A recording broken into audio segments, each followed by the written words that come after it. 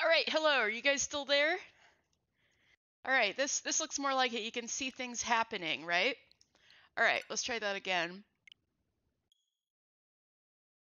Sorry about that. I don't know. That's never happened before. Alright, so we're gonna go to a house in Fata Morgana.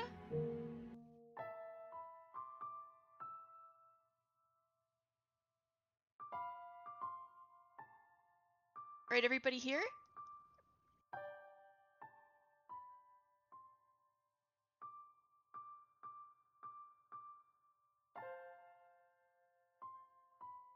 I know. Well, technically this isn't supposed to be that new, because I've played how many Switch games so far?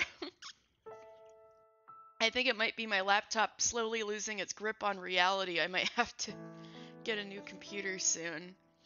God. Alright. Then I guess we're gonna get into it. The house in Fata Morgana. Let's hope my capture card behaves this time. Or my Streamlabs behaves this time. Alright. Disturbing content and discriminatory, offensive language, but their words do not reflect the views anyone involved in the production or their behavior. Blood, gore, big ol' warning. Alright, there is a house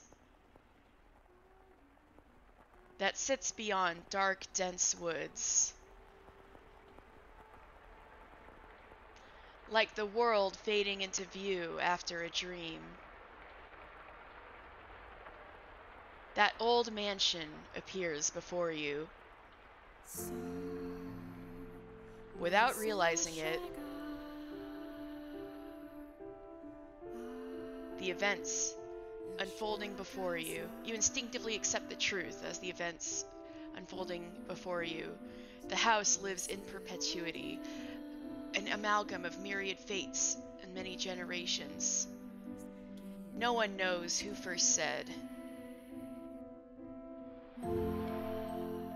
that the mansion was cursed.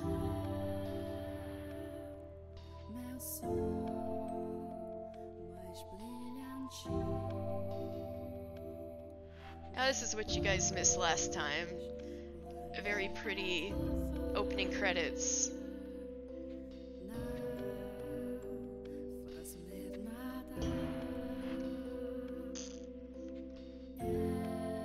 I have a feeling I'm going to be talking a lot, so I'm getting my water in now.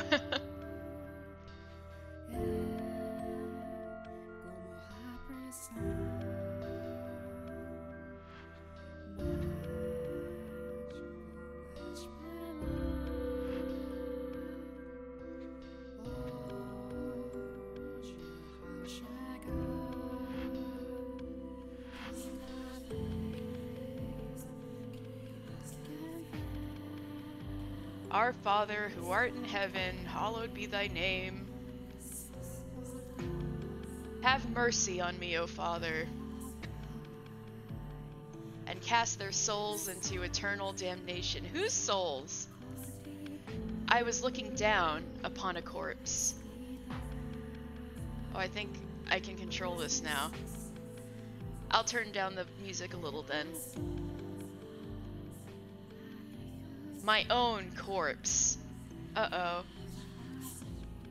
I was afflicted with great despair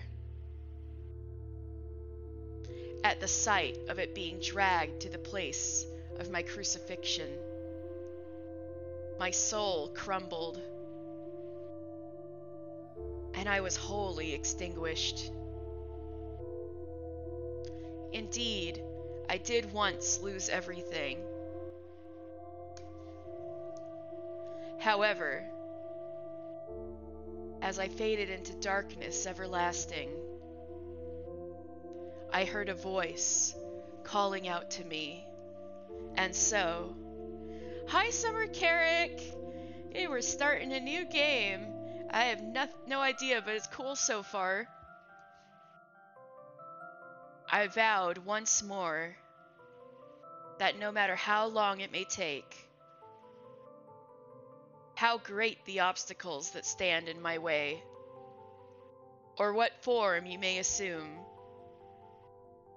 I shall come back for you.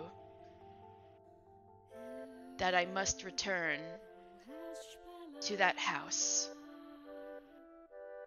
So I ask of you, please wait until this mutilated body arrives there once more.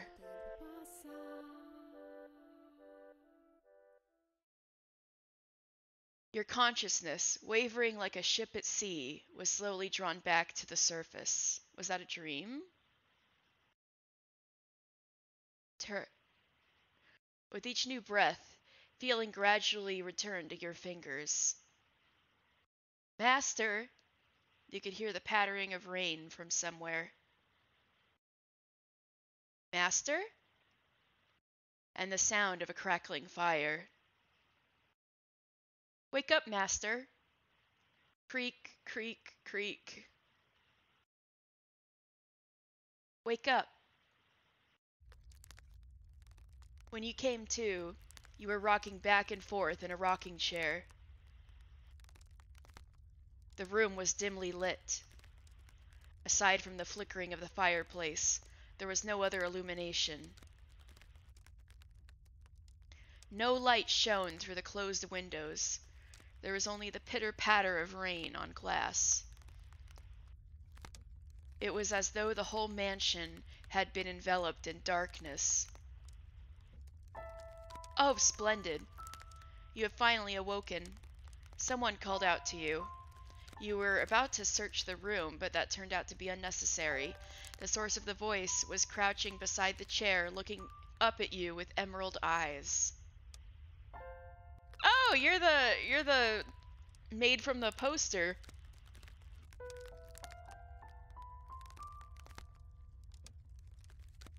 Good morning, Master.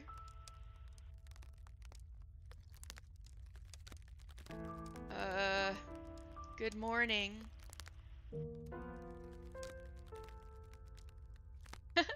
What is the matter? Are you still waking up? You seem rather drowsy. Come now, you must gather yourself. Though I am glad to hear your voice. I have simply been waiting so long for this moment. Tending to the mansion all by my lonesome, ensuring it was ready for your return, whenever that time may be. When I caught sight of you through the window, my heart fluttered. The time had finally arrived. You were perplexed. This woman, who looked like a maid, seemed to know you, but you had no memory of her. What kind of herbal tea would you like to start your day with? I have some wonderful chamomile leaves, if you would like. Or perhaps your tastes have changed since last we met. Tell me, Master, what would you like? I beg your pardon. I allowed myself to get too excited. But I hope you will be sympathetic, Master. I am just utterly elated that I could see you again. Oh, Purple Tess! Yay! Scary visual novel time. Welcome, welcome. The woman appeared to be genuinely delighted that you had awoken, but she seemed to lack the energy typical of her age. Or perhaps life was a more appropriate word than energy. But the gloom extended beyond the maid. It seemed to encompass the entire mansion. The plaster walls, illuminated by the fireplace, and the rose engravings in the ebony pillars felt vaguely familiar. Captivated by the background music. Yeah, it's cool so far, especially with the fire crackling. I should have way more viewers. Oh, thank you. Well, I just started, so it's pretty typical. But yeah, but thank you, Summer Carrick. That's really sweet. Yeah, if you feel like the music needs to be louder at any point or softer, let me know. I'm just going by the, you know, the little sound bars on the mixer. But a crushing sense of claustrophobia overpowered that familiarity. It seemed as though the house wasn't interested in accepting you just yet. Oh my, you do not know who I am? Do you not know who you are, either? That is quite the predicament. He didn't even say anything, or at least I think I'm a he.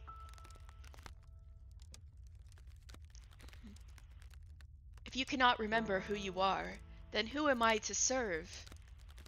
The woman's face was pale, almost as though she died? No. A faint chill ran down your spine. You are the master of this house, though it would seem you have no memories of such. Quite the dilemma. If you know not who you are, then you are no different than a stranger to me, no? Indeed, you have returned. But from where? That I cannot say.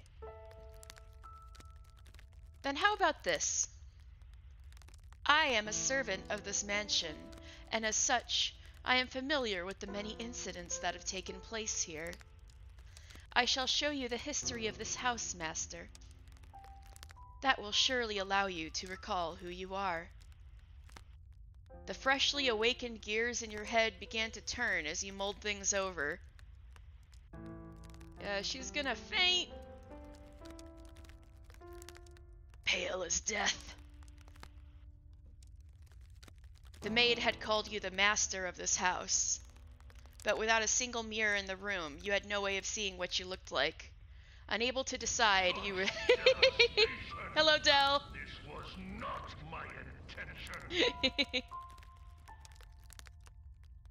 Let us be off, then. And fear not. I merely entreat you not to let go of my hand. Should you hold it tightly, you need not worry about being washed away by the waves of history. Wow, she sure has a way with words.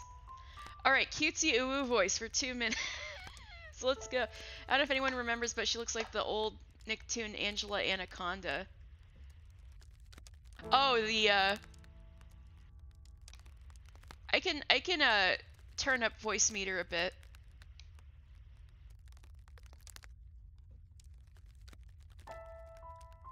Okay. I can turn up, the sound effect. I turned up the sound effects a little, so I hope it's not too faint now. Alright, alright. Let's see. I need to open up my timer.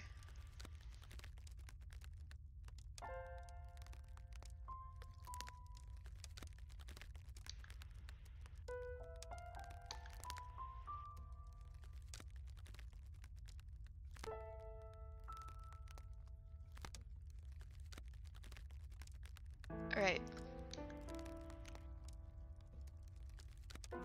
2 minutes. Alright, let's go. God! No! God, please, no! No! No! No! No matter what happens, you mustn't let go of my hand.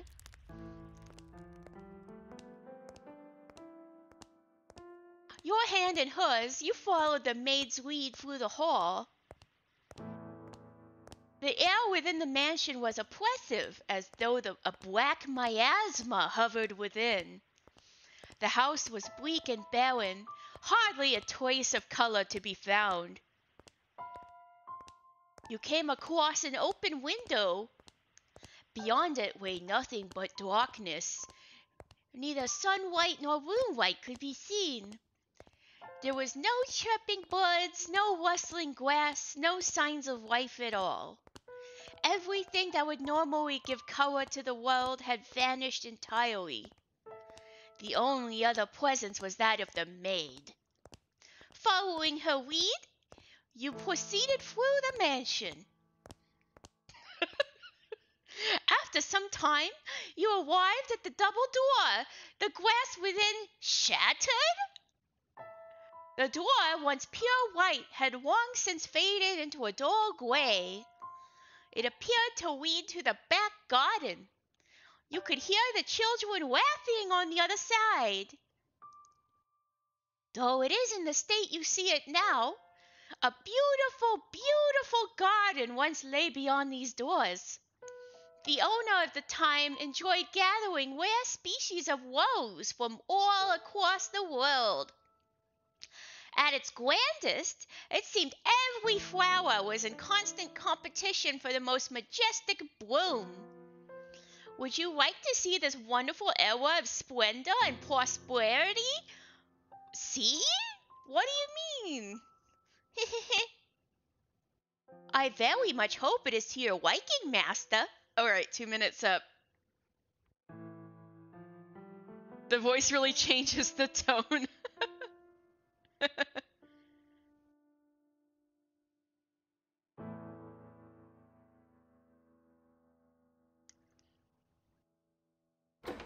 The maid opened the doors to the back garden. A sudden gust of wind brushed across your face, forcing you to close your eyes as you followed the maid out the doors. When you next opened your eyes, the world was no longer blanketed in shadows. Yeah, VN time. Welcome, Alone.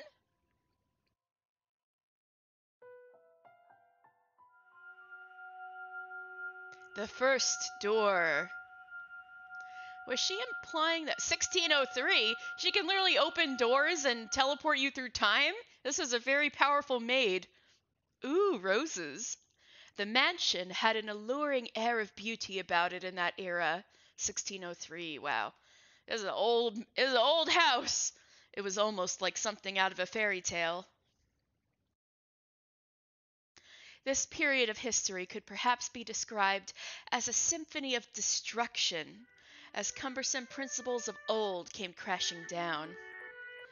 Freed from the day-to-day oppression of these antiquated precepts, the people seemed to hark back to the more poetic, expressive ways of old. Oh, is this like the Enlightenment or something? They took these newly blossoming emotions in hand, and with them they wrote literature, painted portraits, composed theater, and found love. Oh, the Romantics. Even the church, which had maintained authority throughout the Middle Ages. Oh, it's the Renaissance, right? Oh god, Baconator, what will you do with this newfound power? So this is the Renaissance they're talking, right? For some reason I thought the Renaissance was longer ago.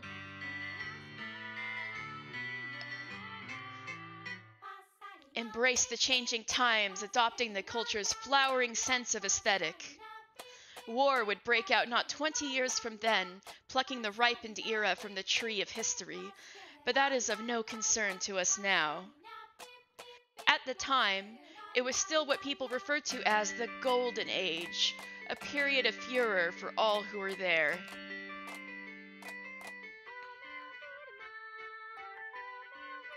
Ooh, beautiful. Now, let us take a slight detour. No, we will not be changing locations. This is a tale about the mansion from beginning to end. We will, however, be moving through time. Say, about 8 years into the past. A very wealthy family lived in the house then. The mother and father, brother and sister all had distinctive, beautiful flaxen hair. I was always enamored by their hair. Is this the maid still talking? Is the maid, like, immortal? By contrast, mine is the color of a wet crow. I think your hair is pretty. See, there I am, standing around looking rather a fool. I was happy back then. And what reason did I have not to be, afforded the opportunity to attend such a beautiful home? So I poured my heart into serving that family. Listen closely, if you would. That soft, fleeting sound that could only be a young girl singing. Can you hear it? Yeah, I've been hearing it. La la la, la la la la. The girl you see, cheerfully picking crimson roses and singing like a songbird, was called Nellie. Nellie, those have thorns, be careful. Or at least get some shears, but those are sharp too, so be careful.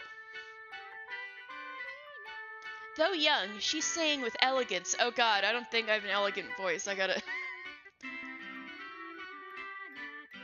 Nellie was deeply fond of the house's garden, and she would often spend her afternoons there. Gorgeous roses gathered from all across the world bloomed in the garden. They were given the utmost care and even had their thorns removed. Oh, that's why it's safe. Okay. So young Nellie would not hurt herself naturally. Dang. I mean, that's a lot of work. Like, removing all the thorns off of a rose bush, let alone hundreds of them, and in a way that probably you would hope not hurt the plant overly. Like, that's a lot. The light brown-haired girl carefully plucked petals from the roses, gathering them up as she sang. Her voice was like music played by fairies. Nay, the sight of her was like an angel descended from heaven. Oh dear, please don't look at me like that. I admit I was being rather fanciful. But what is a woman if not fanciful? little bird, singing night and day. For your little birdie heart, sing your woes away. Pretty flowers all around the little birds. And even when the sun comes up, Oh, dearest Mel, I've forgotten what comes next. Are you listening? The emo kid. Nellie was, as a matter of fact, not the only visitor to the rose garden that day. She always came with her older brother, Mel. The young siblings were inseparable. Mel adored his little sister, who in turn pined for his attention. The sight of the two innocent children cuddling together, not yet shackled by fear for the future, was truly heartwarming. That day, Mel was sitting in the shade of a tree reading a book. As I am sure you are aware, in their time, books could not yet be mass-produced. What he was reading had been copied by a scribe. Ooh!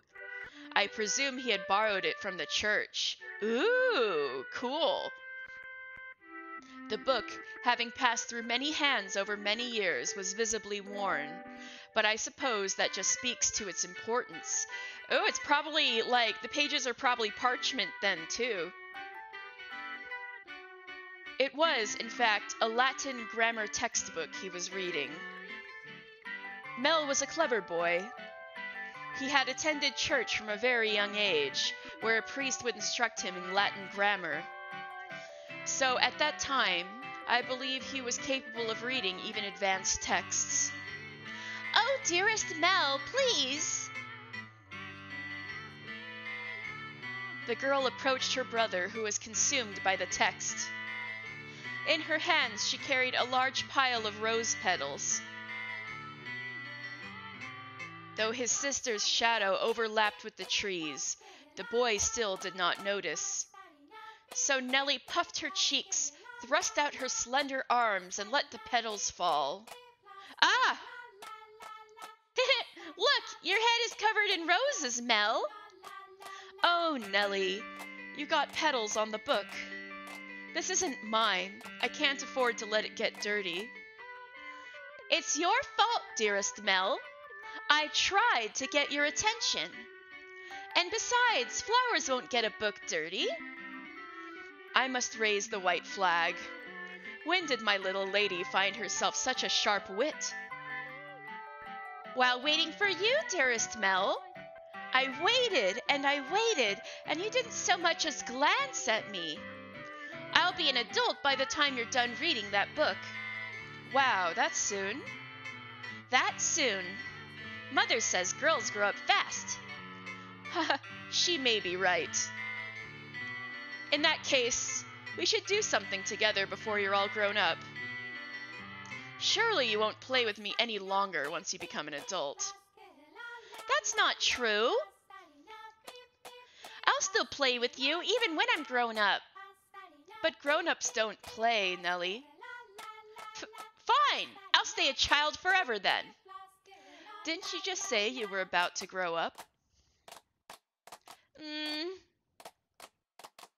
You're You're so mean now, Mel. I'm sorry. Please don't pout, my little lady. How about this? To make it up to you, I'll play whatever you want today. Really? Do you mean it?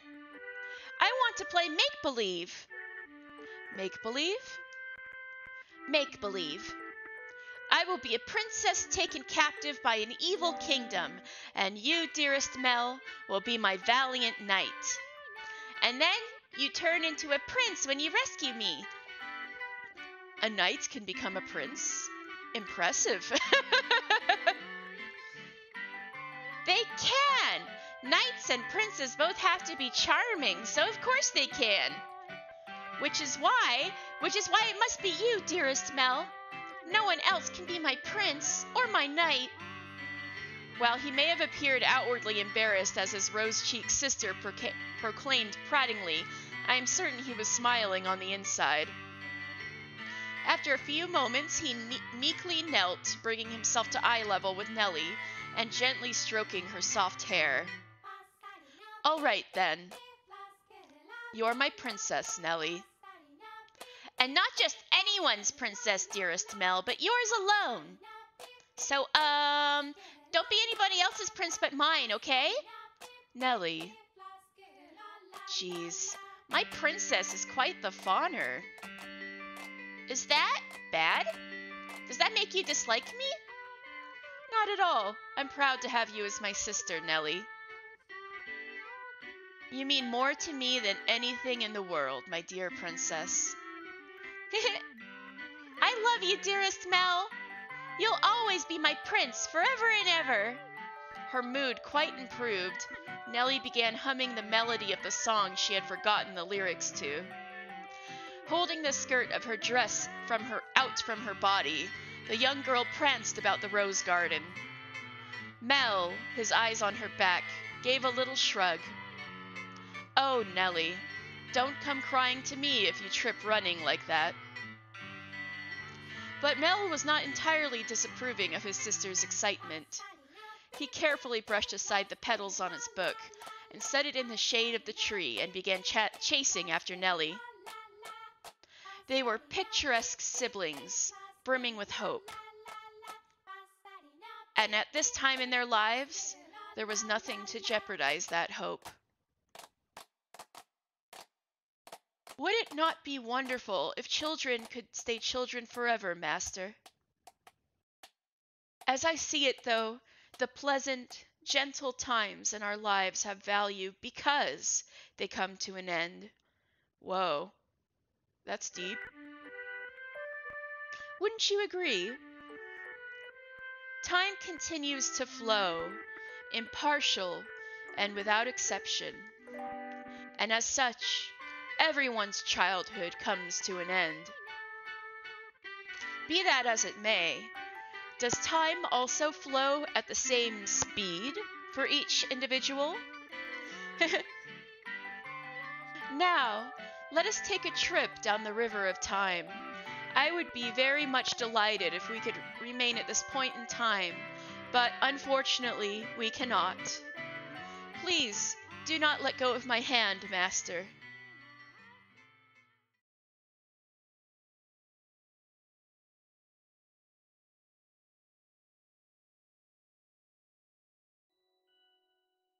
I guess he looks a little older. I'll be on my way then. Oh, you usually stay for longer. Yes, I have an errand to run today. Thank you for your time, as always. Would you like the book back sometime next week? Or maybe this is right after. Next week or the week after. Hold on to it as long as you'd like. But surely there are others who want to use it. None as sharp as you, Mel. Put yourself in my shoes and you'll understand. I want to give you any advantage you can get. Oh, do you not believe me? No, I believe you, Father. And I mean to do whatever I can not to disappoint you. That's the spirit. If you need anything, don't hesitate to ask. I'm proud to have you as my pupil. Ah, yes, and Mel, do consider what we were talking about. Going to university? Indeed. If you do, I can introduce you to some accomplished instructors. There's very little left for me to teach you, and I believe you would make a fine priest. It's an honorable thing, Mel, to devote yourself to the service of our Lord. I'll give it some thought. If you'll excuse me, then. I'll see you again. Our doors are always open. Farewell.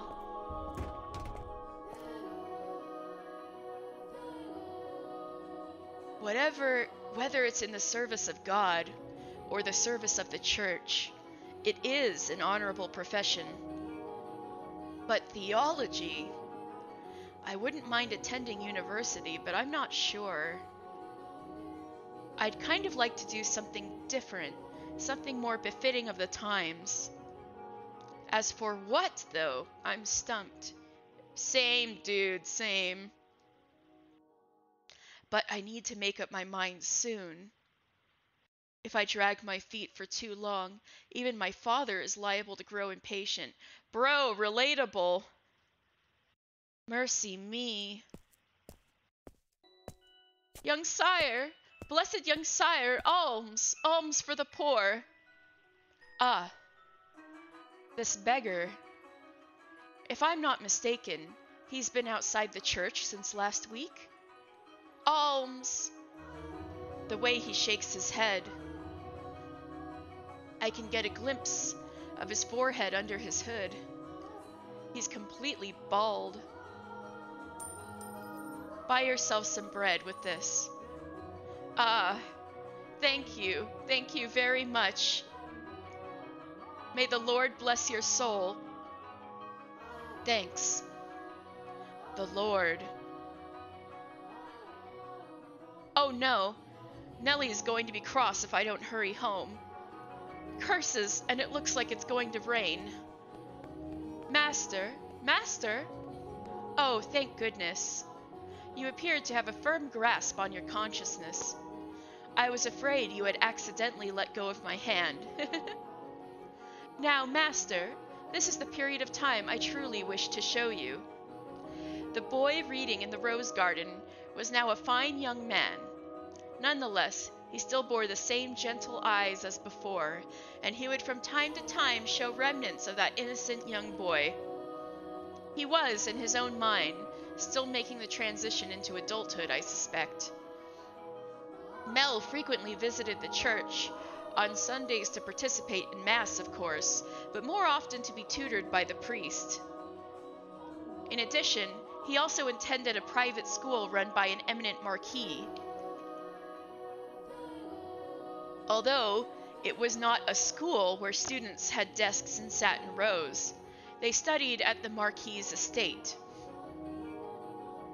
Secondary and higher education was not the same as it is today, and Mel was considering university.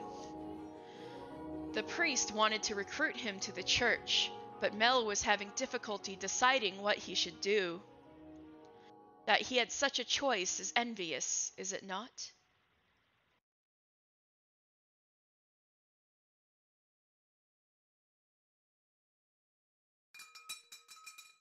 Good afternoon. I'm here to pick up my order. Is it ready? Aye, ready and waiting, young Master Rhodes. Oh, don't call me young master, please. I beg your pardon. Can't seem to get my head out of the past. Your order's right here, sir. Mel had stopped at a jewelry store in the center of town on his way back from the church. The building was both a workshop and storefront, and the nobles of the area were deeply fond of the master's wares. He was so skilled, even the royal family had commissioned work from him. As a matter of fact, the wooden sign out front was engraved with a replica of a piece of his jewelry said to be on display in the palace. An artistry flourished in this golden age. As artistry flourished in this golden age, The number of shops selling luxurious items such as jewelry rose in kind. However, the clientele of these shops comprised a very narrow range of people. May I have a look? Of course, of course. Good. It came out just as I hoped. Splendid work. Can't afford to disappoint a loyal customer like yourself. An admirable work ethic. I'm sure she'll love it. Such a kind lad, young master. My boy back home could do well to learn a thing or two from you.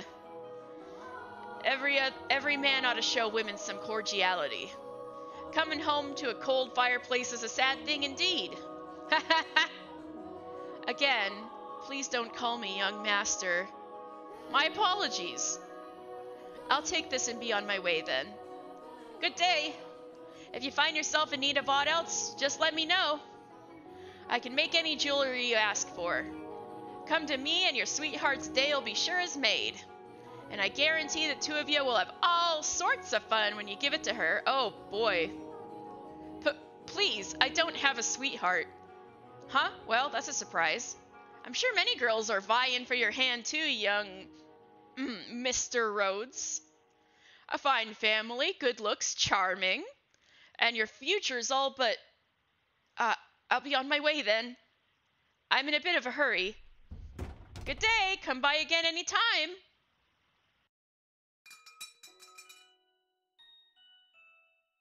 Goodness. Maybe I'll say I want to study abroad or something.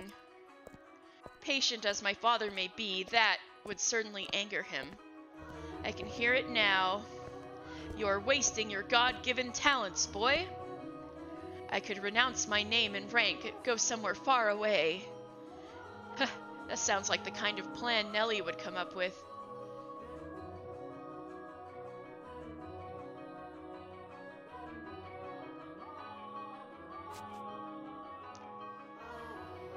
As he drew closer to the mansion, the rich fragrance of roses grew more prominent. Over time, this distinctive scent had led visitors to refer to the house as Rose Manor. It was also probably a play on the flaxen-haired family's last name, Rhodes, which you had heard the owner of the jewelry store say just moments earlier. The mansion looked quite different than it does now, no? No thickets of ivy covering the walls, and no rotten, broken doors to be found. I wonder what the Rhodes family would think if they saw the house in its present tragic condition.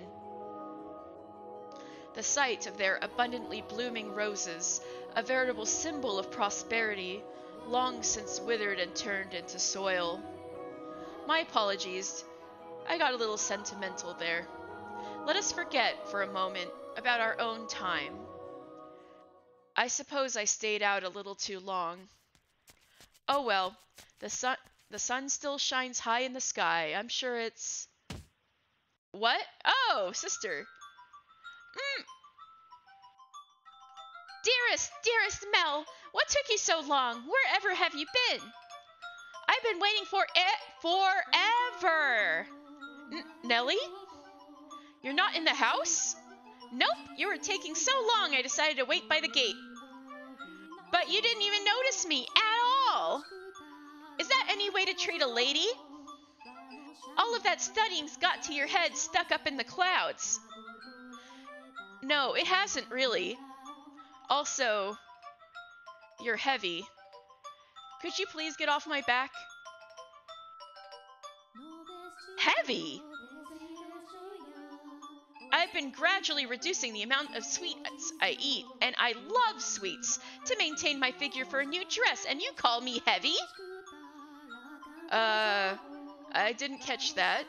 Were you saying a tongue twister?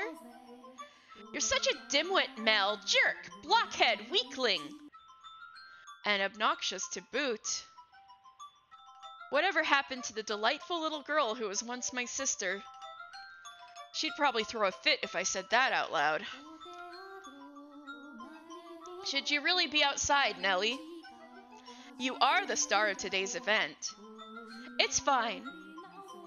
They can call it a birthday party, but I know it's just about fraternizing. It's obvious what Father's true motives are. He'll be gathering a bunch of boys from good families to look for someone to marry me off to. I have no interest in that at all. Don't be like that, Nellie. They're all here for you. At least enjoy what you can of the party. I guess. And besides, it's not completely terrible. Look at this, dearest Mel. What do you think? What do I think? About what? About what? Mel! My new dress! It arrived! I'm wearing it! How could you not notice? I did notice it was something I hadn't seen before, but you have so many dresses, Nellie, so... But this is the dress I had made just for today. Look at the colors, they're so pretty. It's the work of a renowned dyer. And this belt is just lovely. You see how it comes together to form a butterfly? Oh. I'm just absolutely in love with it. I think I'll be wearing this dress for a while to come.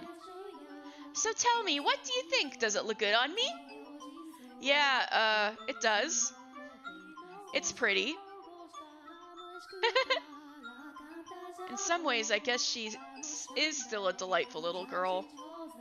Oh, dearest Mel, I love you! Whoa, don't jump on me like that. Oh my, you dropped something. And what have we here? Wait, hold on, no, you can't have that yet. Is it a present? Give it back. I was going to give that to you later. I knew it, it's for me, and just what could it be? Hey, don't open it. What's the big deal? It's going to be mine soon anyway, isn't it?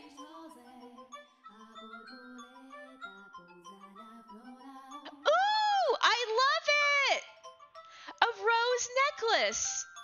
And this design, it's from the jeweler the royal family uses. Oh, my dearest Mel, you had this made just for me. Oh, geez. It defeats the purpose if you open it before the party. Happiness is always better sooner rather than later, Mel. I think I'll put it on right away. There, how does it look? Oh, it is cute. Right around her neck, right there. It looks lovely. My prince is still the sweetest in all the land. Don't make such weird noises. Oh, but why not? A prince always knows exactly what his princess wants. And this princess wanted some rose jewelry to go with her new dress. Understand? Jeez, I sure don't have it easy playing your prince, Nellie. It might be about time you found a new one. A prince is a prince because you just can't find one standing on the street corner. If you want to retire, dearest Mel, you're going to have to wait another 10 years. That's a long time. Or if you find yourself a new princess. I'm not so... You're about as romantic as a rock, dearest Mel. But worry not, your adorable sister will always be your princess. What more could you want? Are you really allowed to be the judge of that? I mean more to you than any other girl in the world, do I not? Then that makes me your perfect princess.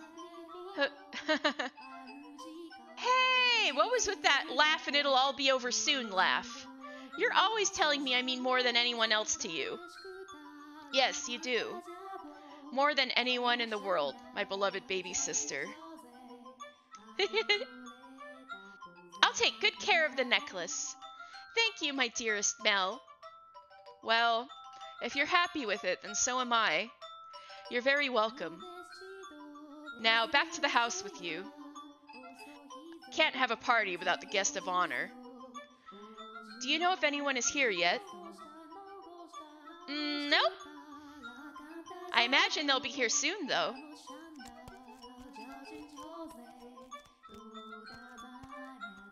Were you down at the church? Oh, that's Nellie. Were you down at the church again today, Mel? Yeah, there was something I didn't know how to translate, so I went to look it up. No Google back in the 1600s. No smartphones. Wow, so diligent. I can't say I really like the priest there personally. Actually, I kind of feel the same way. What? Really? Why? Well, you know, I have my reasons. I have a bad feeling about this. So even you don't always like the priest, huh? Let's skip Mass on Sunday then. We can go play. No skipping church. As grew the brother, so too did the sister. That day, Nellie would be turning 14, and Mel, 3 years her senior, was 17. You saw it with your own eyes, so you know just how much she has changed. She was always a cute little girl, and she grew into an even more beautiful young woman. Though she was only 14, she was well on her way to becoming a fine lady. As for her character, well... but a girl like that has her own charms, would you not say? Drifting down the river of time, the two siblings matured into healthy young adults, but the core of their relationship did not change in the slightest. Nellie was very much attached to her brother, and as much as Mel complained, he still cared deeply for his sister. Around the time the sun had begun to set, carriages started lining up outside the well-dressed aristocrats made their way into the house. As Nellie had suspected, the majority of them were boys. Yes, I understand. You don't need to say anything more. Rose Manor, right? Okay, we'll go together. Me? Alone? No, please don't make me... The inhabitants of Rose Manor are surely living quite contented lives. And I'm sure they don't remember a thing. Oh, I have a bad feeling about this.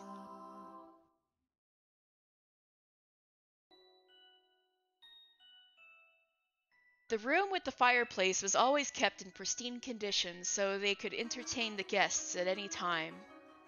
Walls colorfully decorated with tapestries and stained glass windows gave testament to their great fortune. The servant's first assignment every morning was to clean this room. Pitchers, silver plates, and silverware were polished to a shine so they could be proudly put to use at a moment's notice. And for events like their daughter's birthday, the room served an even more important role. The table's tops were removable, so they had ordered new tabletops with designs made especially for this occasion. And once the banquet had drawn to a close, tables speckled with half-empty wine glasses and leftover candied fruits were moved off to the side to make room for, of course, the festivities. Good evening, Lady Nellie. You're looking particularly lovely today. Nellie, I had these jewels cut just for you. You'll let me have this dance, won't you?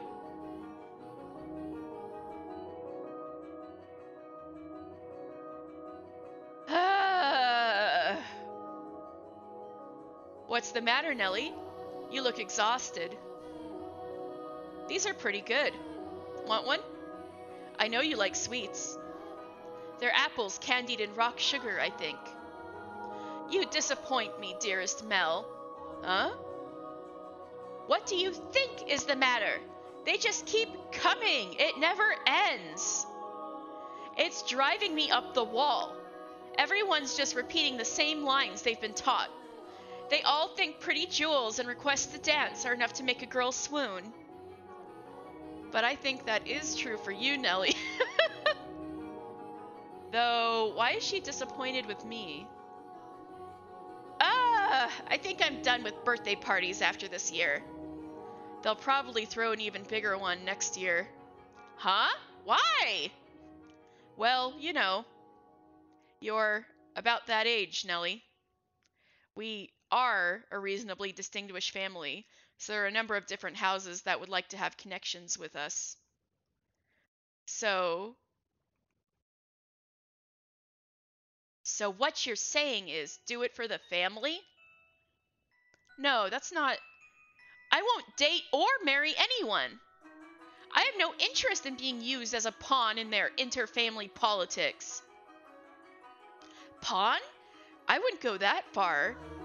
And I'm sure Father wants you to let you choose yourself. You know, someone you actually love. Love? I never thought I would hear you talking about love, dearest Mel. You don't even understand what makes Shakespeare's plays so beautiful, and you're talking about love. You fell asleep during Romeo and Juliet, and you're talking about love? We went all the way out to the Globe Theater, too. Well, pardon me for being ignorant when it comes to romance and the arts. But you're not, Nellie. Shakespeare's make-believe story made you cry like a baby. Anyone would cry at that. You'd have to be crazy to sleep through it. This reminds me of a few things. So, first of all, my mom, what button did I push to make that thing happen in the corner? Anyway, my mom would cry at Romeo and Juliet no matter what form it was in. If it was a movie, if it was a stage play, if it was a ballet, like with people not even talking, she would still cry. She cried at like the one with Leonardo DiCaprio. It was it would always make her cry. And I've only been to England once, and I was like 12 going on 13. That was the only time I've been to Europe, now that I think about it. Yeah, the only time I was in Europe. My mom knew somebody whose like child, well, not child, but you know,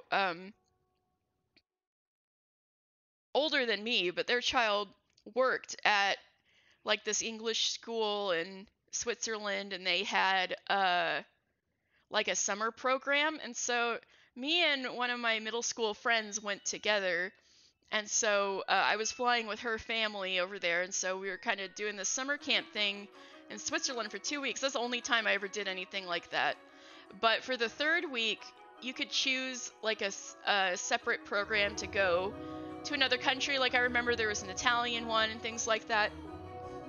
But I got involved in theater at the summer camp, so I did the theater one, which was in England.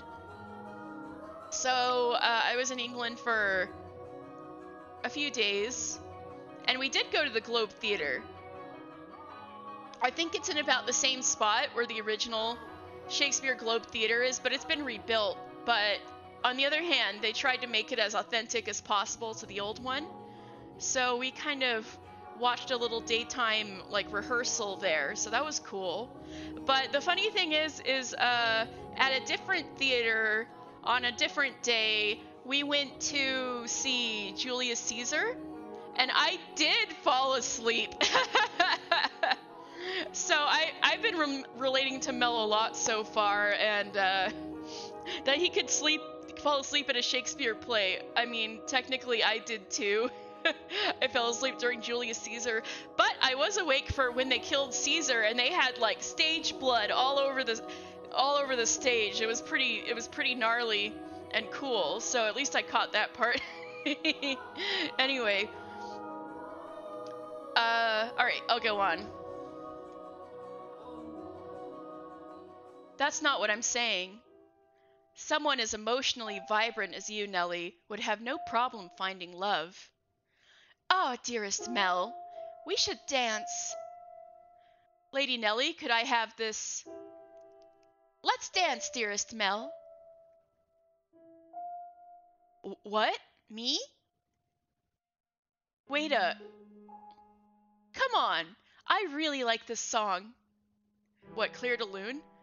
Quit pulling on me, Nellie. What's the point of us dancing? We're siblings. Mother and father are staring daggers at us. No matter. What day is it today, dearest Mel? Your birthday? Exactly, so I can do what I want. Now attend to your princess, as a proper prince should. Oh geez, how did I get myself into this? Nellie's skirt fluttered along with her as she stepped in time to the music. She was not only a skilled singer, but a skilled dancer as well. Mel, on the other hand, fumbled over his own feet trying to keep up. One would be hard-pressed to describe his dance abilities as good, even as flattery. Though boys of his pedigree were taught to dance as part of their etiquette lessons, he found himself more being dragged around by his sister. He could hardly be said to be attending to her. This is humiliating! Because his parents had been hands-off in raising him, largely giving him free rein to study and learn what he pleased, Mel looked like a tangled-up marionette. From throughout the hall, he could hear people giggling, uncomfortable chuckling, and people coughing to disguise their laughter.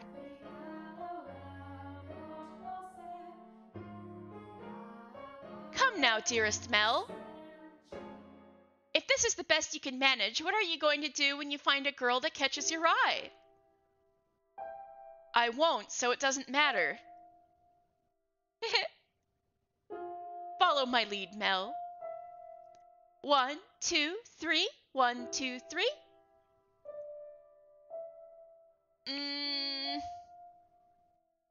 Nellie alone enjoyed her time dancing with her brother, and quite thoroughly at that.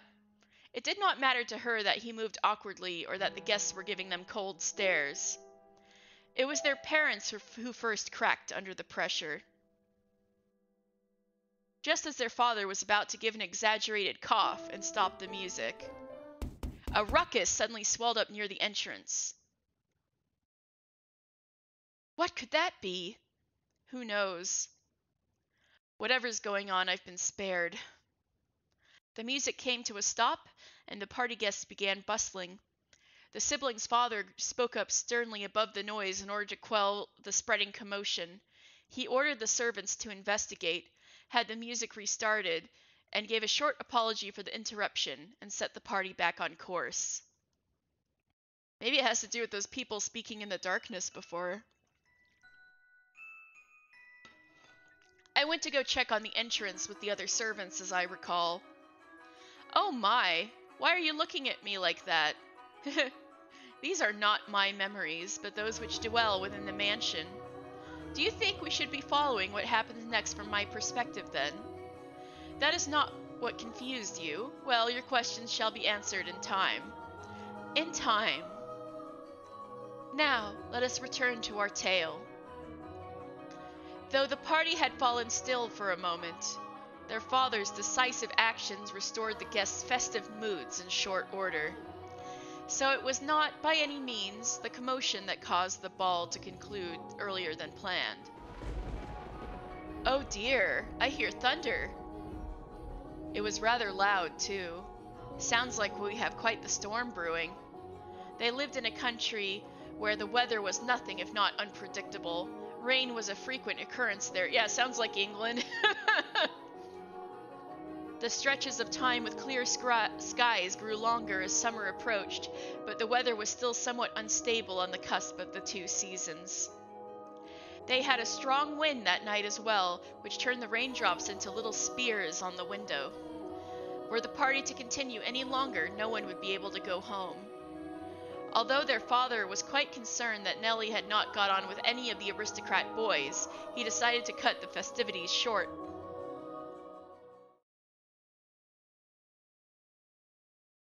Thank goodness, it ended early. How lucky I am! This must be a blessing for always being such a good girl. I'm not sure having your own birthday party cut short counts as lucky. But it was no fun! I can't help it if I'm not enjoying myself. And for heaven's sake, Arthur was here. I have no interest in dancing with that dunce. Arthur? Who's that again? Someone who is here? Unbelievable! You don't remember anything, do you, dearest Mel? He came over to play a few times when we were little. He's covered in gross freckles and he's a huge jerk. He said my hair looked like the color of fallen leaves. Fallen leaves! Just thinking about that ugly smirk has me fuming. And yet he acts like nothing happened. He even calls me Lady Nellie, for goodness sake. Are you listening, dearest Mel? I'm listening. I'm listening. I wonder what the ruckus earlier was. Ah! You weren't even listening, were you? Who cares about that? Sorry, but aren't you curious? It probably wasn't another guest, at least. Maybe a cat sneaked in. You think so? I do. But enough about that. Would you like to play cards in my room, dearest Mel? Seriously? I'm exhausted, though. It's not even that late. Fine. Something feels kind of off. A cat? I want to go check. Come on, hurry up! Hold on. You don't need to drag me, Nellie. My birthday isn't over yet, so you're not done attending to me. Oh, Nellie.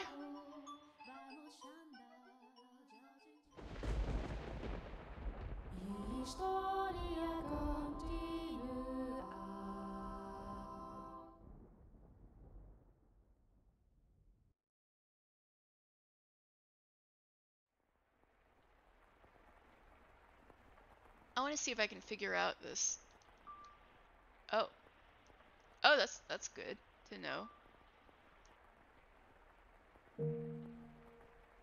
The rain just won't let up. Oh, that's auto. I don't want that.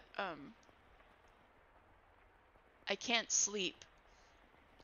I wonder what the commotion earlier was about. What does this do? Oh, there we go. Oh, for goodness sake. It's all the storm's fault. That's why I can't sleep. I'm just fretting over nothing. I'm sure Nellie was right. It was just a cat. Maybe a dog.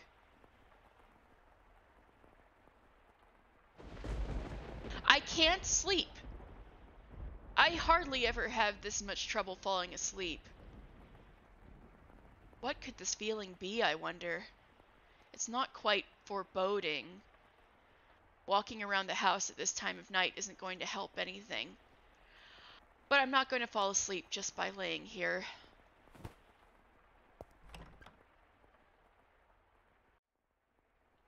The only sounds that could be heard in the dark corridors were the sharp pitter-patter of the rain, his footsteps, and his breathing. Though he was intimately familiar with the layout of the house, that night the hallways felt like an endless labyrinth veiled in shadows. No moonlight shone through the windows, so he naturally found himself moving cautiously despite being in his own residence. Keeping the palm of his hand pressed up against the chilly wall, he put one foot in front of the other. But to where he was supposed to head? Mel, of course, had no way of answering that question himself.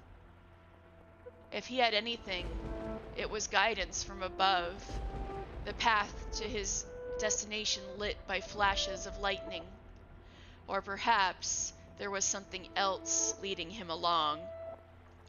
Though he progressed with a fair bit of hesitation in his step, Mel was slowly but surely drawing nearer to one room in particular.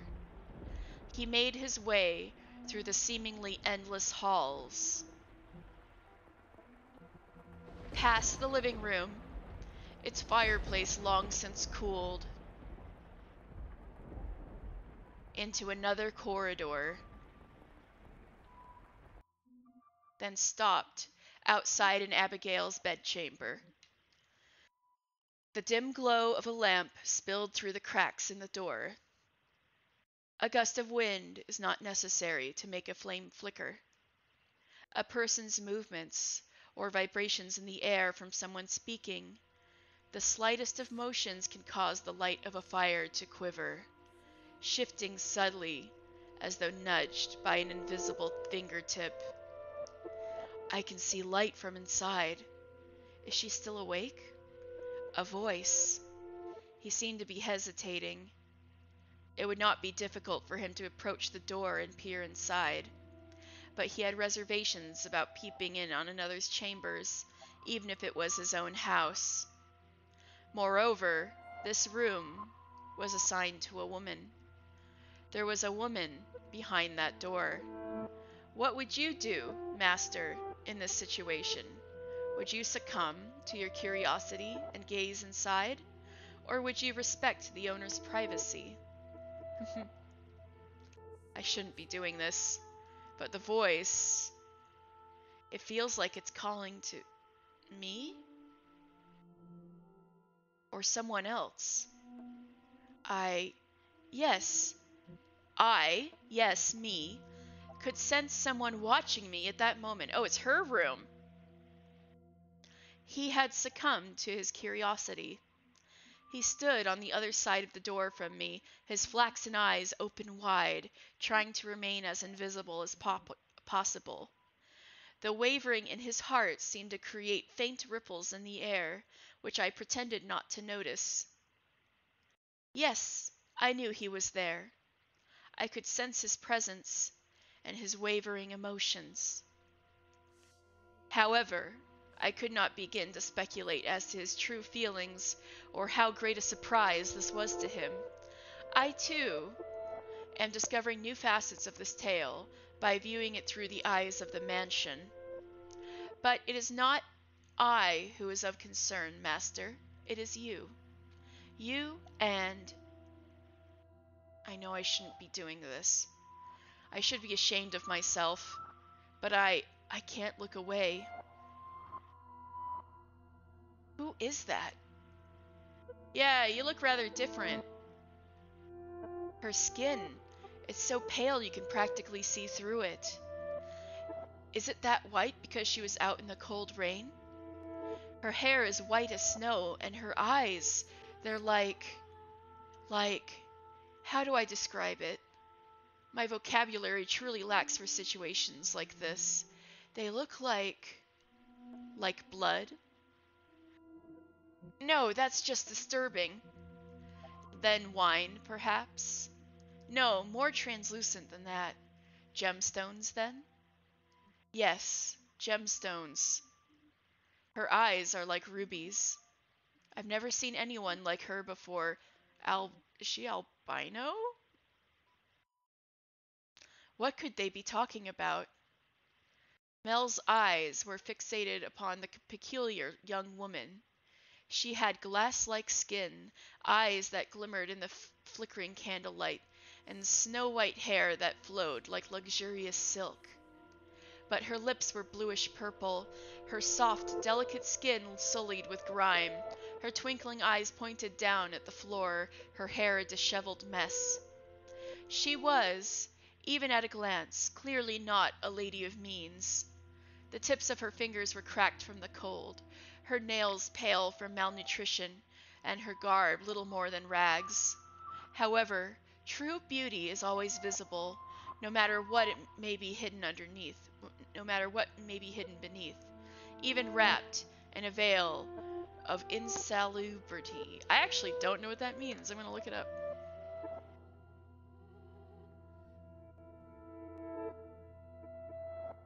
Insalubrity. The condition of being insalubrious. Unhealthiness, unwholesomeness.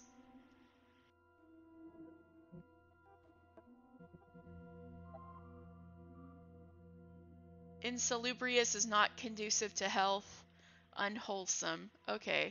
So even though she, looks like she's in bad shape and doesn't look that healthy, her beauty is undeniable. Something like that. Even if she thought herself hideous. I wonder what happened to her. Mel could no longer avert his eyes from the girl's visage. He had, for the time being, forgotten the shame he felt for peeping. As he strained his ears to hear the conversation taking place inside, a sickly voice arose from the white-haired girl's purple lips. So feeble was the sound that a gentle breeze blowing through the room could carry it away. I apologize for the trouble. Think nothing of it. Give your apologies and thanks to the mistress. Understood. There is something strangely comforting about this house, almost as if I've been here before. If my father were here, I'm sure he would be quite fond of it. I am sorry about your father. That's not... There's nothing you could have done, I imagine.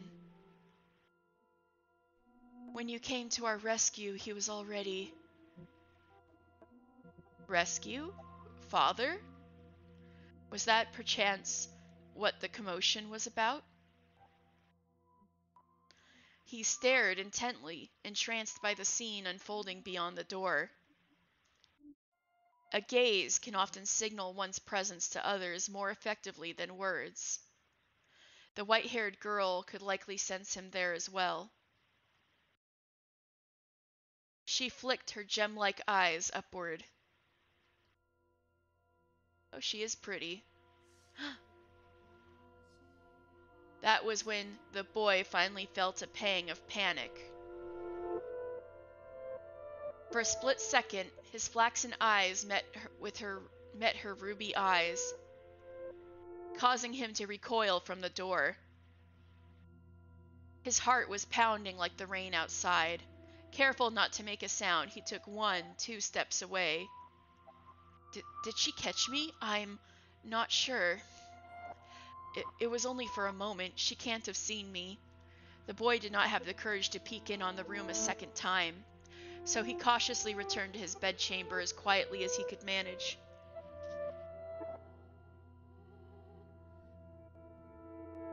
But even beneath his covers, he could not erase that girl's eyes from his memory.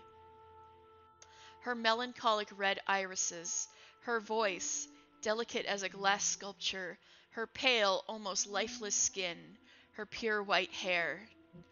Every singular detail kept him from banishing her image from his mind. Nor could he restrain his heavily pounding heart. Who could she be?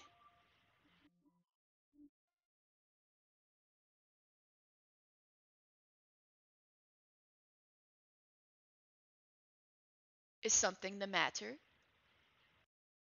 She had braided hair back then. No, I just thought I felt someone watching us. It's only your imagination, I'm sure. If not your imagination, then perhaps some unseen force was watching you. Unseen force? Are you familiar with how people refer to this mansion? Rose Manor. Yes, indeed. It is called Rose Manor because you can smell the sweet fragrance of the rose garden even at a great distance. But that is not what I meant. It is said that a witch resides within the house.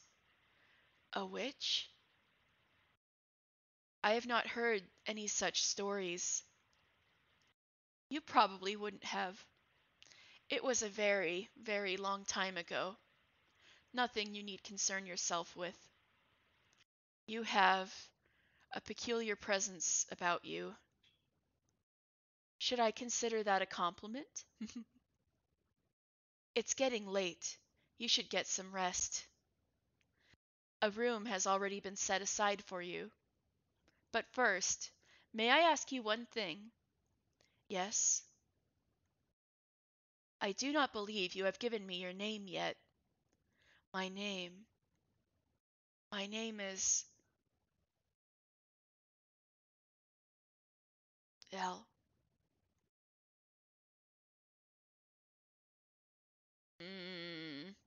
Wake up. Get up, Mel! What? Huh? It's morning? You disappoint me, dearest Mel. It's very much long since morning. I didn't see you at breakfast, so I came to find out what was the matter. I've really been asleep that long? And Father is too lenient on you, dearest Mel.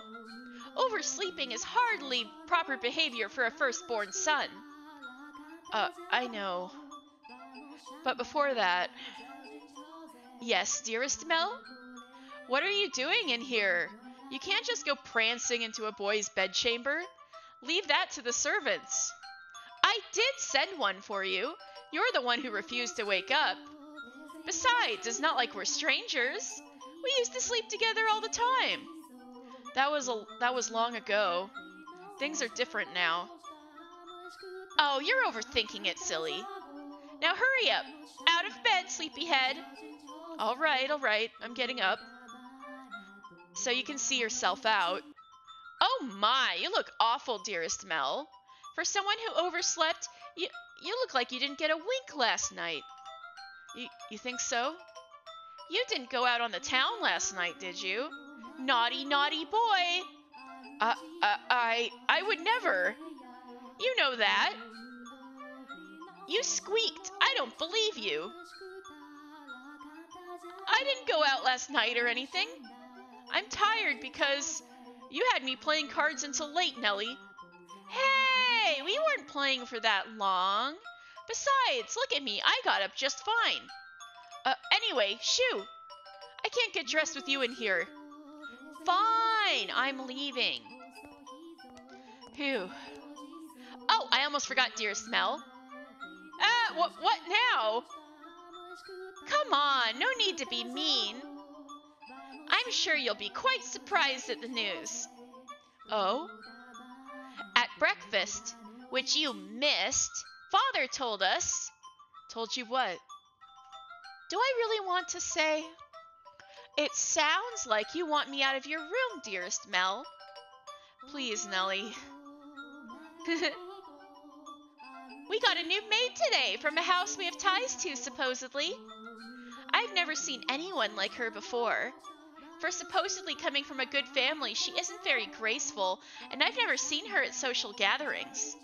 But that's not the surprising part. Does that maid... She's peculiar. She has a very unusual appearance, that one. Have white hair? What? How do you know that, dearest Mel? Thanks, Nellie. Hey, get back here. Oh, for goodness sakes, what's gotten into him? At the time, the majority of servants at the mansion were men. However, the ladies of the house all had Abigails, so there were several women servants, myself included. The maids, by and large, were selected from the daughters of other esteemed families. It was, you could say, a sort of training before they entered society. The girls would serve at houses even more powerful than their own. And the white-haired girl Mel saw the night before was one such maid. When he heard this, Mel could not sit still any longer. Oh, I didn't really think this through, did I? I don't even know where she is. I'm guessing she's probably Mother's maid. White hair. It has to be the girl from last night. But deep down, he was having difficulty believing the young woman he had seen the previous night was truly here to be a servant. And can you blame him? When he saw her, she was an absolute mess. Hardly what you would envision from a girl of class. But he did not seek her to find out whether that was true. He merely wanted to see her once more, to ascertain whether what he had witnessed the previous night was real or his imagination. And he wanted to have an actual conversation with her. I don't want to run into Mother. That would be awkward. He was heading towards his mother's bedchamber, but the closer he drew, the heavier each step grew. He rounded a corner, debating whether or not to head back, and stopped in his tracks. On occasion, wishes do come true. When Mel turned the corner, he saw her, the same girl, that same white hair. Ah, she appeared to be cleaning the hallway. She traced along the wooden carvings lining the walls, making certain not to miss even a speck of dust. The girl wore a pristine dress, the uniform of the mansion's Abigails. There was no longer any filth to obscure her beauty. All that had covered her pure white hair and glass-like skin was no longer. The one thing that had not changed was her listless ruby eyes. "Pardon me." Hearing his footsteps, the young woman raised her head. She caught Mel's gaze and for a brief moment merely blinked at him in silence. "Lord Mel, yes? Your father informed me of you." Did he? I guess I don't need to introduce myself then. I believe she made an attempt to smile, though it was difficult to tell, and she quickly dropped her gaze back to the floor. Flax and Ruby met for only the briefest moment. She seemed to be looking at both someone and no one at all. Everyone here truly has the most beautiful color of hair. Did you have business with the mistress, Lord Mel? I can let her know if you would like. No, I was looking for you. For me? Mel felt as though all the blood in his body had begun to flow backwards. He could not effectively describe the sensation, but in a word, it resembled panic. On his way to find her, Mel had come up with a number of subjects he wanted to talk about, and he generally had little trouble speaking with others. He had less experience interacting with women, this was true, but the time he had spent around Nellie had kept him from stumbling too much. Until then. Yes, for you. Why would you be looking for me, Lord Mel? I was wondering how you were doing. Pardon? I'm quite fine. Good. That's great to hear. You fool, Mel. What are you even saying? You have more important things to ask, like where she came from. Or to tell her she has pretty hair and eyes. I think he has a crush on someone finally. But I don't want to trouble her too much. Lord Mel? Yes? Sorry, you just suddenly fell silent. Was I, in your way? In my way? No, not at all. What are you up to? I'm cleaning. Well, yeah, I didn't even need to ask. You're cleaning.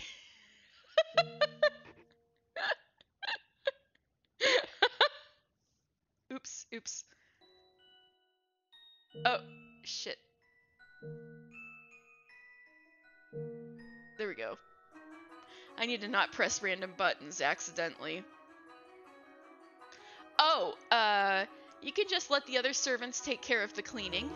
You're one of the noble's daughters we took in, right? Then why is Mother making... No, I'm doing this because I want to.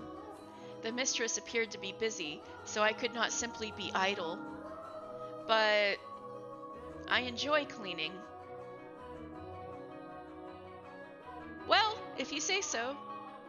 Say, yesterday... This mansion is truly a thing of beauty. All the many roses in the garden, even the furnishing has had a great deal of thought put into it. This family must have a wonderful sense of aesthetic. Oh, yeah, thanks. Did she just change the subject on me? I'm delighted to have been given the opportunity to serve at such a magnificent house. Mother and father actually had nothing to do with that, not even the garden. That's all been around since my grandfather's time. This mansion was a complete wreck when he bought it. Oh, was it? Yeah, frankly, I'm surprised he actually paid money for it.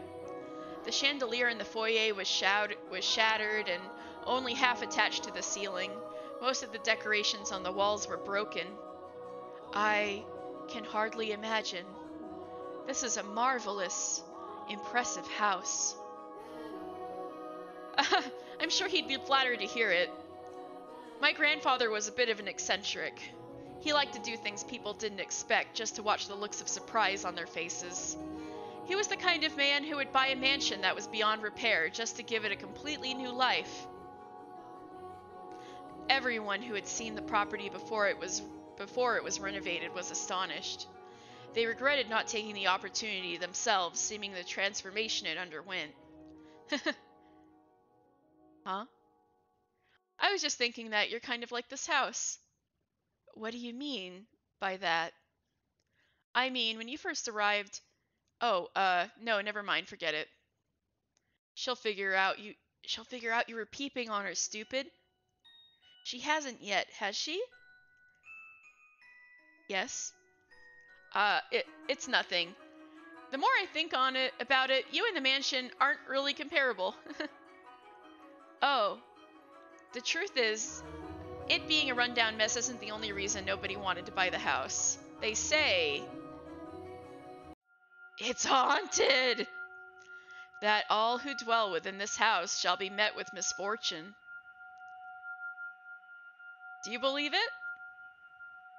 I... Ooh, creepy! I'm just kidding, it's not actually true. It's all rumors and hearsay, embellished to make the tale more exciting. The rumors only started because of how it used to look. If the mansion truly begot misfortune, then we wouldn't still be here. And it wouldn't explain how my grandfather died. Do you know how he passed away?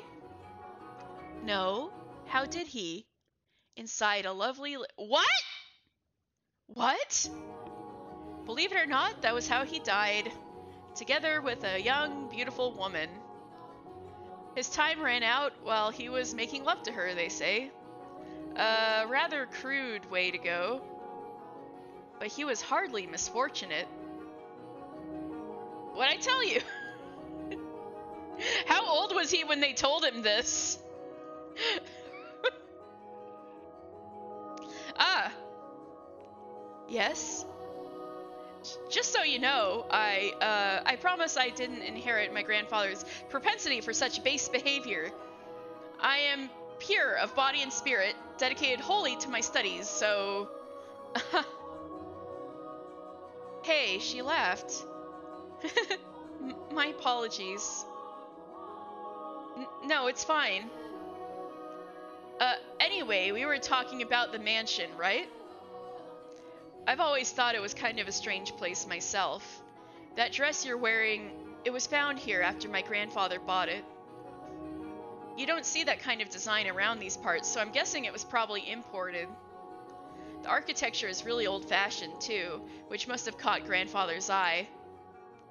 When he announced his plans to buy it, the entire family opposed his decision, but he refused to budge. Renovation upon renovation gave the mansion new life, but of all his work, he was most fond of the roses in the garden. He collected species from all across the world, and every time he got a new one, he would summon gardeners to arrange and grow them. It took incredibly long to complete.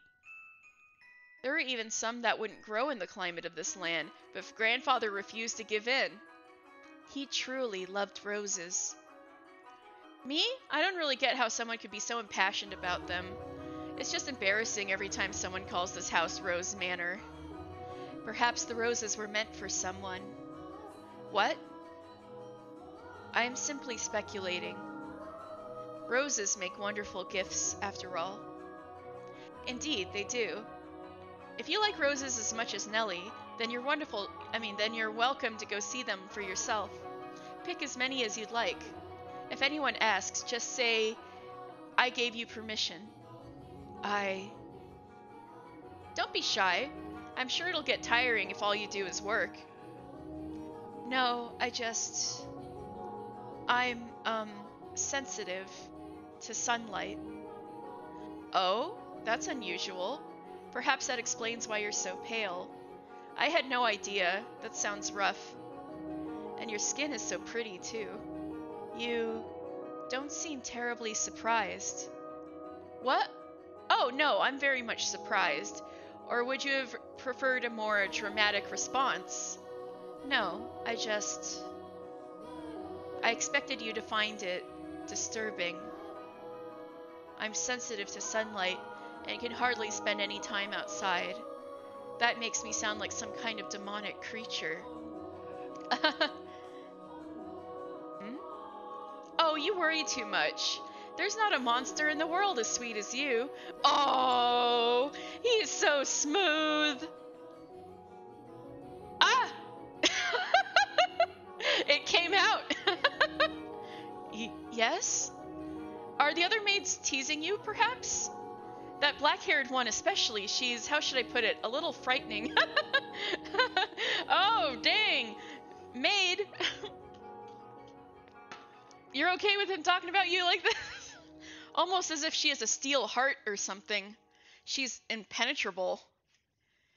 Right, she's one of Mother's maids too, isn't she? Now I'm even more worried. Since you refuse to follow my instructions, you are henceforth Hellspawn! I can imagine her saying that. Oh, and again. I'm very sorry. No need to apologize. In fact, I wish you'd laugh more.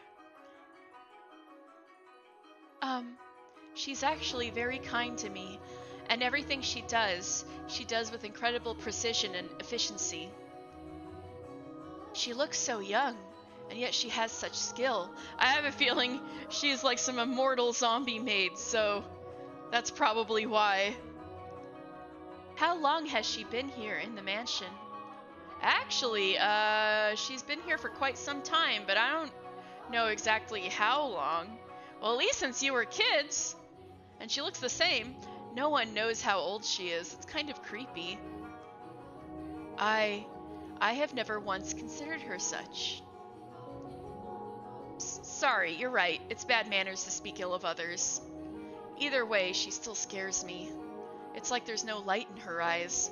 Like her smiles are all faked. That doesn't make her any less pretty, though.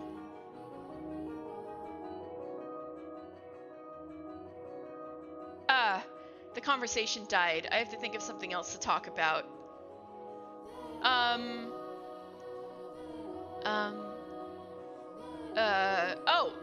Yes? You can ask me anything. Does the master, your father, Lord Mel, often retire from the mansion? So is he Mel Jr., Mel the Second?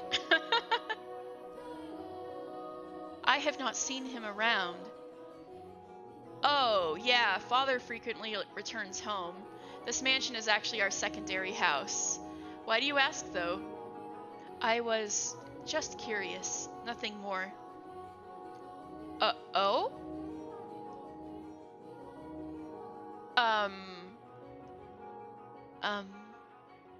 Yes, what is it?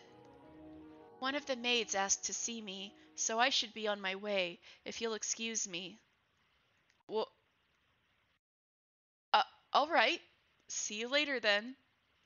Goodbye. Oh, right, one moment. Since you're sensitive to the sun, I can pick some roses from time to time for you. For you to decorate your room. Lord Mel. That's all. Sorry for holding you up. Why am I so bad at this? No, I think you've done a pretty good job, all things considered, considering you've, like, never flirted before in your life. That wasn't bad. She definitely thinks I'm obnoxious. I want to hide under a rock. I want to reverse time and try this over again. Mel is so relatable. I can't. Roses are not becoming of me. Are you kidding me? They'll look amazing on you. He is too kind.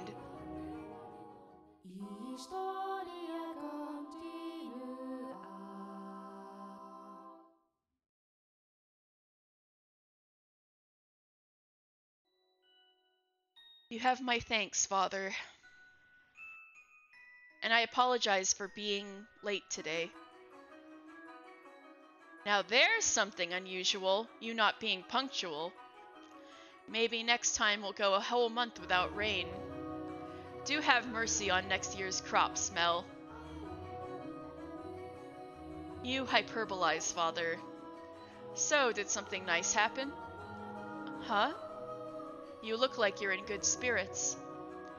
Do I? No, nothing. Something did happen, didn't it?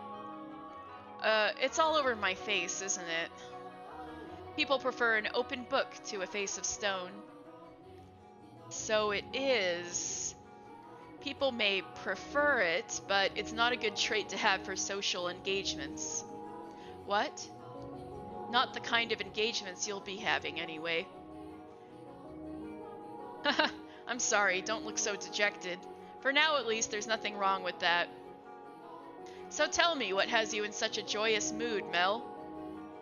You torment me so, Father. We've taken on another maid. You know how that goes, right? Someone new comes and things get lively for a while. All the excitement has gotten to me, that's all. Oh-ho-ho. Why are you looking at me like that? No reason, no reason. So, what family does the little lady come from? Oh, I don't actually know.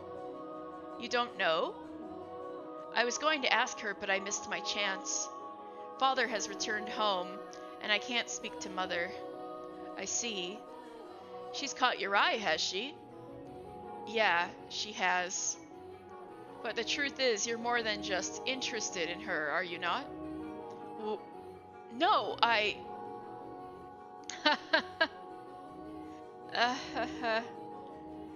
You truly do enjoy tormenting me. Well, I should be getting home now. Some dude, hello!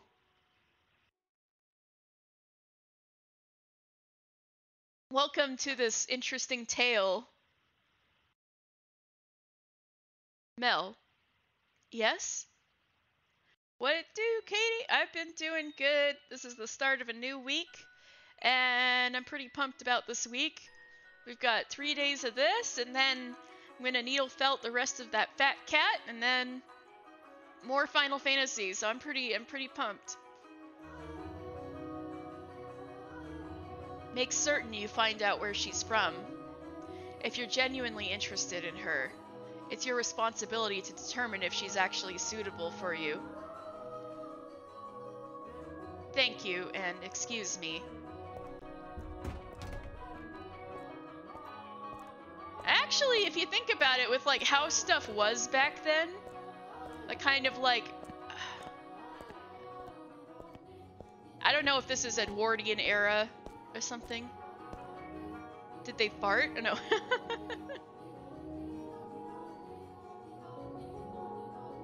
So, back then, or I should say for back then, he's pretty lucky with how much wiggle room he has with, where he wants to go in life. But I know that that's, too much wiggle room because he doesn't know what he wants to do, which is relatable to me. Although I think there's some stuff going on with him that we don't know about yet.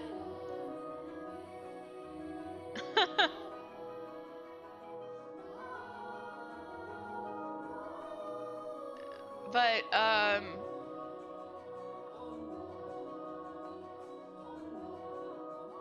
if she is of a noble house, he could marry her, but, like, it doesn't sound like there'd be all that much pressure on him to marry someone really rich. But I could be wrong. It just seems like he has quite a bit of freedom in the matter. But anyway. Hydrate, thank you.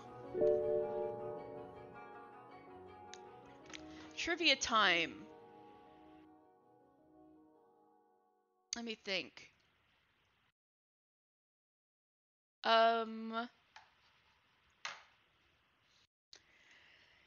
So, just for some context, through the pandemic, I was like watching Pride and Prejudice so much. So I ended up getting into this part of YouTube that was like historically analyzing Pride and Prejudice and stuff. And I think that takes place a little later than this time period. This is the early 1600s, and I think Pride and Prejudice was more like the late 1700s or something like that. But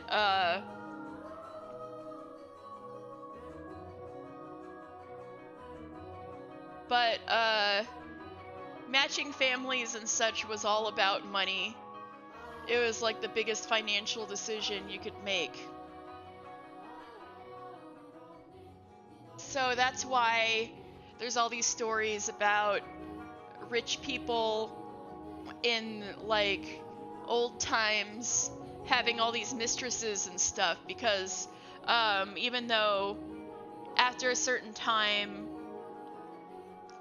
there was kind of oh, you should marry for love and all that, most of the time it was a financial decision.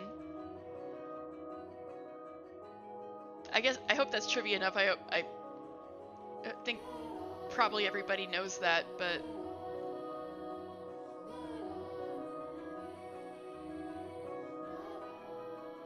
no. I'm not in love with her. I'm just interested. This isn't love, no. It couldn't be. Bro, Mel is so relatable. This is me we're talking about. Besides, I hardly even know her. Young sire, blessed young sire, alms for the poor. It's the same beggar as before. I don't think he's moved since then, but he looks skinnier than last time. He's going to have trouble making it through the summer. I should give him something while I still have the chance. Alms for the poor, have mercy. Sorry, but this is all I have to give you. Ah, thank you very much. Blessings upon you. Most ancestors were Cassius. Interesting. May the Lord bless your soul, young sire. Thanks. I feel bad for him, but that's just the way of the world. Farewell. The skies are really clear. The sun shone fiercely down on the town that day. As was characteristic of the area, cloudy days and rain were frequent during the season, but the sun almost always took the stage the day after a storm.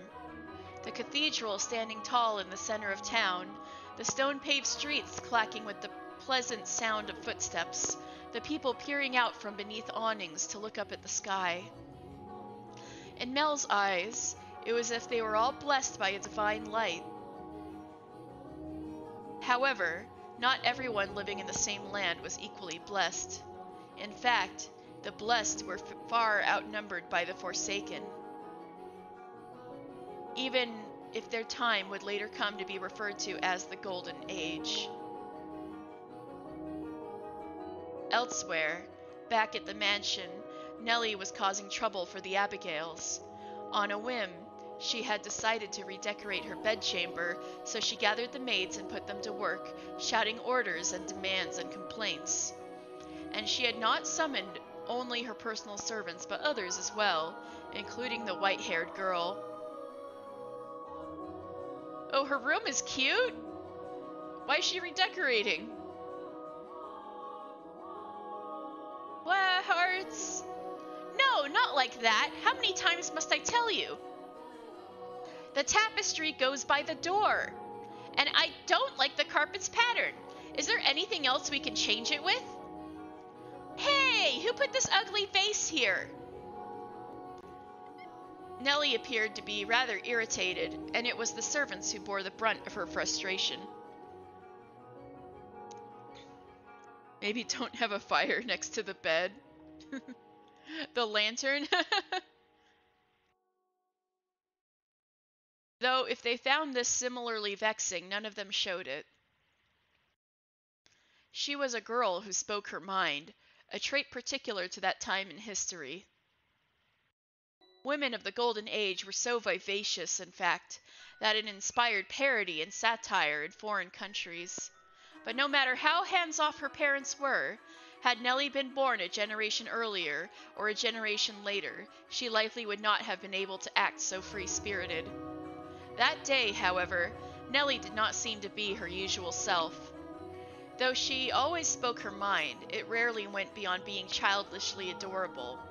It was unusual to see her in such a foul mood, not even a smile on her face. Ah! Get rid of all of it!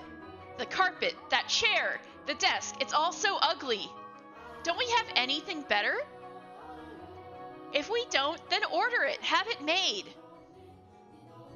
You can do that much, can't you? Hurry up and replace them.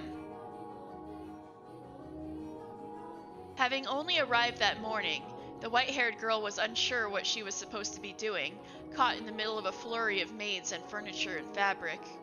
She chased frantically scrambling Abigails with her eyes and made attempts to help, but not being familiar with the work, she only ended up getting in their way.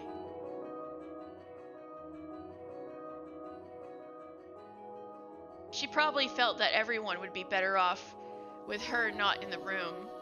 So when the maids ordered to get new furniture made their way out of Nellie's room, she attempted to follow them. You hold on a second. Yes, you with the white hair. However, Nellie stopped her before she could take her leave. What? The white-haired girl turned back, bewildered, to find Nellie smiling at her. The corners of her mouth turned up into a self-assured grin. There was no trace of timidity or uncertainty in her demeanor. Her flaxen eyes seemed like they would look nice under the light of the sun. Almost the exact opposite of the white-haired girl. I wanted to talk to you, actually. But Mother was never one to share. I asked her to trade maids, but she wouldn't have it. Trade? You mean for... Which is why I decided to completely redecorate my room, because then I would need some extra hands. This was all a pretense to talk to her. But why? Because Mother and Father refused to tell me anything. Why is that? Who are you exactly? Where did you come from? Tell me, what house are you from? Why can't you tell me? If we took you in, you must be from a fairly decent family. As a member of the Rhodes family, I have a right to know. Do I not? You can't expect me to welcome a girl into my home who won't even tell me where she came from. I don't know anything about you. I haven't seen you at any parties. I came from another country. Another country? What country? Somewhere very, very far away. Oh. North of here? East? West? South? South. It's south of here. I crossed the sea to get here, which is why we have never met before. How far did you have to travel then?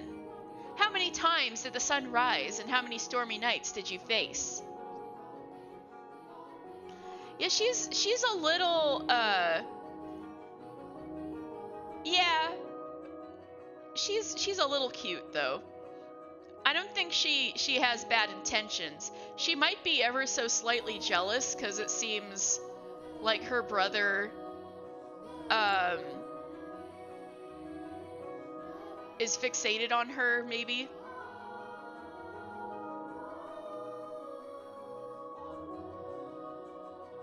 Innumerable days and nights we sailed, heading ever further north. Huh.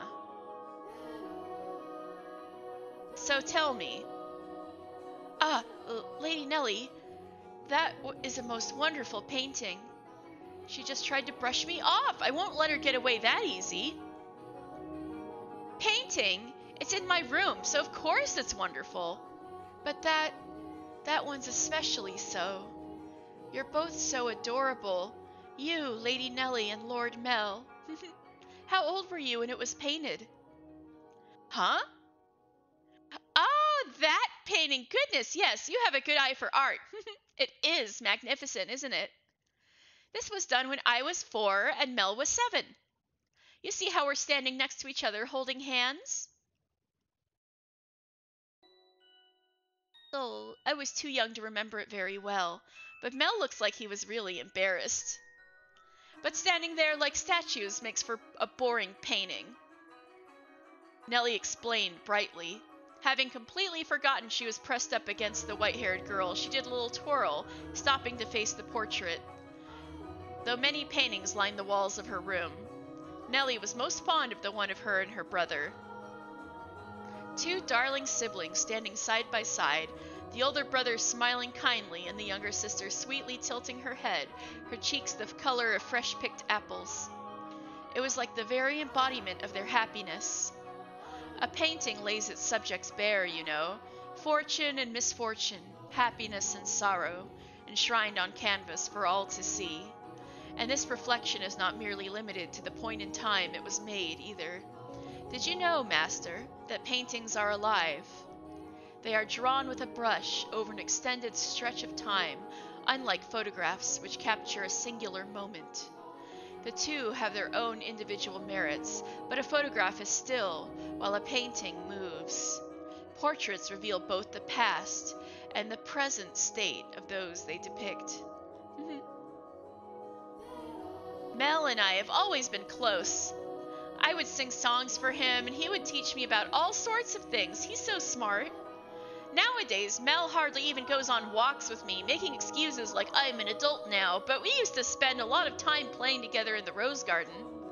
I see.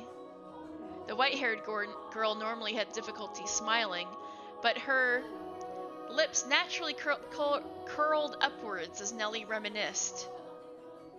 A vision of the two happy siblings had probably swelled up in her mind. And I imagine there was a faint trace of envy in her heart as well. Lady Nellie, you love Lord Mel deeply, I see. Yes, of course I do. Mel's smart, and he's studious, and he's incredibly kind. For my birthday, he gave me this wonderful rose necklace. The jewelry shop he got it from is famous because even the royal family makes commissions from their workshop. So he had to have it ordered months in advance. Just for me! He's a prince. Oh? He's pretty charming, wouldn't you say?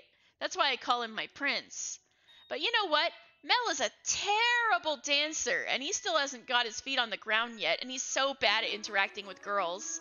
So there's no one else who would say that about him. He is quite the gentleman. I assumed women would be drawn to him. Gentleman? Have you met Mel already? This morning, briefly. That reminds me, Mel seemed to know about her too.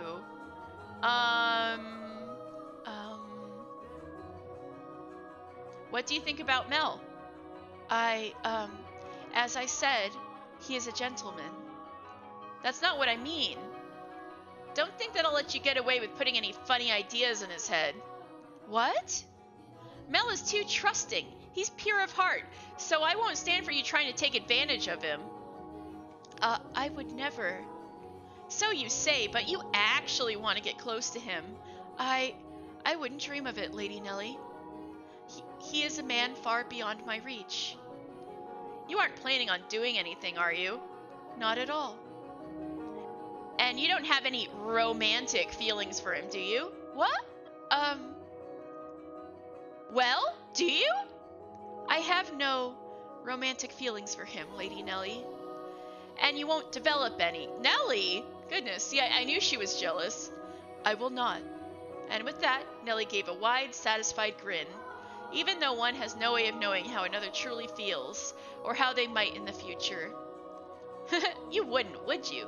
Now that I think about it, there are plenty of other boys. You getting together with Mel is downright absurd. Indeed. But anyway, back to what we were talking about earlier. Your family, I almost forgot. You haven't told me exactly where you came from or anything about your... Lady Nellie, I brought a new carpet. Just look at the embroidery. The work of a true artisan. I'm simply in love with it. Surely you will find it to your liking as well. Wow, you're right. That's a Florentine stitch, isn't it? I wonder whether someone mimicked the style or if it was imported. Either way, a great find. Let's hurry up and get it laid out. Oh, and we'll have to see how the colors go with everything else. We have to finish redecorating quickly so I can show Mel. He'll be so surprised. What wonderful taste you have, Nellie. When the other Abigails returned, so did the bustle within Nellie's room. As the white-haired girl watched, a faint smile crossed her lips. Perhaps it was from relief at having escaped Nellie's inquisition, or perhaps...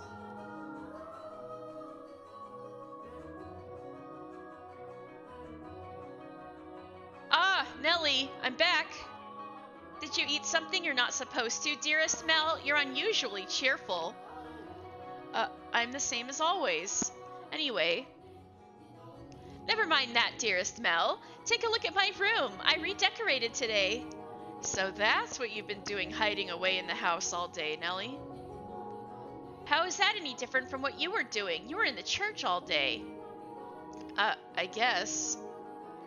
I will look at your room, I promise, but first, do you know where the new maid is? Uh-oh. Now, don't get any strange ideas. I just haven't... She knows that's a lie! Uh-oh! I just haven't had the chance to introduce myself, and I thought I should as a member of the family. Except you have, and I know it.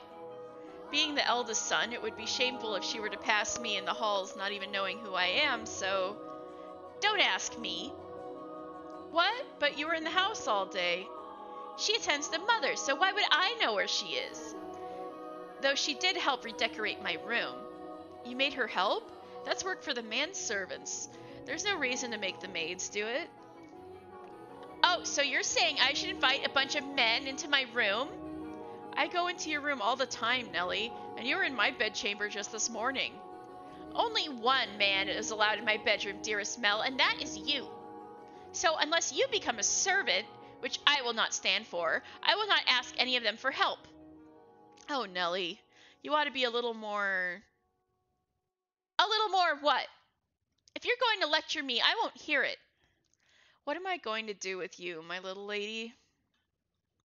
What? What? Why are you looking at me like that? We talked about you, dearest Mel, and I'm not going to tell you what she said. About me? What did she say? Please, Nellie. She said she has no romantic interest in you. What? Why did that even come up? Because we're both girls. We talk about things like what kind of boys we like and who's the most handsome.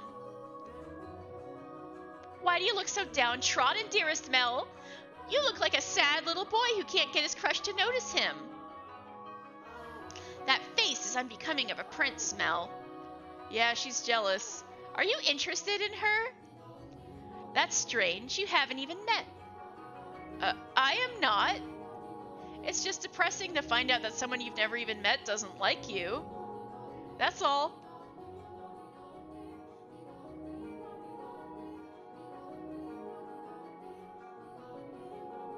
If I'm going to make my move, I must do so soon. I don't have much time. The master of the house isn't around, so next in line would be him. What? Hello? Oh, Ichio-san, hello! Welcome, welcome. And what in the world is she talking about? That painting.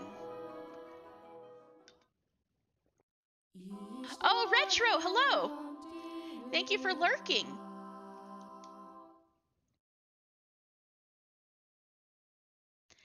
Despite his near devastation by Nellie's news, Mel's flaxen eyes continued to wander in hopes of catching sight of the girl. By now, it should be quite obvious to you what Mel was feeling. Oops. but the boy himself was having difficulty comprehending the things going through his heart. Emotionally, he was horribly unstable, like a ship without a sail. And still, every time he spotted the white-haired girl, his heart would leap, his whole body jitter with anxiety and excitement. He had never felt anything like this before, and as such, he struggled to keep these strange emotions in check. Whenever he saw an opportunity, Mel would speak to the white-haired girl. And days he was unable to, he either spent in secluded silence or a distracted daze. Love is a curious thing. It has the power to change those who experience it. When did he manage to approach her? When he did manage to approach her, he tripped over his tongue. Again and again he talked to her, and again he stumbled. I imagine, if you were to take him to see a romance at the theater in his present state, he would cry just as much as little Nellie. Oh, boy! We cry at tragedies because we draw parallels with our own lives. At least, that is what I think. Great tales of romance attain true gravity when the audience with Great tales of romance attain true gravity with the audience only when they are personally familiar with love. In any event, the white-haired girl was, as a result of this, visibly perturbed. She was delighted that he was being so kind to her, but confusion overpowered every other emotion. She appeared to be at a loss for what to do, as he clumsily catapulted words and stares at her. But Mel did not back down, though he probably knew not what caused such fiery emotion to erupt from within his breast. One's first love, in particular, tends to burn like a wildfire. Are you familiar with the sensation, Master? Oh? Ah. There she is. Is she cleaning? No, it looks like she's reading. It's now or never.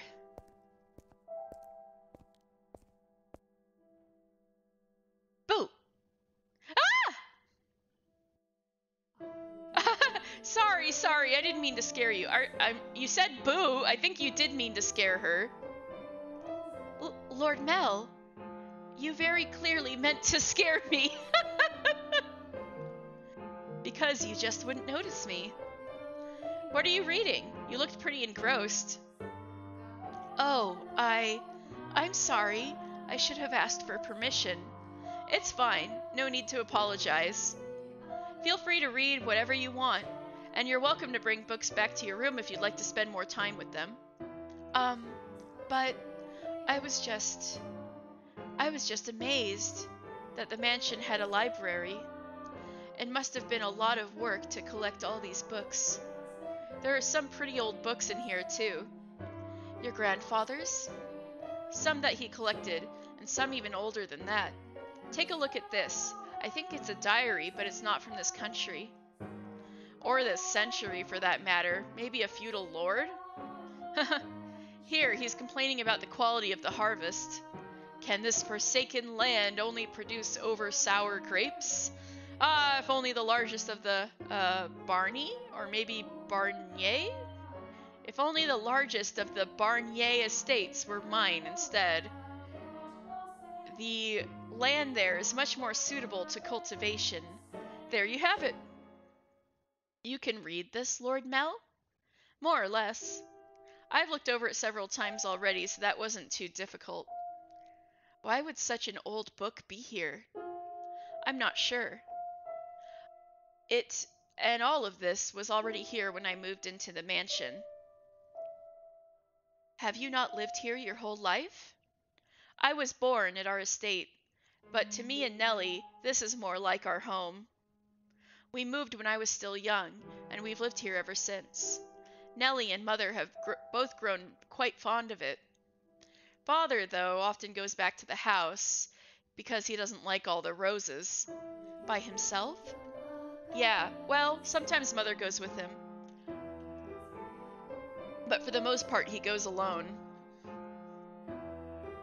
But don't get me wrong, It's not because they don't get along. In fact, they act more like teenagers in love than grown adults. It almost makes me sick having to watch it. It is a wonderful thing to be so close, no matter how old they may be. True, but still, there are those in the world who cannot be with the ones they care for, as much as they may wish. Um, I'm sorry about that. Oh, that's right, the book. What were you reading? I, wasn't exactly reading. I can't.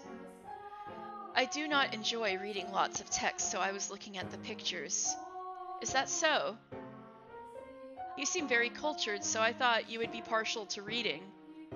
Perhaps you're actually more like Nellie and eschew your studies? Yes. I wouldn't have guessed. But you like looking at pictures. I do. What else do you like? What? What do you enjoy doing? It can be anything. I enjoy being told stories. Stories? Yes. When I was young, my father would tell me tales. What kinds of stories did you like? Um, there was one about an imprisoned girl. Tell it to me.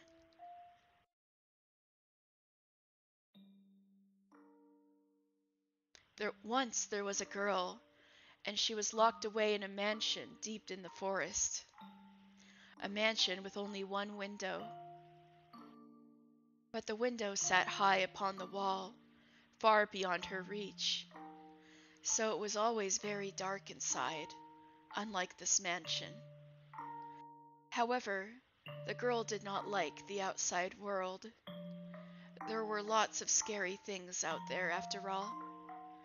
Though she may have been all alone in the mansion, she grew comfortable with the darkness in time, so she had nothing to be afraid of. And then, am I doing a good job? You're doing fine. Keep going. What happens next? Okay. And then, the girl grew up. By then, she had already forgotten why she was locked up, but she was content with the darkness. However, her eyes couldn't help but be drawn to the little bit of light that spilled through the one window. Though she was comfortable in the darkness, the sight of the light made her heart race. At first, the girl thought it was because she found it unpleasant, because she disliked the light and the outside. But slowly she became to realize that she was curious about the outside world. What could be happening out there? For all she knew, the town, the forest, the people, all of it could have changed while she was imprisoned in the mansion. But she had no way of finding out. So the girl decided to write letters and throw them out the window. What began as empty grasping became routine, continuing for several months until she was finally ready to give up. But then, a beautiful white dove flew in through the window. Tied to the dove's leg was a letter. Her heart racing, she read the words contained within. It seemed to have been written by a man. The letter contained numerous questions for the girl. It also said that if she attached her reply to the dove, it would bring the letter back to him.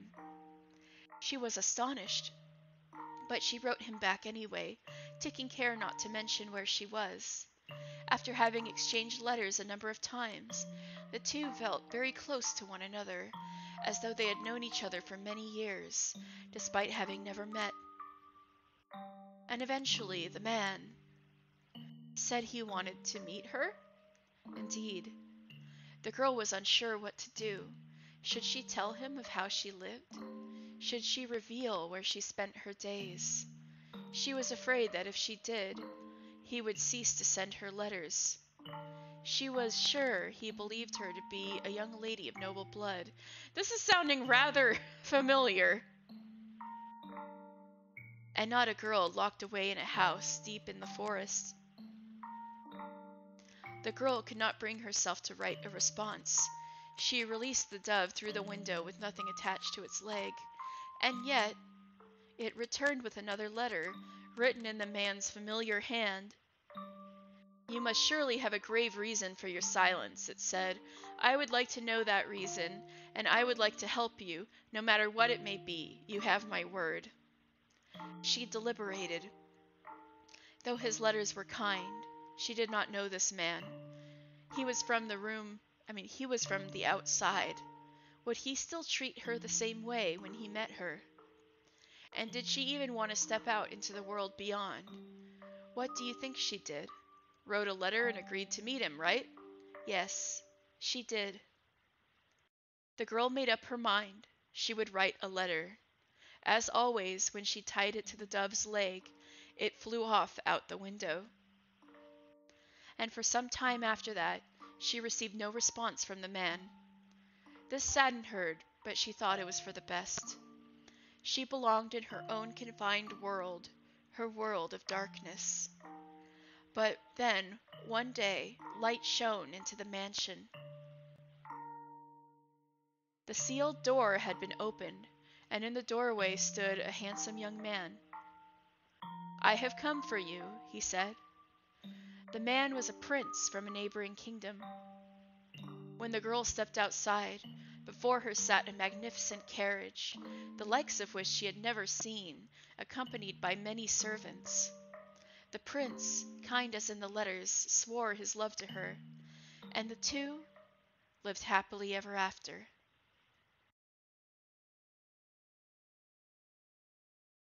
Ah, what a nice story. I'm glad it had a happy ending. A prince. Was there something funny about the story? No, that's not why I was laughing. Do you ever imagine what it would be like if a prince showed up for you? Huh?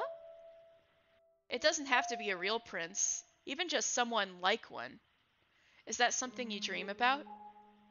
Oh, no, I think I'm perhaps a little too old for that.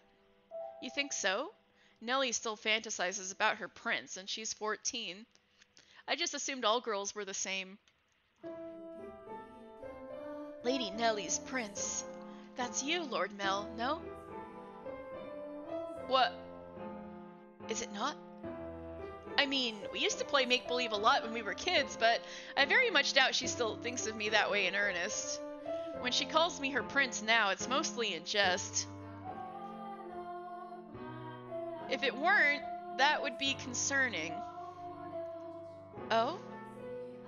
Uh, that story. Do you know if it's a regional tale? One that's been passed down through the ages? I am not sure. It could well be of my father's own creation. You might think me conceited, but I think the story might be about me. The girl trapped in the mansion is you. You haven't been locked up anywhere before, have you? No, thankfully. I have never been locked up before. Thank goodness. But she can't go outside. But with an appearance like mine, I can sympathize with her being afraid of the outside world. I have, at times, imagined how wonderful life would be if it were only me and my father. But the girl left the house in the end. If your father really wrote that story, then I believe it contains his hope for you to end up the same way. Oh? I don't have what it takes to be a real prince and whisk you away, but I can at least pretend. So if it was your father's wish for you to see the outside world, then surely there's nothing wrong with you getting out and experiencing all the scenery the world has to offer. We'll get her a parasol. There we go. I want to see the outside too. Or to be more specific, other countries. So, if you'd like, we could maybe go see distant lands together. Ah, dearest Mel, I've been looking all over for you. Nellie. Look at this, dearest Mel. Mother bought me these wonderful gloves to wear on walks. The roses embroidered in the wrists are just precious. Oh my, you're right. They are beautiful. You appear to be dizzy, Lord Mel. Are you feeling unwell? No, I'm fine. Poor guy. Mel was feeling frustrated at his inability to convey his feelings to her. And as if his frustration built up over time, he developed, I suppose you could call it a case of severe lovesickness. For several consecutive nights, he had been afflicted with a peculiar sensation, a presence in his bedchamber.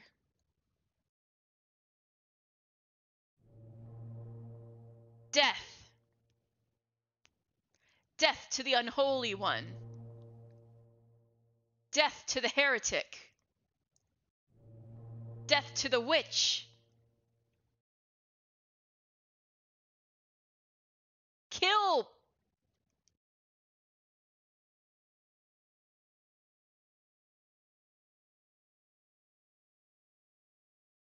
She's...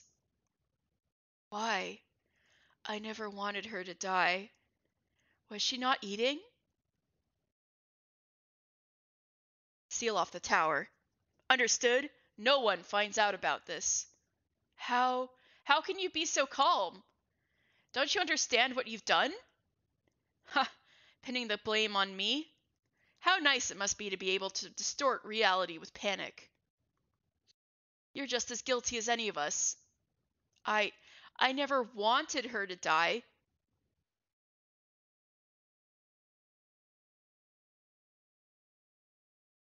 The witch killed her. The blood of the witch killed my... Uh-oh, what?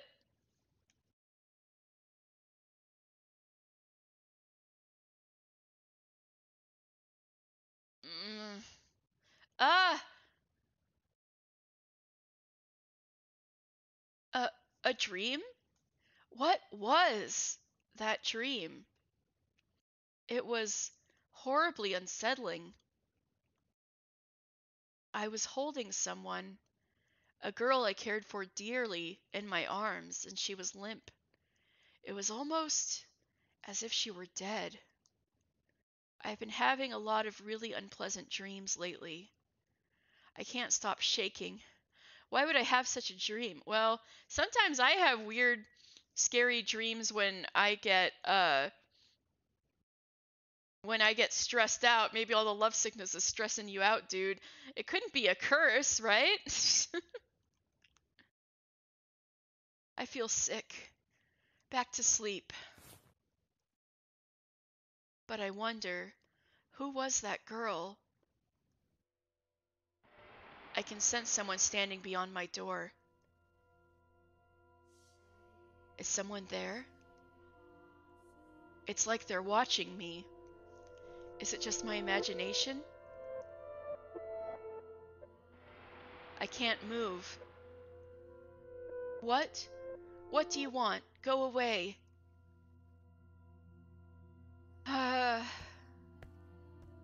The sound is growing fainter. A ghost? Oh, she can go see the roses at night. That's nice. Is that truly what your story meant, Father? But such a magnificent garden. Something we could never have had. Are my intentions misguided? What a beautiful white rose.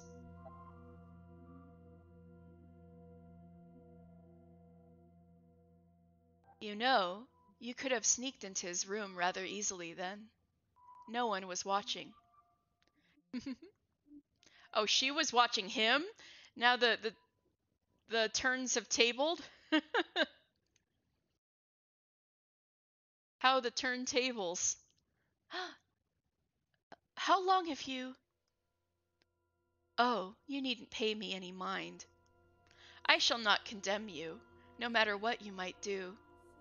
Rather, I am on your side. I was not going to do anything. Oh, is that so? Then perhaps you were out for a late night stroll. I imagine you have less difficulties going outside at night. I beg your pardon. I will return to the mansion immediately. Oh, yes, that reminds me. It was also the middle of the night when the grocer's servant broke into their safe. Huh? Is that what happened? News of that spread quite far. I am sure you would have heard about it. Oh? Although, was Gamache imprisoned? Dear me, I am having trouble remembering.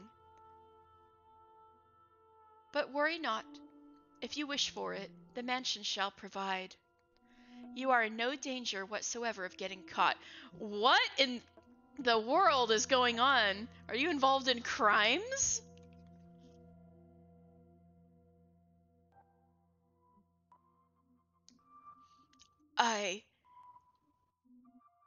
You said that a witch lives in the mansion, did you not? I did. Does that sound perhaps a bit archaic to you? No. I believe those rumors mockingly refer to me. Oh my. I have been accused of being a witch before, which is amusing. I don't have any magical powers. I simply have an unusual appearance. Oh, the oh, you don't have any magical powers, but the white flower turned red. Oh my. My, what a lovely shade of red. The rose. Is something the matter? This rose. This rose was white until I took it in my hand. Is that so? I apologize. I must sound mad. I'm sure I was just mistaken. I couldn't possibly have changed. I wonder. Yes? Did the girl locked in the mansion become a princess? What? We should lock up and head to bed. Make sure all of the shutters are closed nice and tight, and then draw the bar on the front door. How mysterious.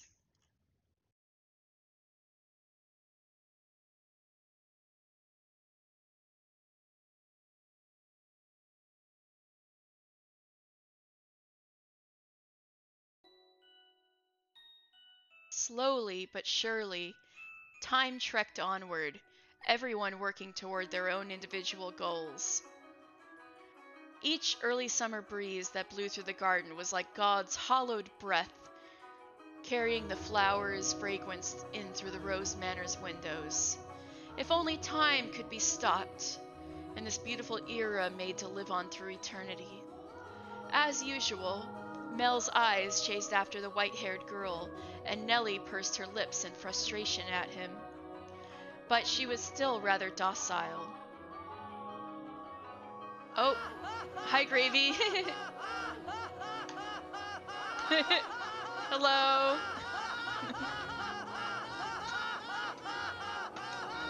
Poor Dell.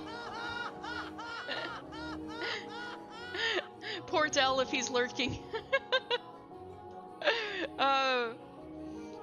Alright, I will try my best not to curse. But if, I don't think... Well, I guess we'll see if there's cursing in this game, because it's all old-fashioned, but... But yeah.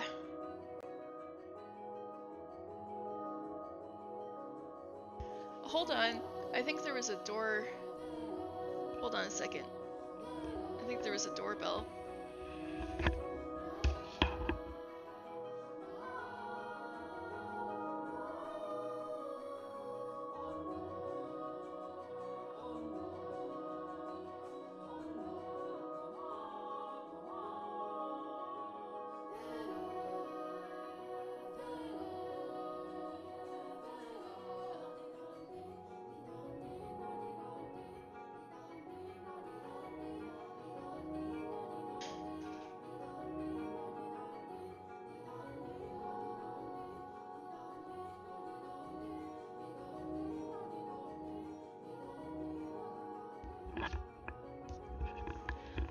That was a little delivery.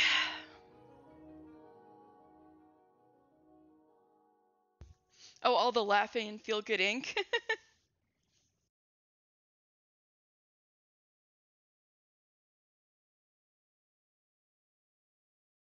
Even taking into account how self-centered she behaved, how fickle her temper, Nellie's fits were no worse than a playful kitten.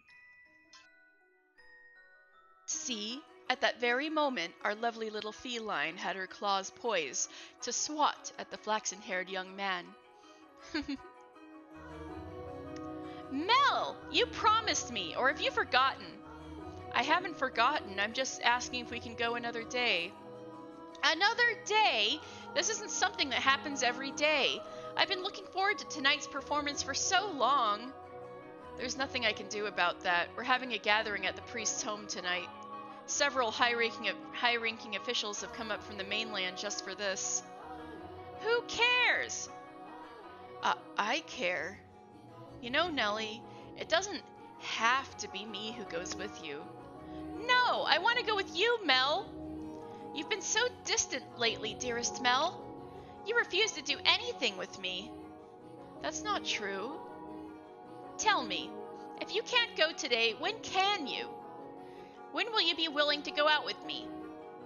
When will you be willing to play cards with me, to have tea together? I can't make any promises. I have things to do, obligations. And Nellie, you're almost an adult yourself. Stop acting like such a child.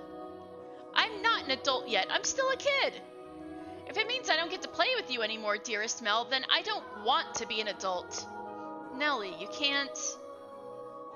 Lady Nellie, the master wishes to speak with you. Huh? Father does? What could he want? Go on, Nellie. You can't make Father wait. He's very particular about people keeping their appointments.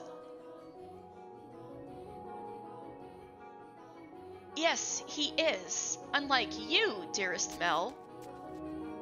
What's got her in such a foul mood? Oh, thank goodness for small miracles. Nellie just won't seem to take me at my word lately. You mustn't be so harsh on her. She is your one and only darling little sister. You're right, but still, she's taken it a bit too far of late. Oh? I am not so sure. She does not seem to be behaving any differently to me. Am I the one acting differently then? Yeah, I think so. Well, enough about that. Can I ask you a favor? Me? What can I do for you? I was thinking... Physically, Mel was undeniably a young man, but the smirk that crossed his lips as he schemed gave his face the sweet look of a little boy. Or perhaps that was simply part of his charm, and it was not the age disparity but his character that made his smile so heartwarming. What did he ask of me? You shall find out soon enough.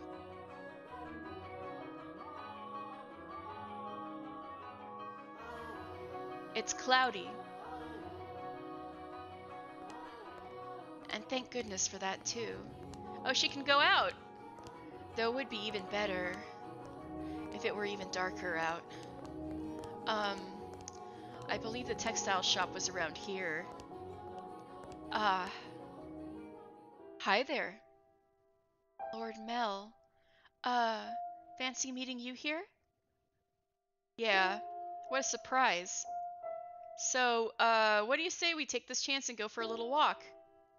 Since you're sensitive to the sunlight, we can keep our eyes out for shadowy areas as we go. And if you feel unwell, just let me know. I was sent out to run an errand. Don't worry about that. Come on, follow me.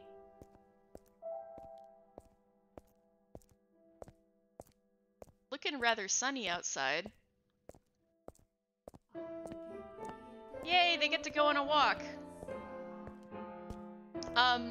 I'm sorry. It, what actually wasn't an accident that we crossed paths. I planned this out ahead of time, asked to have you sent out on a fake errand. It feels like I'm always on alert back at the mansion. Can't relax in my own house. It's actually kind of funny. Sorry, that was inappropriate of me. I just thought, since the sun's mostly blocked out, it would be alright if... I'm feeling just fine. Ah.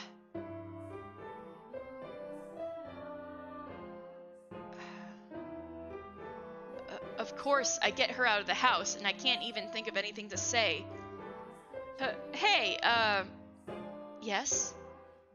Have you settled into life at the mansion? I have. Everyone has been such a big help. That's good to hear. Indeed.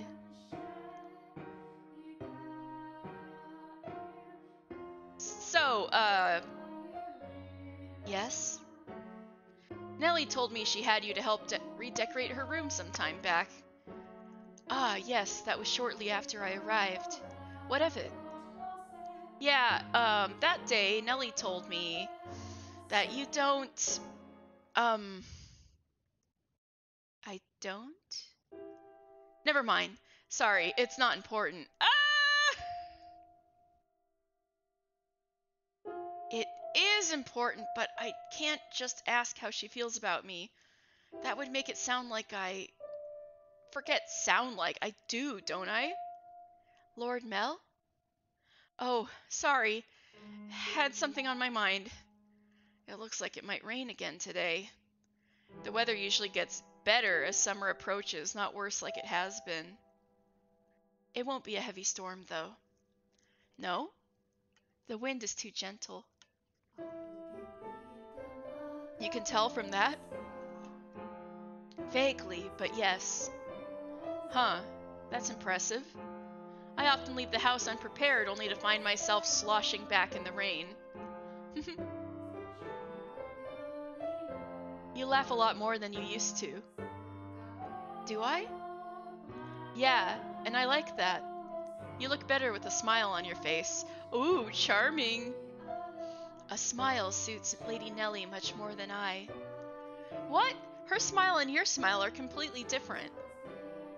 Also, a smile suits you as well, Lord Mel. Do you really think so? What am I supposed to do in the face of a smile like that? So, yes? Oops. There we go. Knowing her, if I ask if I'm imposing, she'll say no without hesitation. Trying to cover myself isn't going to get me anywhere. Hold on a second. I never did get you those flowers like I promised. There was a single white rose blooming in the garden. I was planning to give it to you, but it disappeared before I had the chance. Yeah, she picked it and it turned red. It was weird. So, I'd like you to have this. It's not a real rose, but it won't wilt either. Mel was holding an ornamental white rose. It was an impressively detailed replica of the real thing, crafted by an incredibly skilled artisan's hand. It was, I imagine, made by the same craftsman from whom Mel had ordered Nellie's birthday necklace. The young man, who but a handful of days earlier had said he had no sweetheart, had come in to commission a present for a girl. The master of the shop must have been quite surprised. Or perhaps it had given him a good laugh instead. It was for this moment that he so desperately sought for time together with the white-haired girl. I don't know what you like, so I had to base it on my sister's tastes. My apologies. I cannot accept this. Is the design not to your liking? No, If you're concerned about how much I paid for it, don't be. I just want you to have it, that's all. Please. Why are you so kind to me? Why? Because I'm sorry, I can't accept it. A clear glint of flustered panic was visible in her red eyes. There's not a girl in the world whose heart would not flutter at the sight of a sparkling rose accessory, but her reaction was far from delight. As a matter of fact, there were traces of fear and apprehension in her countenance. "I beg your pardon. Hold on." With a look of distress on her face, the white-haired girl made to run off, but Mel grabbed her by the arm in the nick of time. "At least, tell me why. Is it because you dislike me?" I never said. Something's wrong with me. From the day you arrived at the mansion, it's like I haven't been myself. I've been strangely aflutter ever since then. Whether I try to study or whether I try to read, none of it sticks. I'm just looking at pages of text, tracing rows of letters only for them to disappear as soon as I look away. It's all because of you. I truly, truly am sorry. Please, don't be any more generous than you already have. When I'm with you, my willpower wavers. What do you mean by that? I'm so sorry. Ah! Wait! Mel's grip loosened for a moment, allowing her to slip free and dart off like a gust of wind, not giving him a chance to stop her a second time. The dumbfounded flaxen-haired boy stood frozen in place, left all by himself. The breeze, which the white-haired girl had called gentle earlier, felt faintly chilly, almost as if mocking him. Poor guy. It looks like she's even less fond of me than I thought. God, I'm crying. Poor guy! Ah! I'm sure that's not it. I'm pathetic.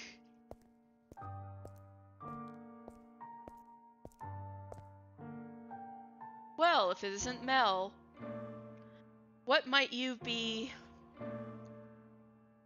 Are you crying? I'm so pitiful. Sorry you had to see this. Think nothing of it. I passed by a girl just a few moments ago. She appeared to be rather distressed as well. Did something happen between the two of you? I wasn't good enough, it seems. Not good enough? That was the new maid I was telling you about before. I was, like you said, Father, I was keen on her. Quite. Enough to bring me to tears like a miserable child. But she rejected me. I don't even have what it takes to be a stand-in prince. Mel, I apologize for complaining to you about this. I'm completely hopeless. Mel, please don't try to cheer me up. I don't need any sympathy. No, Mel, listen to me. What? I've seen that girl before. What do you mean? But, you said she was a servant at your house, right? In which case... Yes, she is. Please tell me, Father, where did you see her? Why must you be so evasive? It was probably someone else. Someone else? You're saying you mistook someone who stands out as much as her? Father.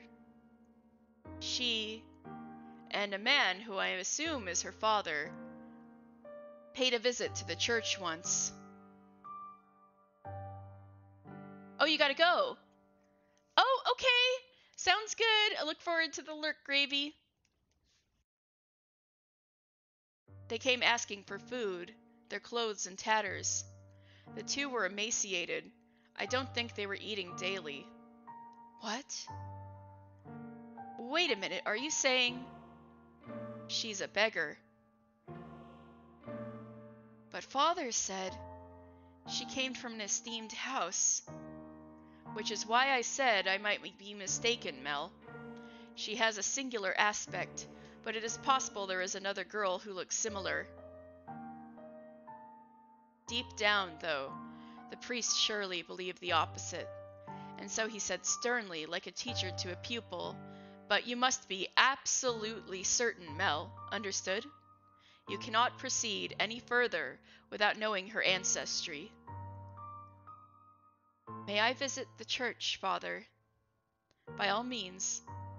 In the back of Mel's mind, a vision of the night of the storm, the night the white-haired girl arrived at the mansion, was surely replaying. She had been wearing little more than rags and covered in grime, hardly the appearance of a respectable young lady of class.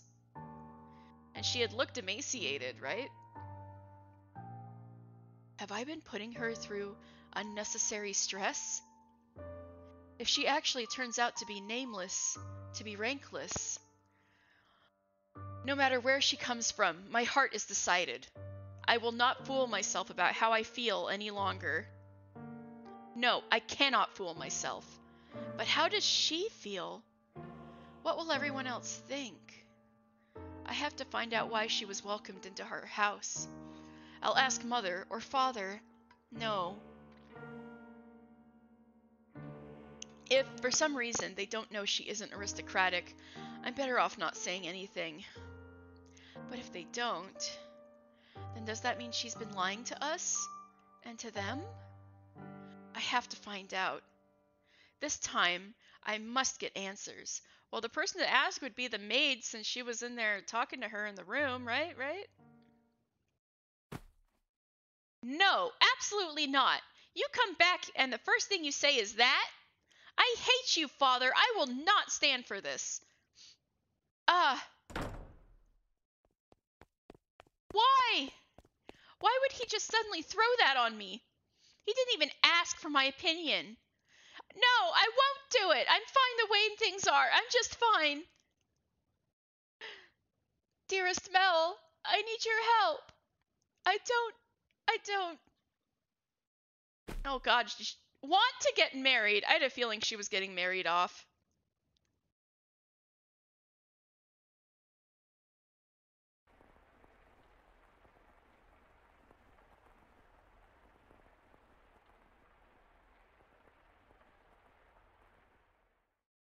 This may seem sudden, but I must confess that I made a grave mistake. My transgression is that I was unable to completely predict where this path we were traveling led. My hands were full dealing with my immediate day-to-day tasks, could do naught but pray there was happiness waiting, so I could do naught but pray there was happiness waiting in the future. Happiness for everyone who lived within Rose Manor. But I am but a mere maid. There are limits to what I am allowed to do. And furthermore, it was not my place to offer her my hand.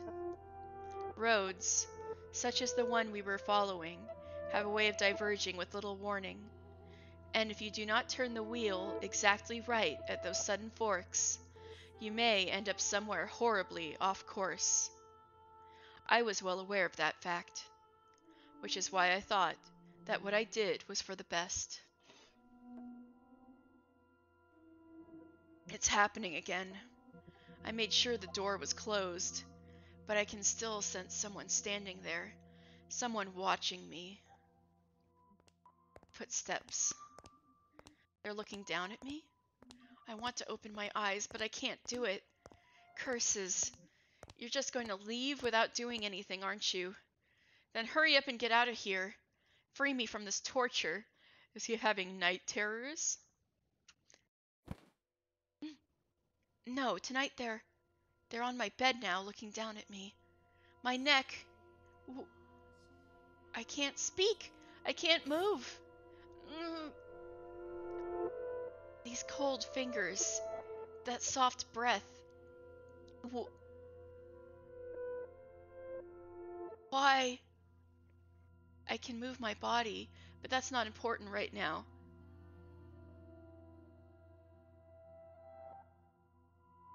It's her. But she's got her hand around his throat. You smell of roses. The scent of a world far removed from ours. He made to gasp at the sight before him, only to realize he could not. The pressure of her cold fingertips wrapped around his throat robbed him almost entirely of the ability to breathe. Why? He silently mouthed the word. For that moment, at least, her melancholic ruby eyes were focused wholly on the flaxen-haired young man. In them glowed a faint flicker of willpower, and a continuously burning agitation that roused her to action. I told you to stop being so kind to me. Why? It will all be over soon. Please don't make any noise. What the fuck? Yo? Hello? Why? To put an end to this family. You are my only... Why are you shaking? What?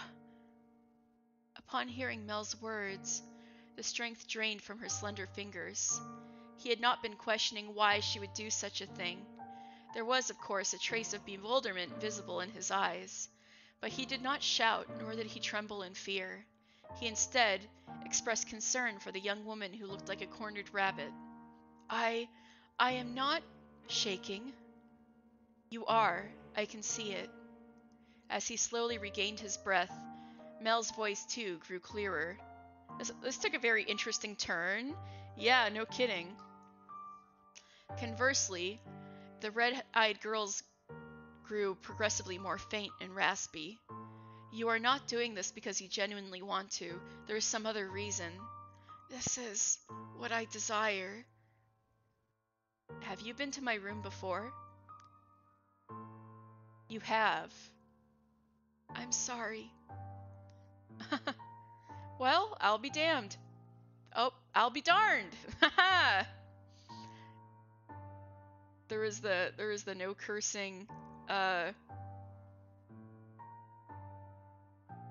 reward put up. Tell me, why are you shaking? You're not putting any pressure on my neck. Why haven't you run? Why haven't you run? Because I cannot fathom why you would do this, so I'm not afraid. Do you hate me so deeply you want me dead? Do you despise me to the point that you would be willing to take my life with your own hands? No. No, I don't. See? Like I said, there's another reason. If it isn't because you detest me, then tell me, why is it? I am sorry. I will leave your room now. I will do my best to not bother you any further, so please forget anything ever happened. Well, I mean, is he gonna forget that you tried to choke him in the middle of the night? Like, do you think I'm just going to say okay and let you go? Why can't you tell me the reason? I'm sorry. All right, then I'll try and guess. What? It has something to do with your lineage. You're troubled by it somehow. Am I right? I thought so. How do you know about that? The priest at the church told me he had seen you before. He also told me, a little about your origin. But that's all I know. The only difference between us is social rank. I don't know what could cause you to do this. Please, tell me who you really are. Tell me why you came to the mansion, and why Father allowed you to be a maid. I haven't said anything to Father or Mother. If you're hiding the truth from them, they still don't know. But I want to. I won't get mad at you or have you punished. I'll even swear to God if you like. I want to be the prince who whisks you away. I want to be like the prince who rescued the girl from the dark mansion and showed her the world. I know I'm not that dependable, but I want to help you. Why do you show me such compassion? Why do you treat me like this? I have my hand around your neck. Why? I thought it would be obvious. Or have I not expressed myself well enough? I love you.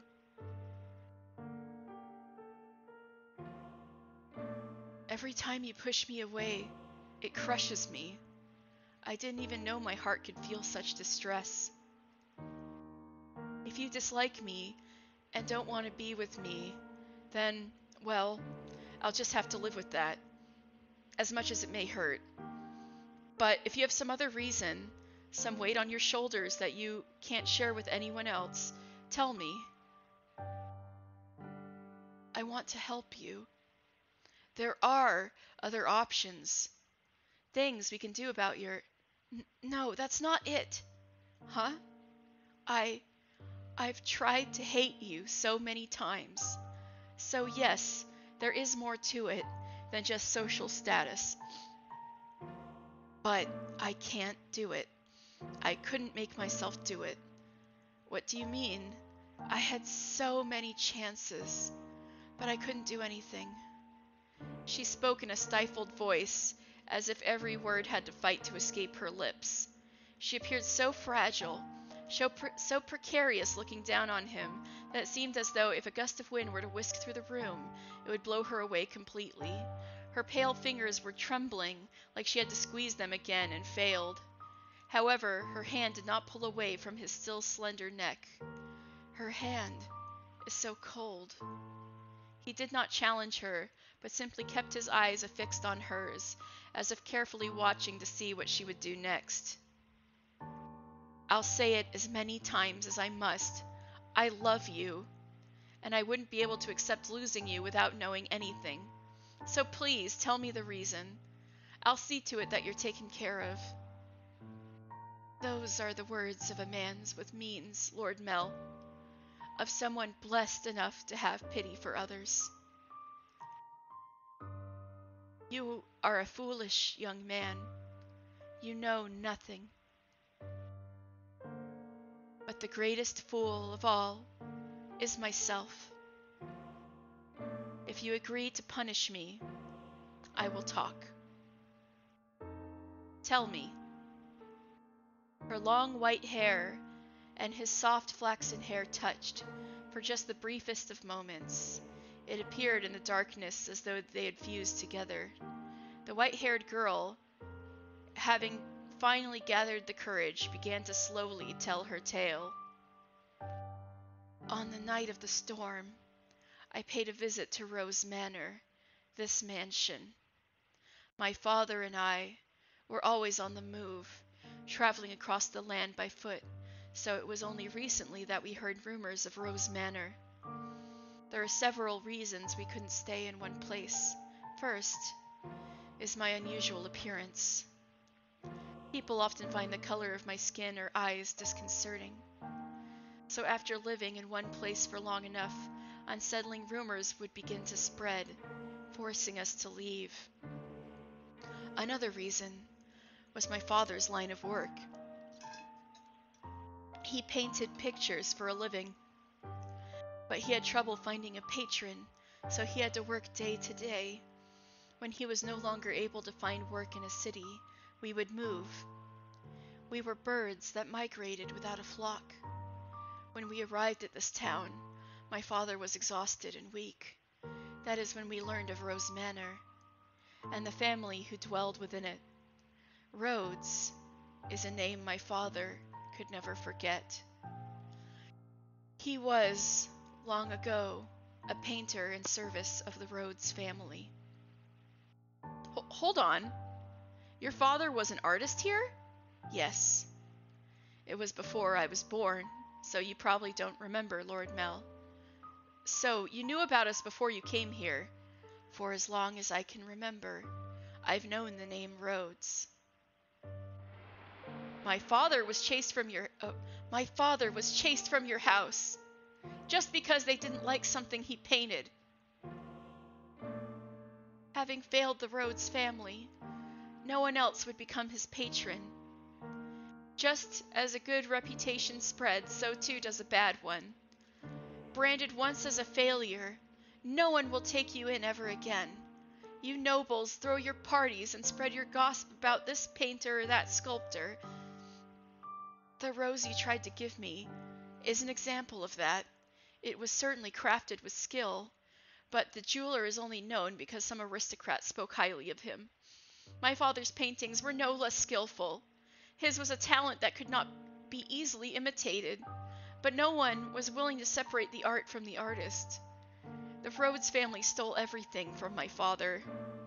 But even thrown out onto the streets, his only skill was painting.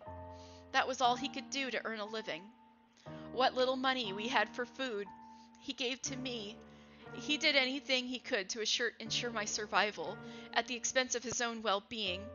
My father passed away in this town. Up until his last breath, he was only ever concerned about me. He held me in his arms and ran his fingers through my hair, an apologetic look on his face. If I had a normal appearance, I'm sure life would have been much easier. He was always telling how sorry he was for making life so hard, even though it's not his fault I look like this. I disdained the Rhodes family for putting my father through such hardship. I imagined you were still living in decadence, acting as though nothing had ever happened. No, you wouldn't even care about the fate of one simple painter. Our lives meant nothing to you. And so, I sought to bring misfortune upon you. And that's why you tried to kill me. In truth, I had wanted to take the master's life, but your father spends so much time outside the mansion. And so, you're right. If they lost me, it would put my family in a very difficult position. That is the whole of my tale. You now know about my father and how I feel about you, having told you of the blackness in my heart.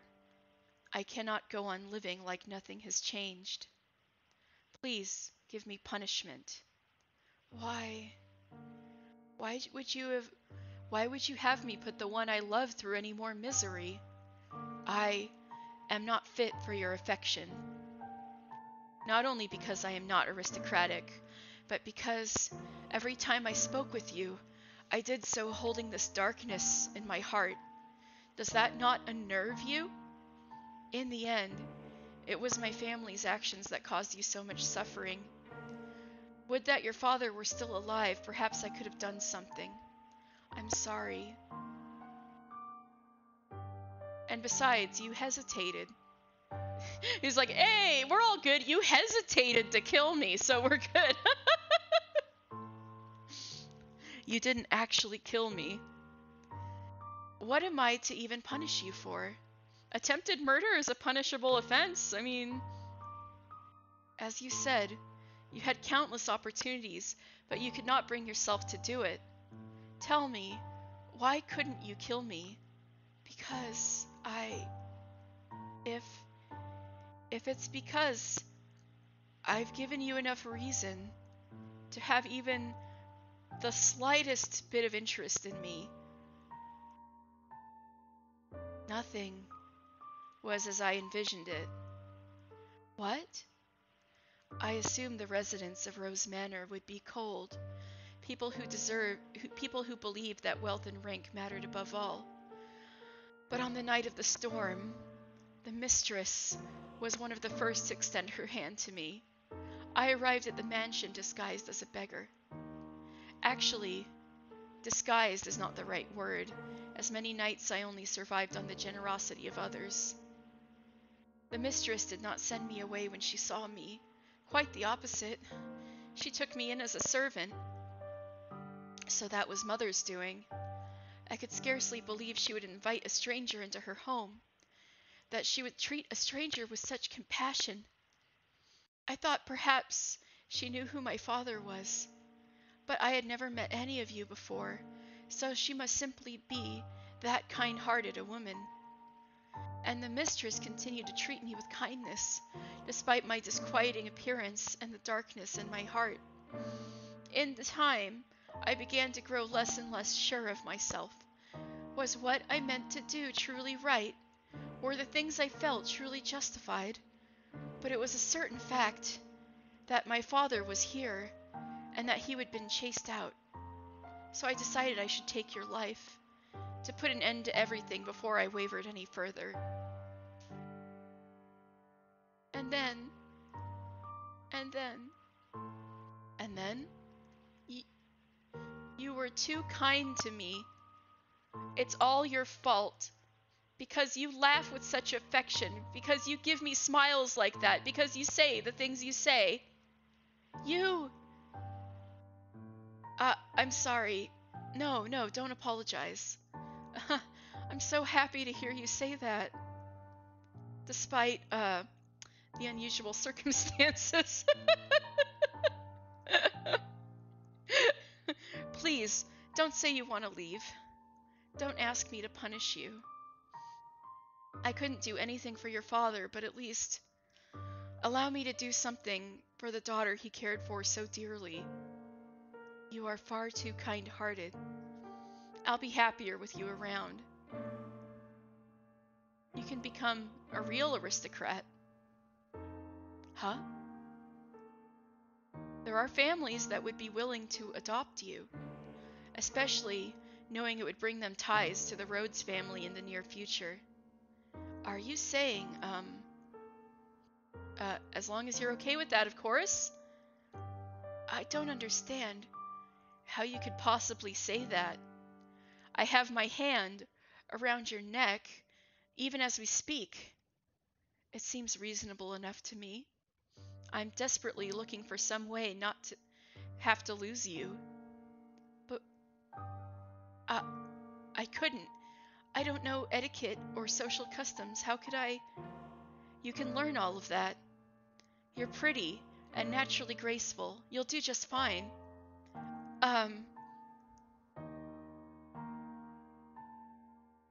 You are such an aristocrat, Lord Mel. What? The way you can come up with compliments so easily. Only for you. Nellie says my poetry has as much charm as a dissertation. I don't understand theater. It puts me to sleep. You laughed. Thank goodness. Ah. Keep smiling. You don't have to stop. Oh. A smile on your face is a smile on mine. Oh. No matter how deep the darkness has taken root in your heart, it can always be removed. I believe people are capable of forging their own futures. What do you say we go to the theater sometime? I promise I won't sleep through it. At the private theater, we can get seats at the far end of the second floor so we don't have to stand. They would be pretty lavish seats, and it would give you a chance to experience the noble life. But please, don't be shy. I can have clothes prepared for you. I'll ask one of the maids who can keep a secret. Say, the one with black hair. She kind of scares me, though. I don't know what I am supposed to say. How could you show such compassion for me? I tried to inflict harm upon you. Am I allowed to feel such joy? For every day you suffered, a day of happiness. That's how it has to be. So stand by my side. He softly whispered the girl's name. For several long moments, her lips trembled in trepidation, but in time, she squeezed them together and made a smile. He wrapped his arms around her unbelievably slender, frail frame, holding her tight in an affectionate embrace. Mel approached me the next day. He explained to me the course of events, and then asked me to dress her up more beautifully than any other noble girl had ever been. She was already a very pretty girl, so even without much effort on my part, simply putting her in a dress, she radiated beauty. I was quite partial to her smile, so I agreed to help, thinking that if it would lead to their happiness, I could not ask for anything more. I never anticipated what would happen next, though. Perhaps my hopes were unreasonable after all. Oh no! What? Maybe the sister loses it? Ah!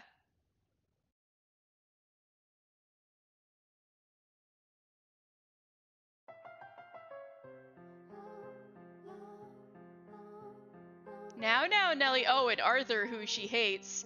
Oh, no! Oh, she's gonna lose it. So this is the guy she is set up to marry, is the guy she hates.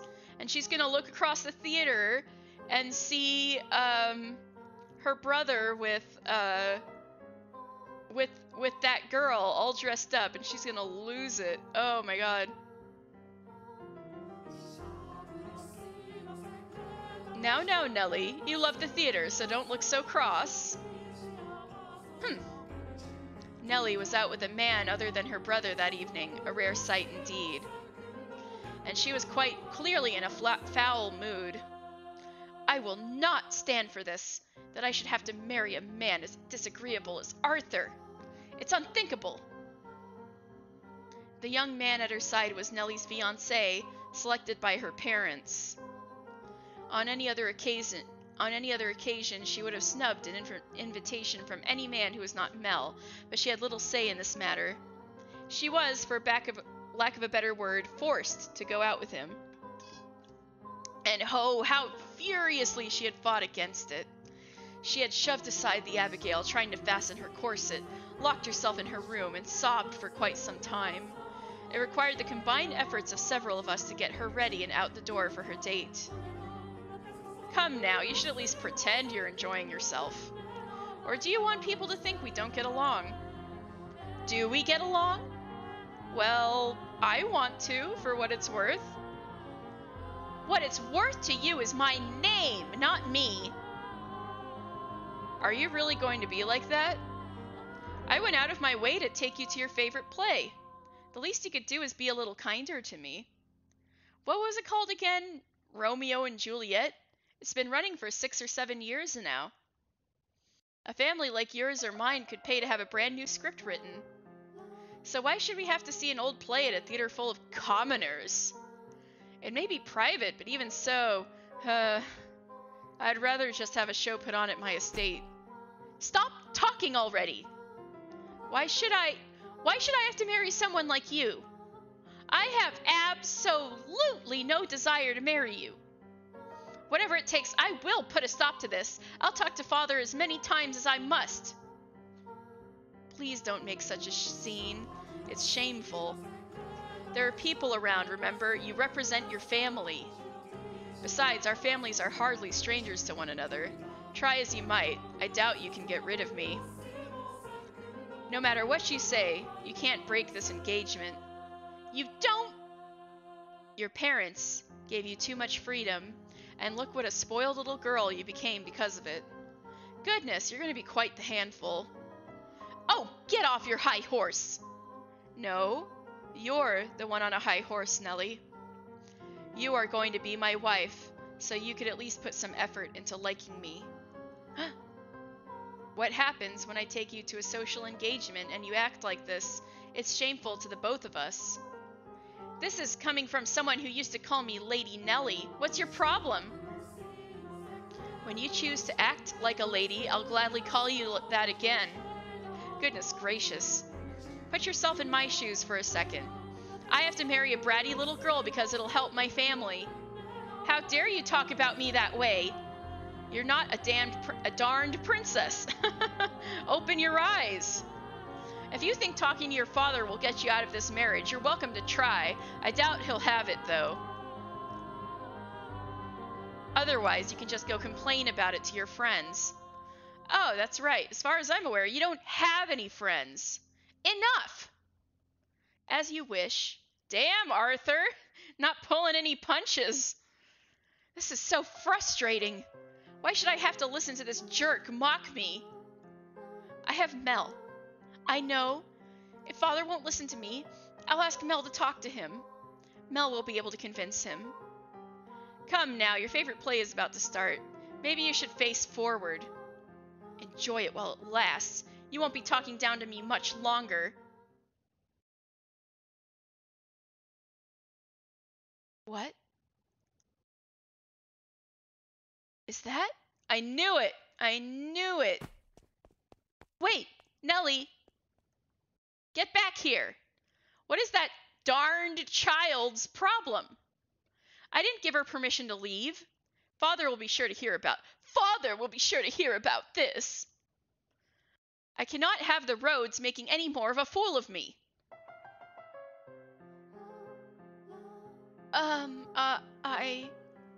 You're fine. Don't be shy. Ooh, cutie. But so many people are looking at me. That's because you're gorgeous. No, it's because I look strange. I assure you that's not the case. It's true you have an unusual appearance. But right now, the unique color of your hair, your skin, and your eyes all serve to accentuate your beauty.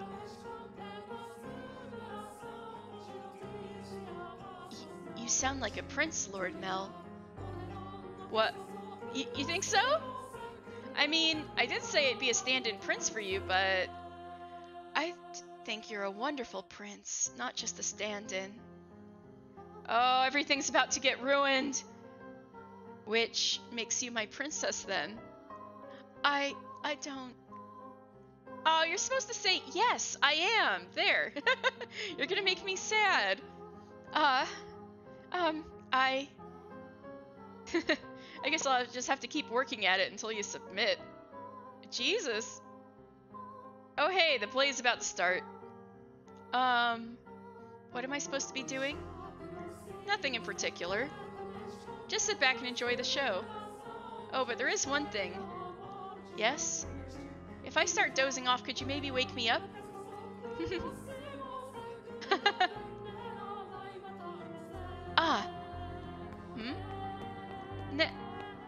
What? Dearest Mel! Nellie?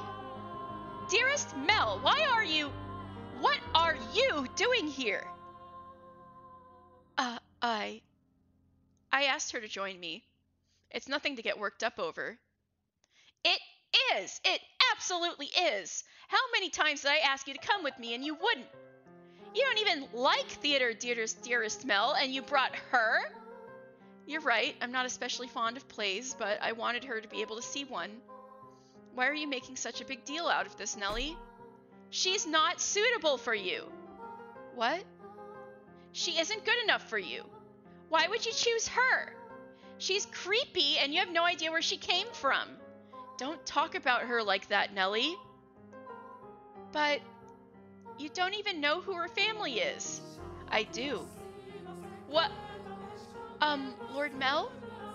It's fine. You just stay quiet. Like the other maids, she comes from a respectable house. I looked into it. However, circumstances prevent me from telling you what house that is. No, you're lying. That can't be. She doesn't act like a lady.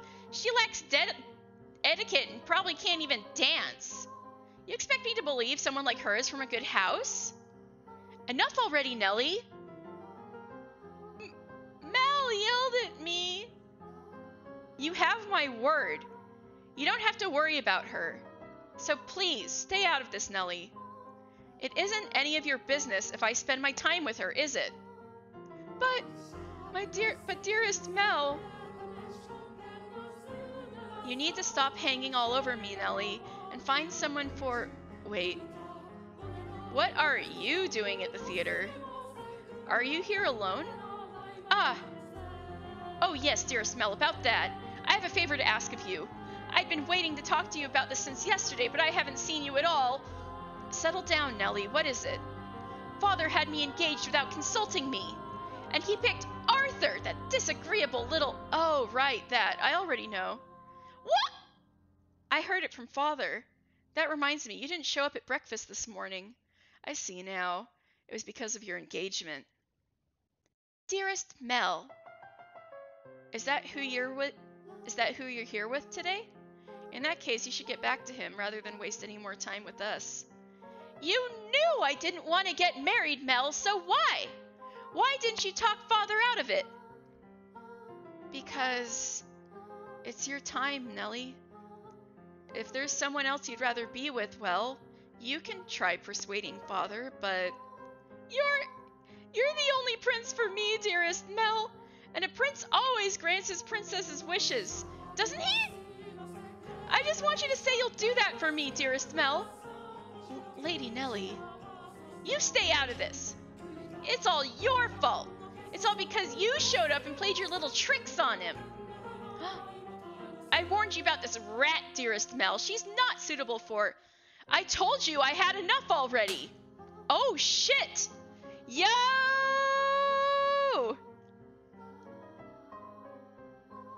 How much longer are you going to continue acting like a child? I'm pretty sure nobody in the theater is watching the play anymore. I can deal with you being a spoiled little girl, but how dare you be so derisive to someone else? Mel, hit me! Lord Mel! Go on. The show's about to start. People are giving us dirty looks. Return to your betrothed now. I will apologize to him afterwards as well.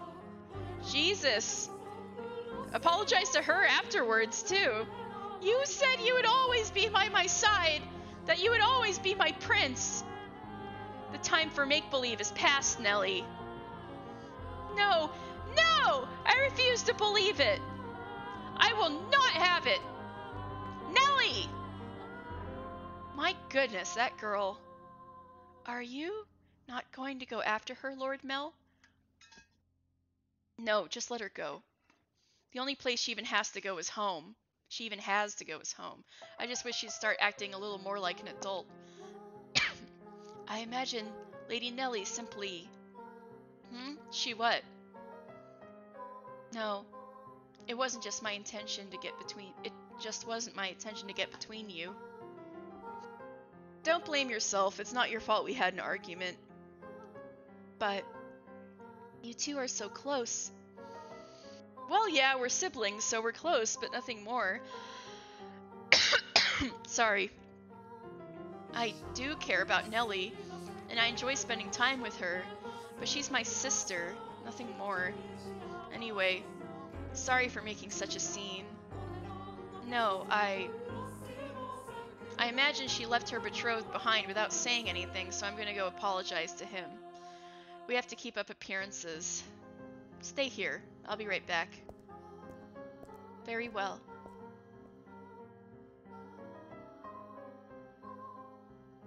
Master, what are your thoughts on the tales so far?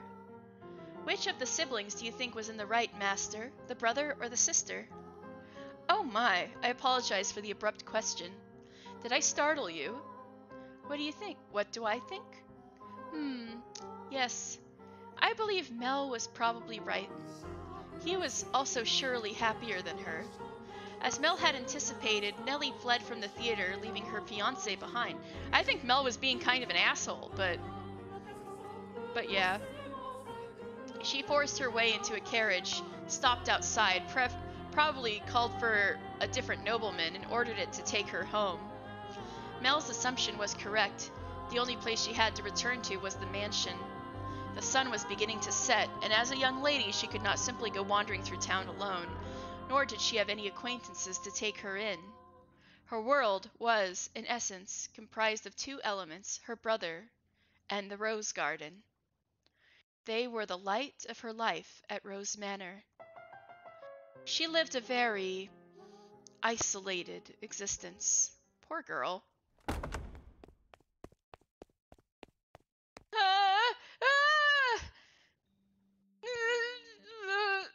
When she escaped back home, Nellie went straight to her room, locked the door, and began sobbing.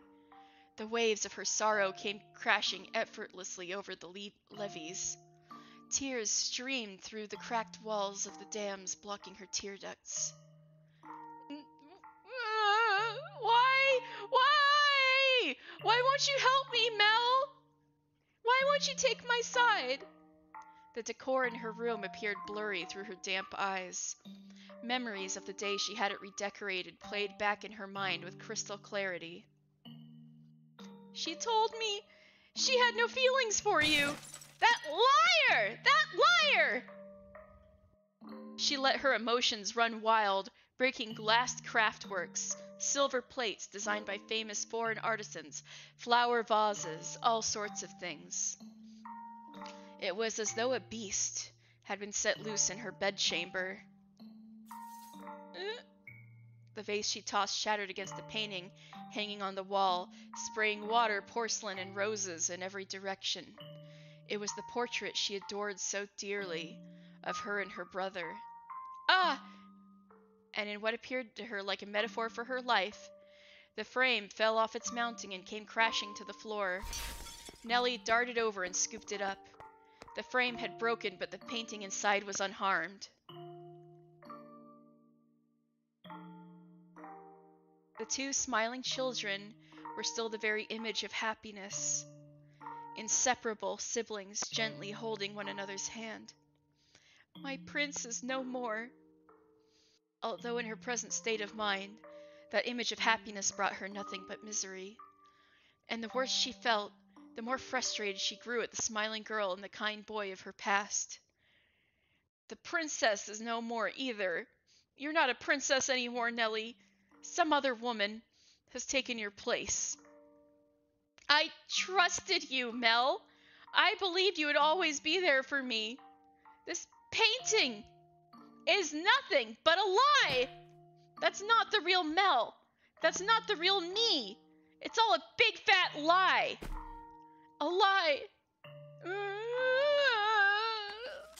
I wish this painting never... Oh no, she's ripping it up? Oh no. Never existed. That it was never made. That I never had a brother. This painting. This painting.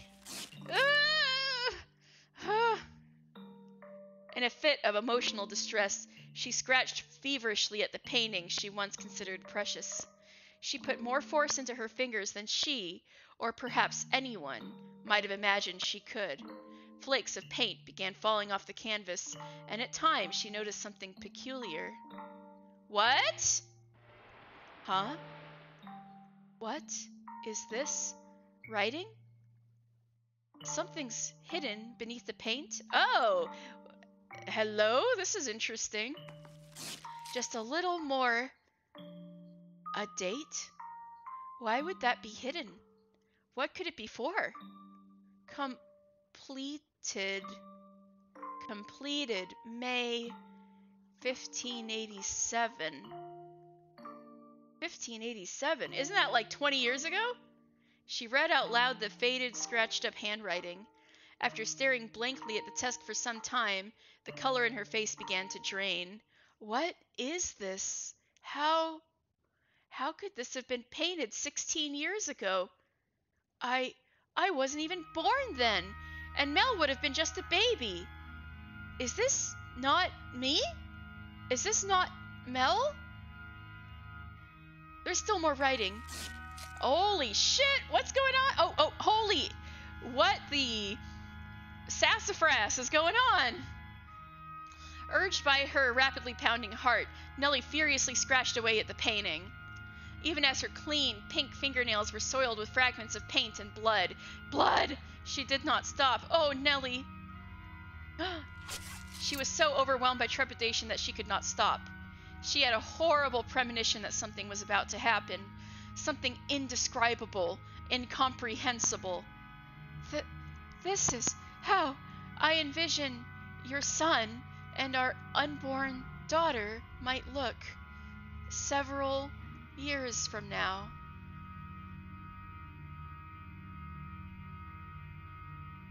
Your son and our unborn daughter. So this was a painting of the future. Then it really is of me and Nell. No, use your head, stupid. I'm only 14. 16 years ago, I would not even have been inside Mother. But then who is this? Who is that holding Mel's hand? Who is that with my brother? More, there has to be... Ow! Found it. There's more writing. I have to know what this is. Calm down, Nellie. It's nothing to get worked up over. I'm sure it's nothing. Calm down and read. There's nothing to worry about. If If our unborn child, this is what the writing on the painting said, if our unborn child does not have your hair color, then you will probably not be able to take her in as your own. I will be punished and my life made miserable. And so I pray that this child might have flaxen hair. Oh, she was born out of wedlock? Ooh.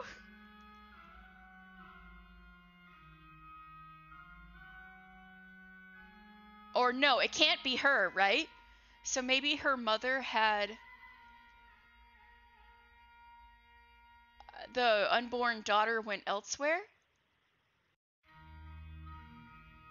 Oh no, does this mean, like, the white-haired girl and him are half siblings? That would suck. Oh no. Oh no. Oh no, okay. Though it is a sin to wish she has in her hair a trace of me. Is this the, oh my god, oh my god, oh my god, oh my god, oh my god. The painter! What if this is a painting he painted, and he knocked the mistress up, and that's why he was banished? Because they got caught. And that's why the daughter was sent away. But that means,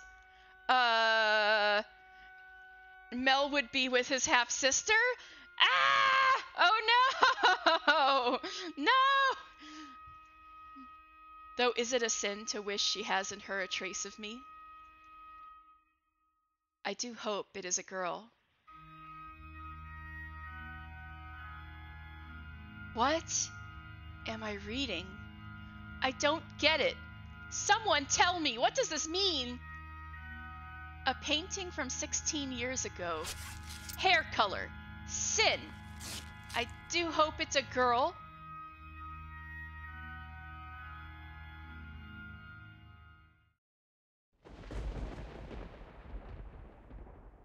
Oh shit! Oh! Oh wait, I'm still... Well, first of all, Henrique RQR, thank you very much for following. And I need to remember to stop cursing because Gravy Robber redeemed the no cursing thing. Oh, shoot!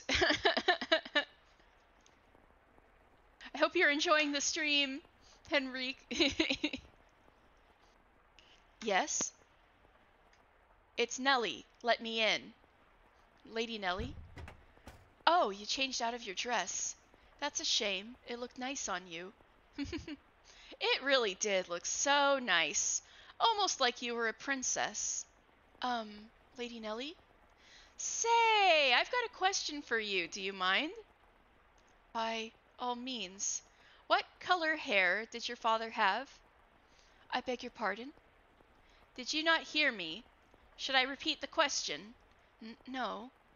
I assumed it would be about Lord Mel. I am just so curious about where you got that white color from.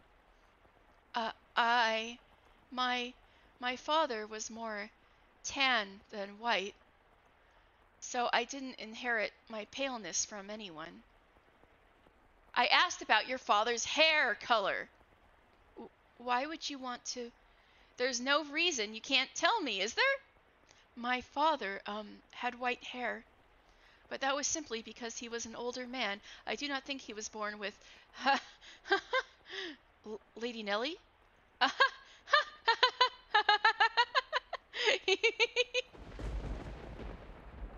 Hey, guess what? I figured it out. I figured it all out. And it was so simple. There's only one difference between you and me. The thing that Mel fell for is... Why do you have those? No, stay back. Nellie? Excuse me? What? Nellie, no! I feel like she should talk to her mom first. Like, Mom, did you fuck a painter? I mean, a boink? I need to stop cursing. All right. Ah. We have finally reached this point in the tale, Master. If your memory has been refreshed, then we can return to the mansion immediately. Very well, then. If you insist, Master, we shall proceed with the story. It was a stormy night, much like the one the white-haired girl had first arrived on. It was quiet as a crypt in the mansion, not a single light visible in the halls. The house sat in wait for the sun to peek out over the horizon. The darkness is, generally speaking, something that rushes by like a gust of wind as we sleep. The flaxen-haired young man, too, lay in bed, pale blue moonlight sporadically streaming through gaps in his drawn velvet curtains as he attempted to submit to slumber. He was having difficulty drifting off, but as time trickled onward, he drew closer and closer to the arms of Morpheus.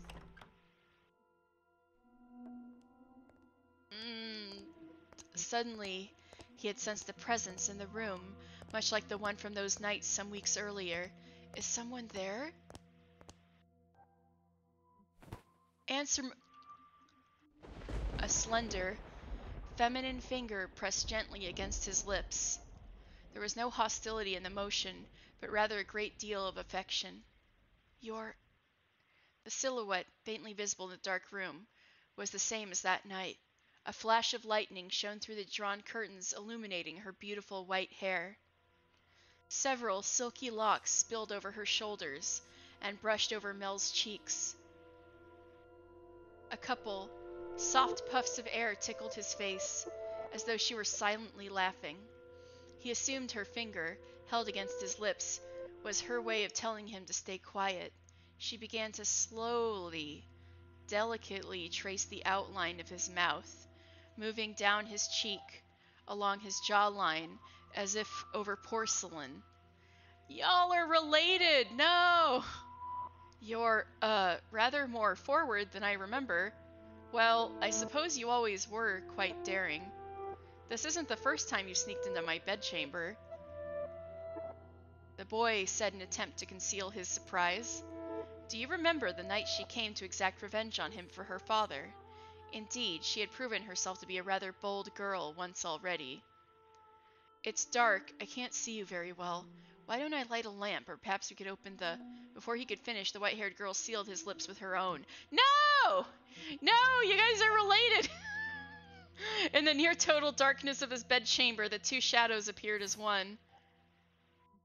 They remained that way for several minutes. Their kiss was innocent, no more than the pressing together of two pairs of lips.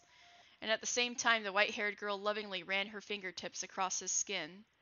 When their lips separated, Mel gasped for air. It seemed he had been holding his breath.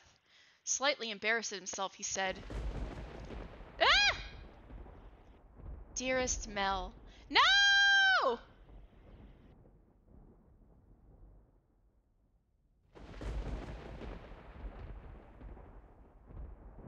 It was...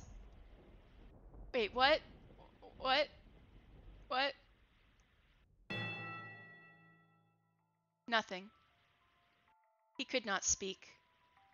The silhouette hanging above him was certainly the white-haired girl's. Or was it?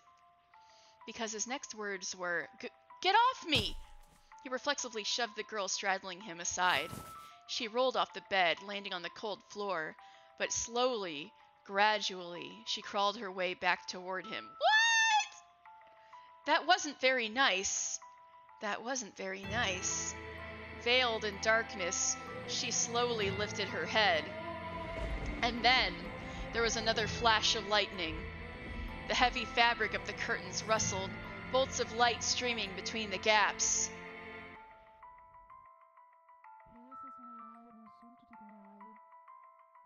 Her flaxen... Yo! No! Did she scalp her? What the fuck? Her flaxen irises glimmered. Oh, I need to stop cursing. Hello, Henrique. Ah, so you're a fan of this game. Oh boy. Nellie literally has white hair now. Ooh. Oh boy, oh boy, oh boy.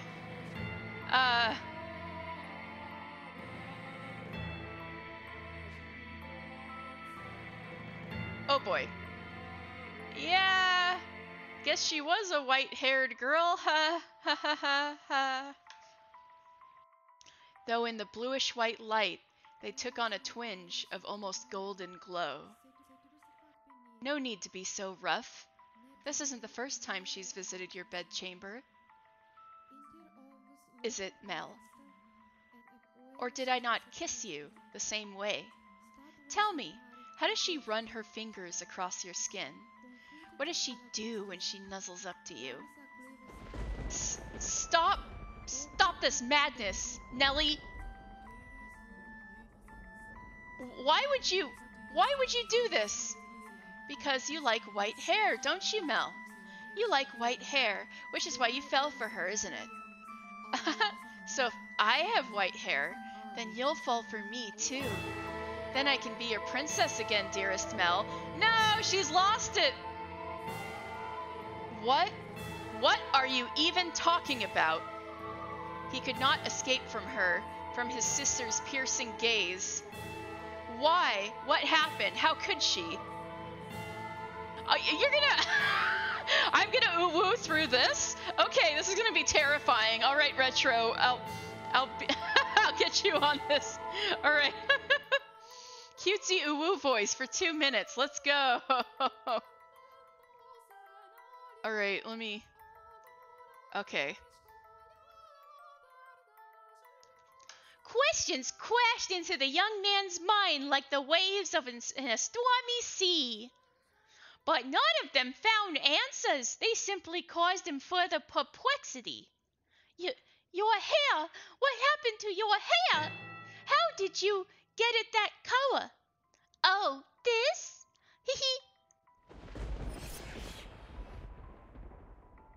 You like my wig? But as soon as the words left her mouth, Mel was in motion, propelled by pure instinct. He clenched Lindley's shoulders tight enough to dig his fingers into her flesh. Ugh! You're hurting me, Mel! What did you do to her? Help me! What did you do? I made her leave. It was a perfectly reasonable decision. She was obviously not nobility, and thus hardly fit to be part of this household. But there's no need to worry, Mel. I'm here to take her place. You sound like a mad woman. It doesn't matter if she was of noble blood or not. She promised she would stay by my side. So how could you do that to her? I promised you that long before she ever did. And I love you far more than she did, Mel. Have you lost your mind? You're not making any sense. Where is she now? What is she doing? It's always her with you. What more could you want from me? Tell me, what does she have that I don't? What do I have to do to get you to focus on me and only me? We're siblings! Well, you two are siblings too! Alright, the 2 minutes is up.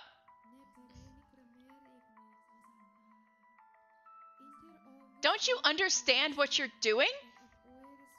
Oh, I understand it quite well. Far better than you do, dearest Mel. I even know that a former queen was executed for it. But if we don't get caught, there's no problem. Nellie! No! Nellie, are you saying you've always felt this way about me? Oh my, didn't you notice, dearest Mel? You truly are a dense one. I guess romance just isn't your strong suit. But you've noticed now, haven't you? You know exactly how I feel about you, right? Quit it. Enough. Don't say anything else. Stop. Stop having these insane feelings for me. It's disgusting. What are you laughing about? Poor Mel. Oh. Oh, Retro! Thank you so much for resubscribing. Oh! Thank you so much. That's so sweet. And you're welcome. Uwu voice me anytime. Poor Mel, content in your complete ignorance. All right, I'll tell you everything. Mel, you can only love blood-related women. Huh? His cackling sister appeared to him like some kind of inhuman life form. Her actions and incomprehensible exclamations slowly drained him of his strength. What kind of deranged nonsense is that? I love her. She's your sister, Mel. Ha, ha, ha, very funny. How far out of your mind have you gone, Nellie? Poor Mel. Do you honestly know nothing? Say that her father was a painter. He painted pictures for a living. What of it?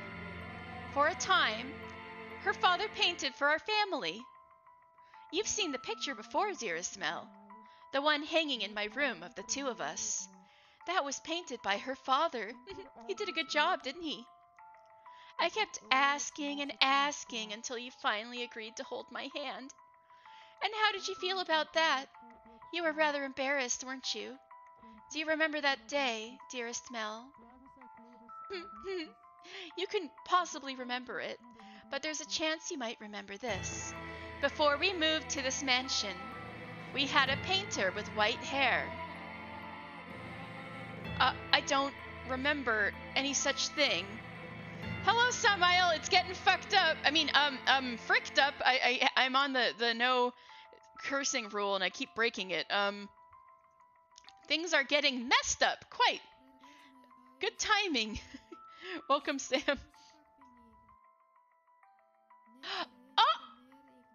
Oh, wait a second. Oh, it only popped up now. That we hit my goal.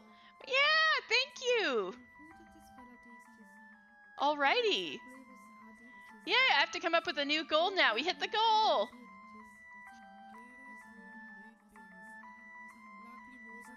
Oh, that was it. That was it. For some reason, that must have been it. It's just it didn't show up on Streamlabs yet for some reason. But I got the message that my that I hit the goal. So thank you so much, Samael. Oh, it's so sweet. Thank you, and we hit the goal. Yay! And thank you, Del, for shouting out Samael and Retro. Thank you. Yay! Now let's descend further into madness.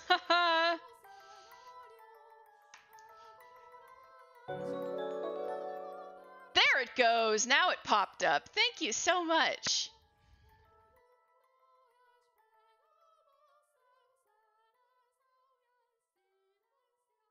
Buy gold. He was, long ago, a painter in service of the Rhodes family.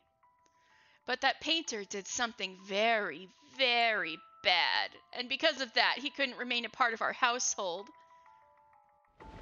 Do you know what he did, Mel? He lay with Mother. My father was chased from your house. If the child had been born with flaxen hair, then the painter would not have been thrown out. The baby would have been accepted as a part of the family. But that wasn't how it turned out. The child had white hair. She didn't look at all like she carried the Rhodes family blood. But see, Mother had me. That I'm here is all the proof you need. The girl born 16 years ago didn't have flaxen hair. Up until his last breath, he was only ever concerned about me. He held me in his arms and ran his hands through my hair, an apologetic look on his face. You're talking total nonsense. What proof do you have? If you want to see it, I'll gladly show you.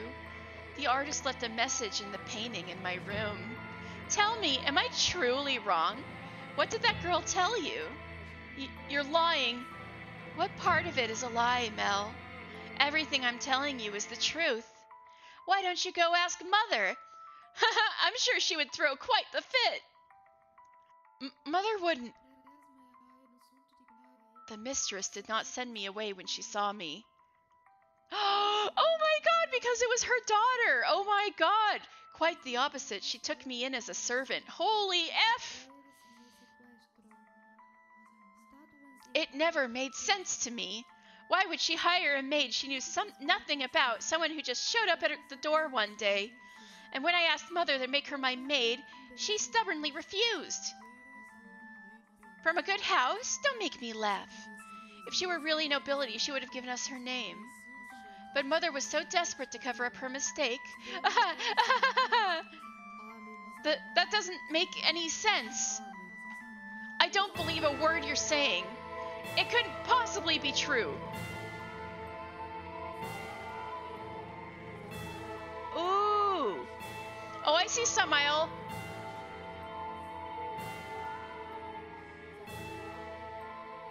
Yeah, if you end up raiding Omori by the time I'm done, I'll totally raid you. And also, yeah, I'll see if I can make that stream, the Valhalla stream tomorrow, if you guys are still putting it on. Wouldn't it be nice if you could bury your head in the sand? But Mel, feigning ignorance is a sin. No! I refuse to believe it. Not a chance in hell. Heck. You just don't understand anything. Thank you, Samael. Appreciate it. It sounds like it's going to be fun. How I feel, how much I've suffered. Do you have any idea how long I've loved you, knowing that you would never accept my affection? But then, fancy that. You fell in love with your half-sister. Then I should qualify for your love too. Shouldn't I, Mel? Ooh, they put in her scary laugh. Stop it! Enough! Shut your mouth! Not another word! I don't believe any of this. Mel! I know you'll never love me. I know there's nowhere for me to run. Say, when we were kids, was that really me? Was I really by your side, Mel? If that painting tells the whole truth, I was never once, did I get to be your princess. Not even once. That's what I'm wondering. That's what I'm wondering, Samael. Hydrate. I am out of water, so I will be right back.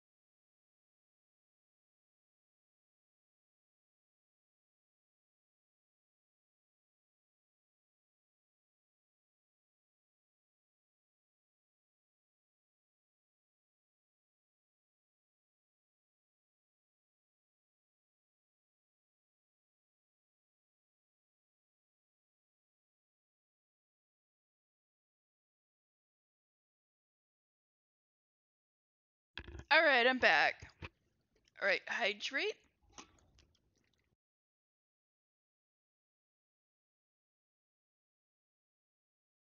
And done! Thank you, Retro.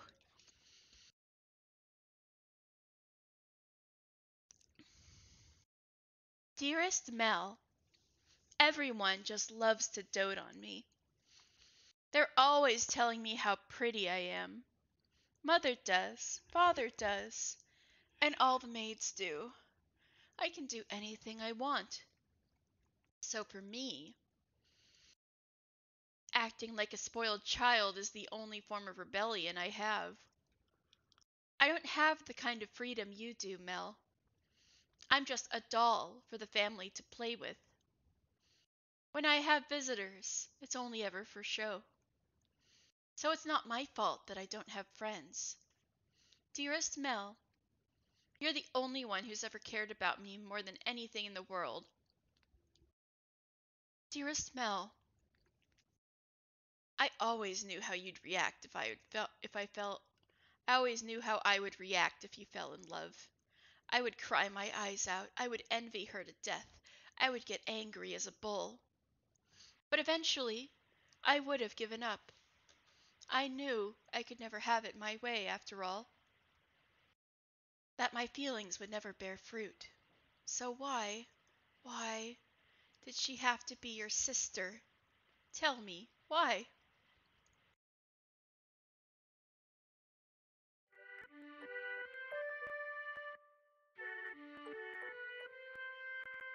Oh, dearest Mel, here you are again reading such hard books. Your eyes will go bad if you spend too long staring at pages. Man, this was so sweet when we first got to when they were kids, and now it's like so fucked up. I mean, fricked up. I'll be fine, Nellie. It's not like I'm reading 24 hours a day. No, that's not good enough. If your eyes go bad, dearest Mel, you won't be able to see me anymore. You worry too much. I can see you fine and well, my princess. Your hair glimmering like the sun, and your beautiful smile. I can see you clear as day, and that'll never change. Plus, the skies are clear today, so you're even more radiant than usual. You know, this is my favorite season. Winter's cold and there's so much rain, I can't stand it. But as it gets closer to my birthday, the clouds go away. And I just adore the sun. Ah, yes, it's almost your birthday, isn't it? Have you decided what you're going to ask Father for? Not yet. I want pretty dolls and shoes with sparkling gems. And I also want... Oh my god, everything's getting roughed up. Ah! It's diving into darkness. No. And I also want a pretty dress like the ones Mother wears. A list that long is asking a bit much even for Father. But dearest Mel... I already have what I want the most. So the truth is, as long as I have that, I don't need anything else. Oh, and what would that be? The hairpin they bought for you the other day? Or maybe the song they had written for you last year? None of that, dearest Mel. Huh? Then what could it be? Now I'm really curious. What is it that's so valuable to you? That's a secret! Oh boy. Girls have so many secrets, I just don't know what to do.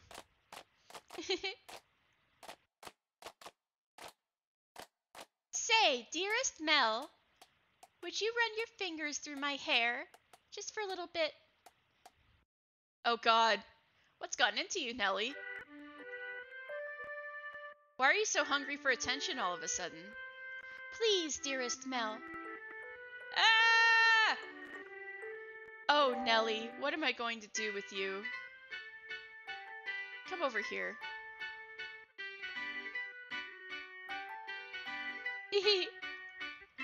And I want to sit on your lap. Yes, yes, as you wish, my beautiful, beautiful little princess. Say, dearest Mel? What is it this time, Nellie? Not right now. I'm so incredibly happy.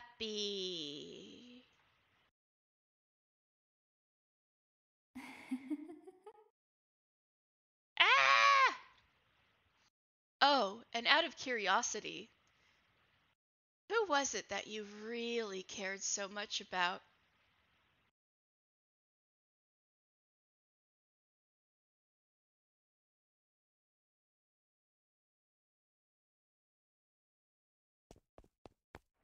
Ha! Ha! Ha! In a fevered frenzy, Mel fled from the mansion. Even in early summer, the night was cold. And to make matters worse, raindrops pelted him from head to toe. But that caused him little discomfort, for a far greater maelstrom of pain rampaged within his breast. At night, the town took on a different appearance.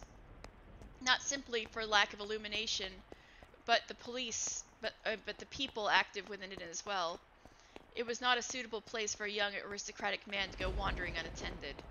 The darkness is not only the abode of devils, but of beggars, thieves, criminals, and all manner of things undesirable.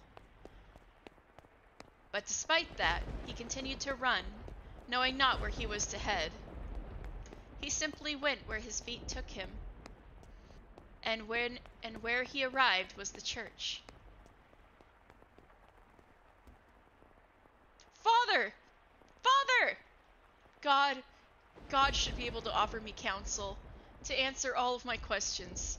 About that painting, about her, about Nellie's feelings. Not her lies, but the truth. Please, open the door! Open the door! But as you might expect, the door was locked, and the priest showed no sign of responding to his calls.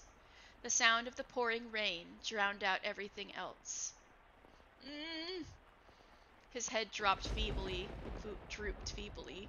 He looked like a helpless little calf who had wandered alone onto a dark, precarious mountain path with no end in sight. Why? Why won't anyone tell me the truth? All I want is for someone to tell me it's not true. Have I sinned? No, I didn't know anything. I didn't know. No, none of it's true, so I haven't done anything wrong. I am not at fault, am I? Nevertheless, his sister's claims and her laughs continued to echo within his head. If he truly believed it to be false, would he have gone to look at the painting? That he could not was an indication that uncertainty had a stronger grip on him. Fragmented images of a white-haired painter fluttered through the back of his mind, but he desperately shoved them aside. What good is the church? What good is theology? What good is God? What? Something moved near the boy.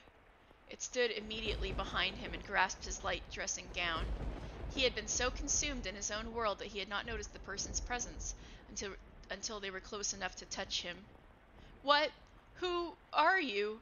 Standing there was a beggar dressed in tattered rags. He's still begging at the church? The hooded beggar tentatively extended his hand towards Mel, pleading for relief with sad, slender fingers. Were he a generous young man, Mel would have given the beggar something. Were he generous, of course.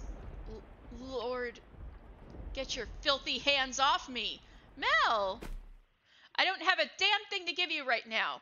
Don't you dare touch me! Suddenly, the beggar's head turned upward.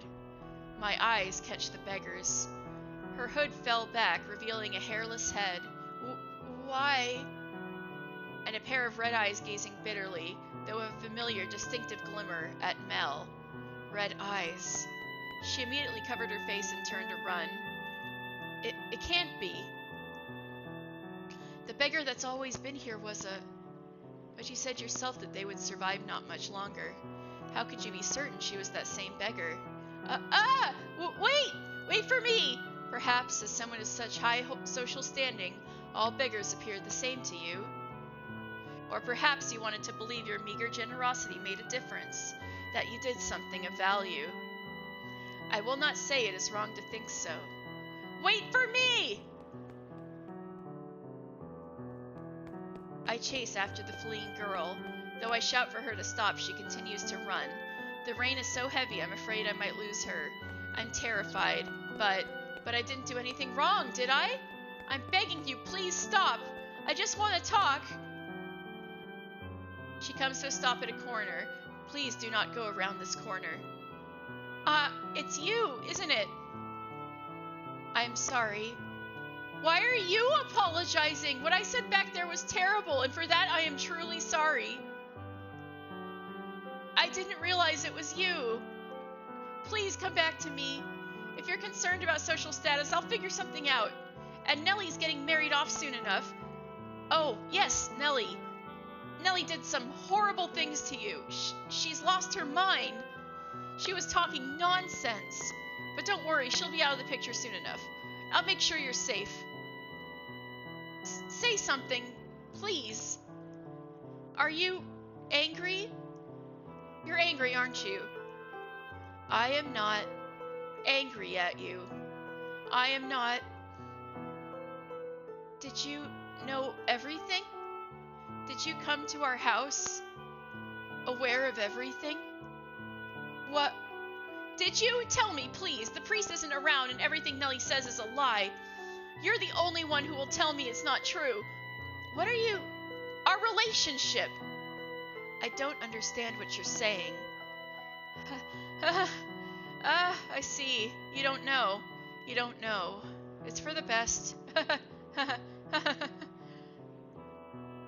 Nellie's the only one who knows. And she'll be gone before long. Everything will be all right. No! Mel, you're losing it! You're losing it! No! Lord Mel, it'll be all right.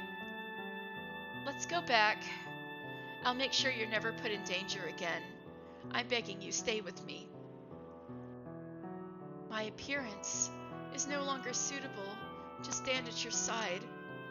You saw how unsightly I am back at the church, did you not? Hair can grow back. That's not a problem. Now I truly look the part of the hideous witch. Man, I thought she straight up scalped her, but I guess there wasn't blood in that scene. I guess she made it into a wig somehow? But I am to blame. It was a sin for me to find happiness in your kindness. You're not to blame. Especially if you didn't know. What are you talking about? My sin was falling in love with you. Not what happened to my father, nor how we had to spend our days. There's no sin in that. We have our whole lives ahead of us, don't we? With enough time, this whole tragic mess will be behind us. Things will only get better from here. I'll be your prince, like the one who took the girl to see the outside world. So please, give me your hand. Come to me. Don't leave me all alone. I need you by my side. Please! I extend my hand around the corner. I sense her hesitating beyond the bend. I'm begging you.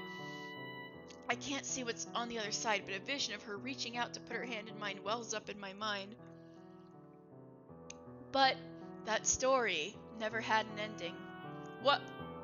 She doesn't take my hand. I doubt the girl ever wrote that letter.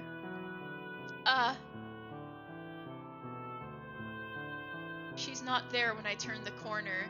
Why? How did things end up like this? Where did I go wrong, oh God?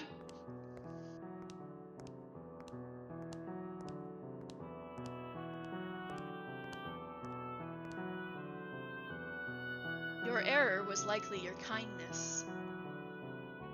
Thoughtlessly, haphazardly spreading your generosity. But that generosity came from your own desire to avoid pain, for your own happiness. What should I have done? I can't take this. Everyone was happy. Nellie used to laugh and smile. She once meant the world to me. How did things end up like this? It's not my fault. I didn't do anything wrong. If you pretend like nothing happened, then perhaps they can go on smiling in your head. But regardless, you must follow the path you tread. It is your path alone. The path you chose when, in that moment, you decided to run. Make the wrong choice in those moments, and you shall find yourself on the road to ruin. I would have been better off not knowing, better off in the dark.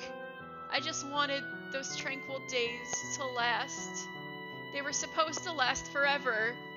At some point, your childhood must come to an end. And that ending may not be the one you anticipated. I can't stand this world. You yearned for a world that would treat you as kindness. What should I do? What should I have done? Someone, please help me. You should return now. If you spend too long out here, you are liable to catch a cold. Now, let us return to our own time. Wow, that was intense. Maid.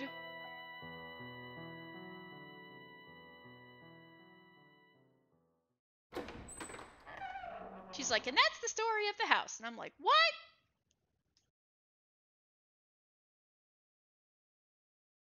The crestfallen young man faded into the distance, and the decrepit double doors clacked shut.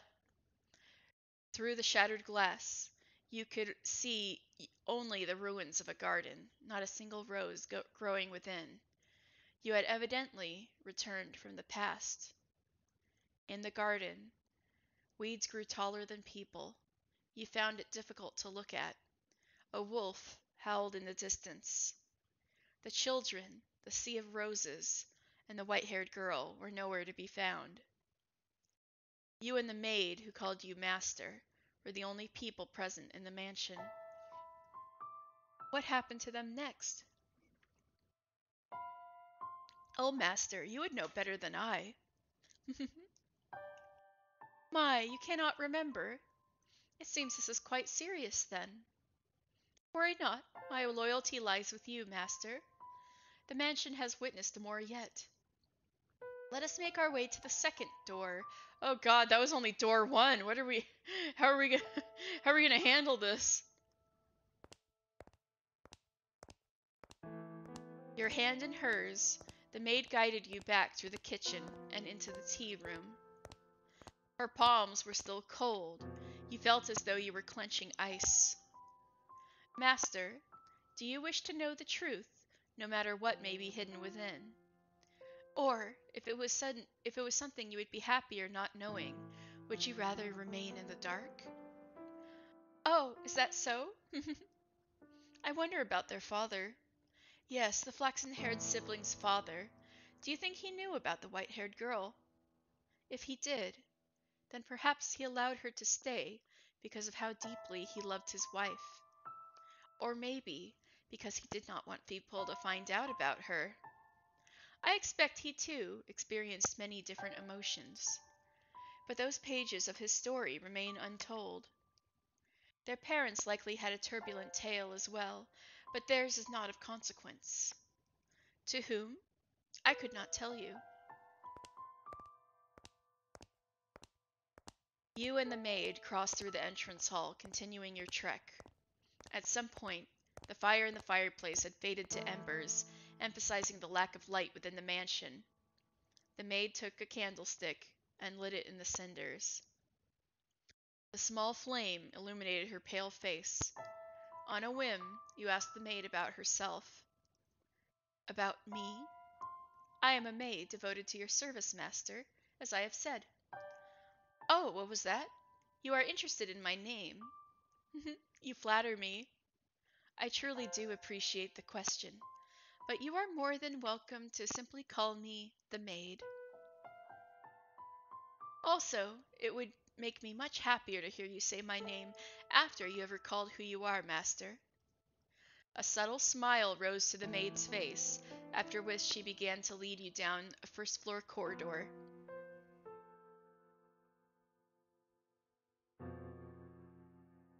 Still holding the maid's hand, you passed in front of a full-length mirror. In it reflected the warm light of the candle, which disappeared out of range shortly thereafter. Oh my, is something the matter? Did you come across something peculiar? The maid had not appeared in the mirror. I knew it! I knew she was... There's something supernatural going on with her. Though she was not the only one without a reflection. Wait, you don't have a reflection either? Wah! You're both dead! We're both dead. You reached the end of the corridor. There appeared to be a doorway, but the door itself was long since gone, leaving only a hole in the wall and the frame to frame the stairs behind it. Man, that's creepy. If you and somebody else were like holding a candle, passing by a mirror, and the candle floating is the only thing you saw, that would be so freaky.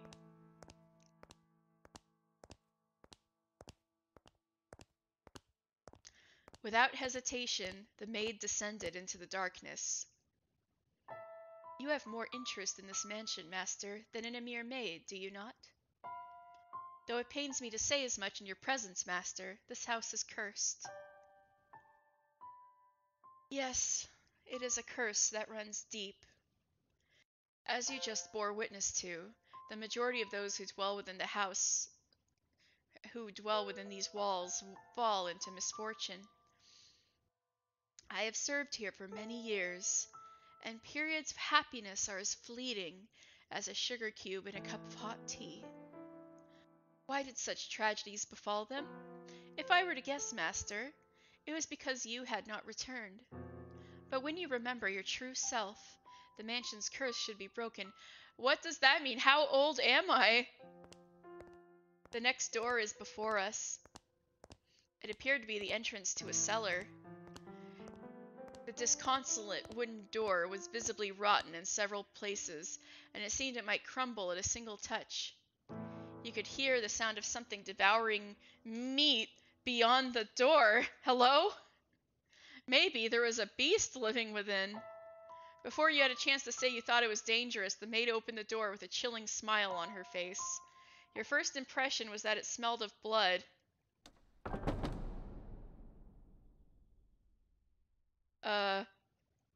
Hello? The second door. 1707. The mansion sat in ruins in that era. Not a soul resided within. Oh no, scary music. The grandeur of the house was lost to the ages.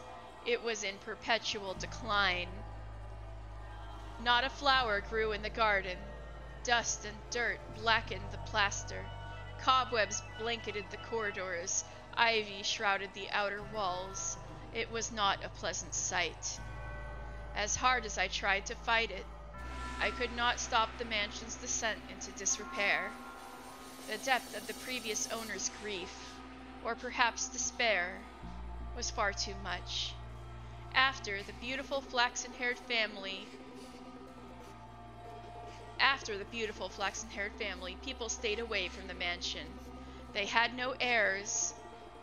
Oh my god, so their bloodline simply vanished into the depth of history. What? So what ended up happening to Mel and Nellie? Did they, like, kill themselves? I mean, it had been about 50 years since the house last had a resident. The forlorn property appeared as though it had been abandoned for centuries, and the occasional villager who stumbled upon it did not remain there more than a day. My time there was rather solitary. That was perhaps the loneliest time of my life. Everyone who visited the mansion feared it, and it was left without anyone to become its master. Yeah, nothing weird about you just being there for 50 years with nobody else around and looking the same. Huh. I even came to believe that my time serving as a maid would come to an end in this era. However, one day, I noticed something out of the ordinary. As servant of the house, I am almost immediately aware of any new presence within its walls. And there appeared to be someone downstairs. Can you imagine just how delighted I was? Though part of me was anxious about what kind of person I might find, the possibility that it could be you had my heart aflutter. So, resisting the urge to rush, I headed for the basement. The cellar was where red wine, smoked meat, and other preserved foods were kept. By that point, the wine was practically antique. As I had expected, a man had made his way into the cellar. Is anyone there? Although I am unsure if referring to him as a man is entirely accurate.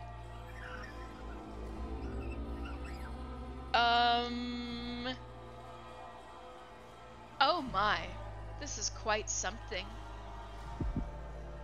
What? Ah! No, I don't like that. I don't like that. The very first thing I sensed was an almost unbearable stench. The odor emanated from the man, heightened by the food he had carelessly rummaged through. Blood-red liquid spilled from the wine barrels, soaking the floor. His sunken eyes had a piercing wolf-like glimmer in them. His teeth were sharp and yellowed.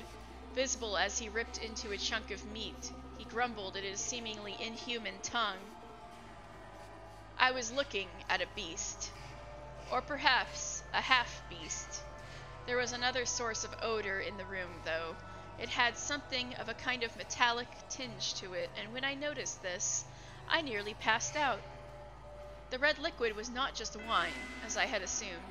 The beast had, I presume, stolen a weapon from the village. A sword, far too nice for him, lay on the floor by his side. I could hardly imagine how many people's lives he had taken with that blade. It was visibly wet with blood, even in the darkness of the cellar, but at the same time, it had an imposing gleam. The fine, luscious aroma of wine could not mask the stench of blood and the beast. Holding my breath, I took a few moments to ponder. Ponder what? Oh, master, you know. Tell me, were you summoned here by the mansion? She's just talking so calmly to somebody who looks like that.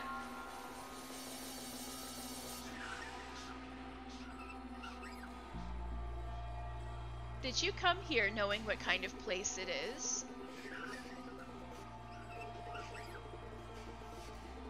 If she doesn't judge, yeah, I guess so. If you are in want of money, you are welcome to help yourself to some of the furniture. And I imagine the villagers would be willing to welcome you if you dressed yourself up a bit more like a person. Oh! Then you can trade the furniture for food and make your way to a larger town. Yeah. Gal. The wolf was able to fool the innocent little girl simply by putting on clothing, after all.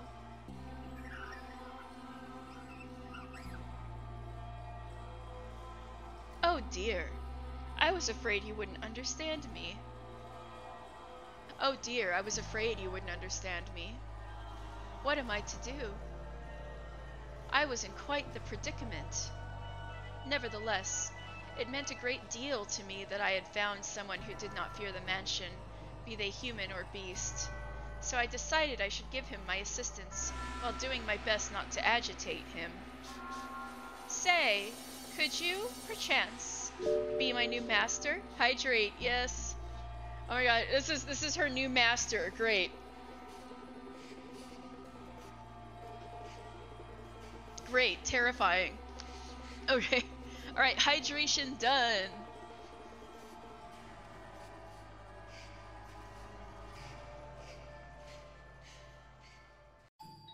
The mansion sat near the ocean. To say it was perched upon a cliff might make it sound rather intimidating. But you could see the beautiful clear sea through the windows. A glittering expanse of emerald and turquoise. If the mansion had been in proper condition, it would have been breathtaking against that backdrop. I even wanted to plant orange trees in the garden. Though it was a tumultuous era, the sun still shone bright upon the land, which only served to emphasize the house's unsightliness. Oh yes, perhaps I should give you some more background information. At that period in time, a war had just drawn to a close. The once gorgeous wetlands were infested with crows picking at decaying remains. Bodies of soldiers fallen in battle continually washed up on the shores of coastal villages. Ugh!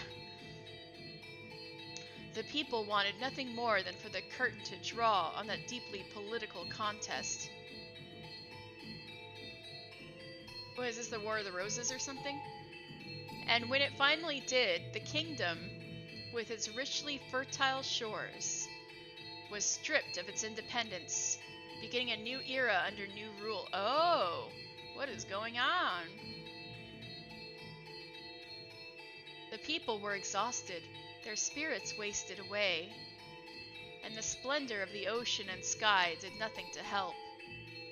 In my mind, the beast was emblematic of the times, emaciated and enveloped in the scent of blood. But the war came to an end. Thus, the beast did not have to remain a beast, I thought.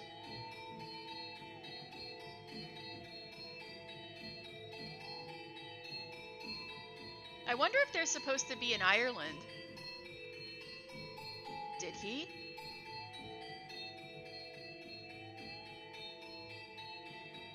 And so, I endeavored to make the beast more human-like. Oh, is she gonna, like, dress him up? First, I needed to do something about his appearance. She is truly a trooper. I would draw a bath. Oh my god, this is just like Beauty and the Beast. Just like Beauty and the Beast. Scrub away all the filth and dress him in clothing left in the mansion. However, having sat unused for 50 years, the majority of garments had been devoured by insects and were of little use. So I searched the mansion top to bottom for anything the beast could wear, heated up some coals, and set to work ironing what I found. At the time, steam irons had not yet been invented. We used plates of iron heated with coals. They somewhat resembled kettles.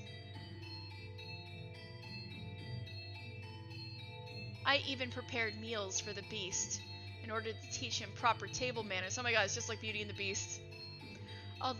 Although with the mansion in a nearly uninhabitable state of disarray, there was only so much I could do in the kitchen. And the only supplies I had to work with were what was left in the cellar. As such, I was not able to put to use the cooking skills I had learned in the flaxen-haired family's time. Now, you mustn't eat with your hands. Do you want to get your fingers and face dirty? Oh my god. You eat using a knife and fork. See, like this. I feel like I am teaching a young child. Uh-oh, smash! Oh my, what are you holding your head for?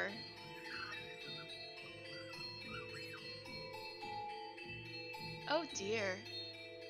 Perhaps I should be teaching you to speak before table manners.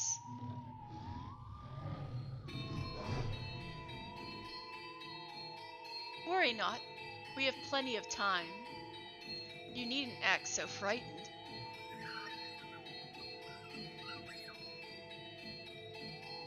Or perhaps you do not want to be understood at all.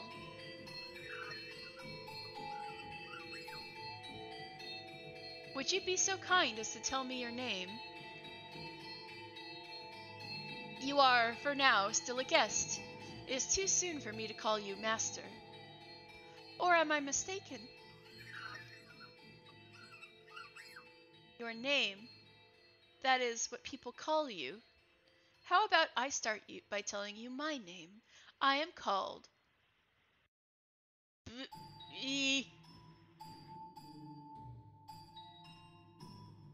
bestia. Or maybe like bestial or bestia. Bestia? I'll just say bestia. Bestia. Your name is Bestia? I see.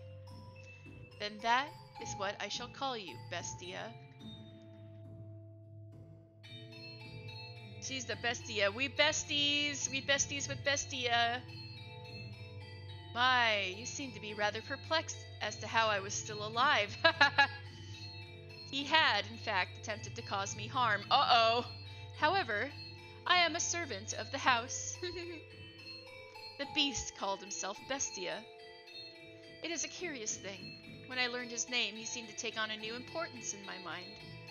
He was not a mere beast, but the thing called Bestia. Master, should I ever have the chance to hear your name, I am certain you too shall become more substantial a presence. But you must always remember, Master, that even if you do not remember your name, and even if you never know mine, you have always held a special place in my heart. And thus began my tranquil days with Bestia. Slowly he began to learn the human tongue. And I was, to be quite honest, rather thrilled. To be certain, I was afraid of the beast. But my fear was not so strong as my elation that there was someone else in the mansion, someone to whom I could speak, and someone that might become my master. Come now, you must pull weeds out at the roots, or they will soon grow back. This is a task that requires perseverance. You do it like this, see? There you go. Grass. Grass. Oh, did you not expect that? What appears to be many plants on the surface is actually all connected within the soil.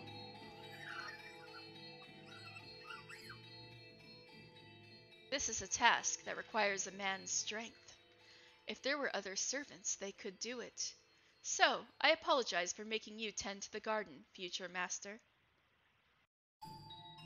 Or perhaps, now that you are all dressed up, do you wish to leave the mansion and find someone to fool, as the wolf did the sweet little girl?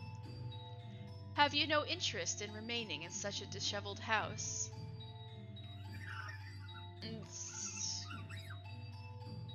Go on. Not want leave. Oh my, is that so?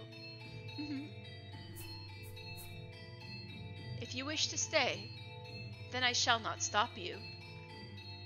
On the contrary, I will gladly attend to you. I am waiting for the person who is to become my master. Forever waiting. I should be able to watch over you until the day you depart this world, old and wrinkled. Do you not believe me? Are you interested in becoming the master of this house? Will be. I have to wonder if you know what you are saying. Although it matters little whether you do or not. Oh my, look at that. Now this brings back memories. This is called a rose. Do you know what a rose is? It is a type of flower. No. Do not know. I see. Then allow me to teach you. What you have here is not a real rose. The real roses wilted and are sleeping in the soil. This is called an accessory. It is something women wear. The beast held an ornamental white rose in his hands. It's the same one that he had made for the white-haired girl. Ah!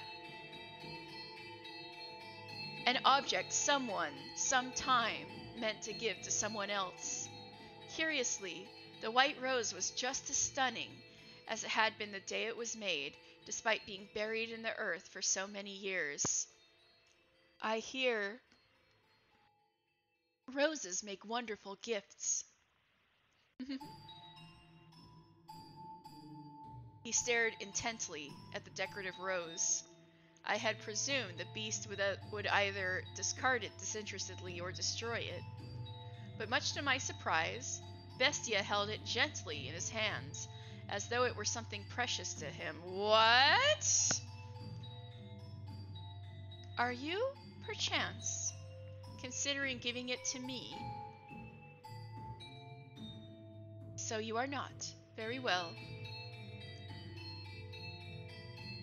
Is there someone else you would like to give it to? In that moment, a thought floated through my mind. The thing I had found in a pool of blood in the cellar was a monstrous creature indeed, but perhaps that was not, at his core, who he truly was. So I asked him a question. What is it that you desire, Bestia? This mansion fulfills people's desires. If you yearn for something, Aunt, live, peace. Look at that filthy thing. A beast! It's a beast! It's eating goddamn sand. You really that hungry? Beast, you foul creature! Stay the heck back! Get any closer, filthy beast, and I'll kill you! Several days passed by. As Bestia began to act more like a person, the mansion followed suit, slowly becoming more habitable, though not yet back to its former glory. No flowers grew in the garden, but neither were there weeds infesting it. The dusty corridors, shattered windows, rust-covered kitchen gradually returned to their proper states. Bestia learned how to change his own clothes and how to draw a bath. No longer did I have to wait on him hand and foot. He could take care of a number of things all by himself. What we lacked for food, he acquired from the forest. Never did he go to purchase supplies from the village. Rather, he captured hares and gathered herbs hidden in the undergrowth. They were days without incident. And though such a life may be want for excitement, peace is something that you mustn't take for granted. Those who have it cast it aside, finding the leisurely flow of time dull.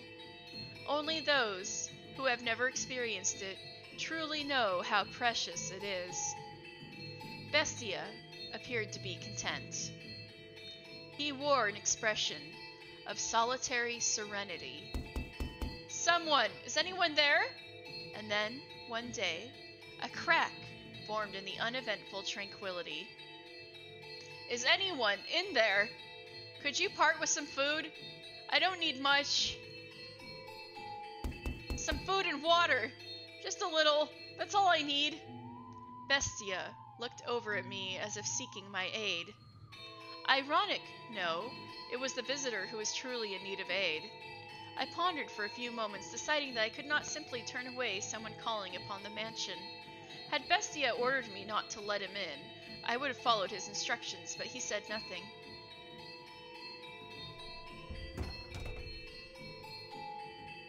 Oh, thank God, someone's here. I was afraid it was deserted. You said you were in need of sustenance? Yes. It doesn't have to be much. Anything to quench this thirst. I got lost, and it's been several days. Give me a few minutes, and I will find... Let him in. Oh, he can talk now. A firm, deep voice came from behind me. I was quite startled. When had the beast learned to act so much like a human?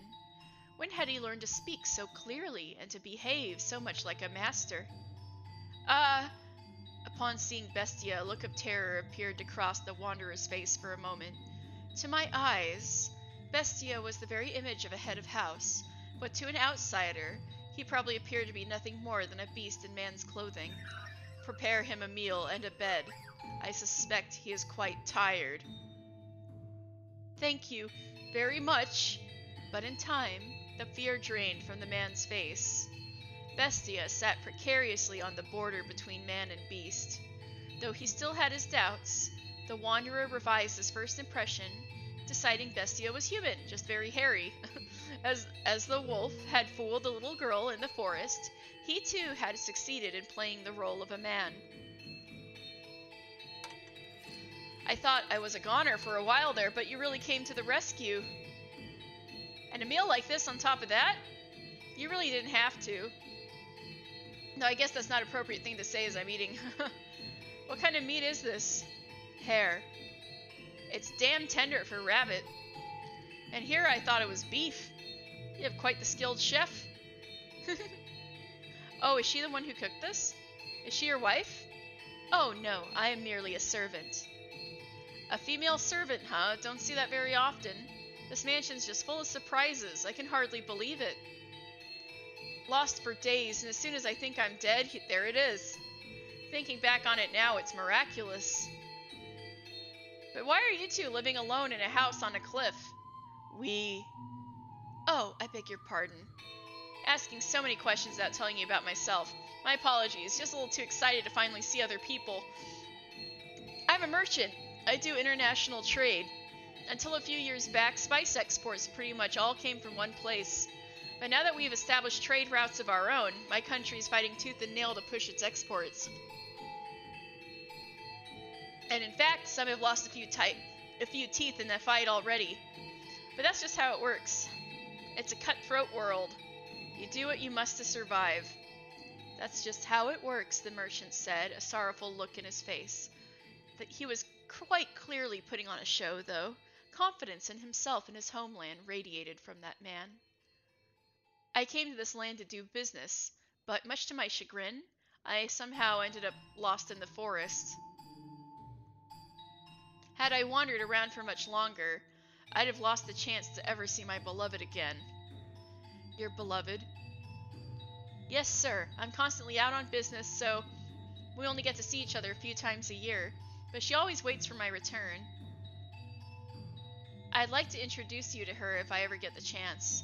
She's a pretty girl, if not especially striking. Is that so? The merchant was a man of many words, and I, for one, do not mind a lively supper table. Though I do not know how Bestia felt, at the very least I was glad we had invited the wanderer into the mansion. He was, after all, holding a proper conversation with someone, and he seemed to be having success concealing his piercing beast-like gaze. However... Oh, right, I stopped by the village before entering the forest, and I heard a bone-chilling tale there. As soon as the merchant brought up the subject, a palpable tension spread through the room. They say there have been some sightings of a beast. It's a creature unlike anything anyone's seen before. Not a wolf or a bear or anything like that. It even attacked the village once, killing several people. Thankfully, the men managed to drive it out. But the creature is still alive. There's nothing in this world scarier than a vicious beast. So you should keep an eye out. Wouldn't want to accidentally let a murderous beast into your home. At the villager's insistence, I had the smithy forge me a knife. Is that knife? Huh? With you now? Well, yeah, I got it on me. Only good to defend myself with, but it's better than that knife. You brought that knife. Uh-oh. You're here to kill me with that knife. Uh-oh. Ruh-roh. What? You're going to stab me again and again with that knife like they did last time. That's why you're here, isn't it? What are you talking about? What's gotten into you? Stab and stab and stab. Calm down. What are you so worried about? I'm not going to hurt you with this. What did you just say? Yeah! I like to imagine that before the wolf ate the poor little girl, he said, "Is this what I always looked like?" That beast. What's your problem? What's wrong? Talk like a human. Is me. Stop! Stop! Stay back! Get any closer and I'll stab you to death. You act like you only just realized I'm a beast. Eek! That's right! I'm a beast! I killed them. Stay back! And I'll do the same to you! Ah! Help! In his hand, Bestia held his sword. Perhaps it had been hidden under the table, or maybe behind his chair. Regardless, it was though he had expected this to happen. The merchant kicked aside a chair, attempting to flee, but Bestia closed the distance in an instant, knocking him back. He lost his balance and slammed against the wall, but he still made to escape, though the beast stood blocking his path. No! Please stop this! Don't kill me! My beloved is waiting for me back home! I can't leave her behind! And why should I care?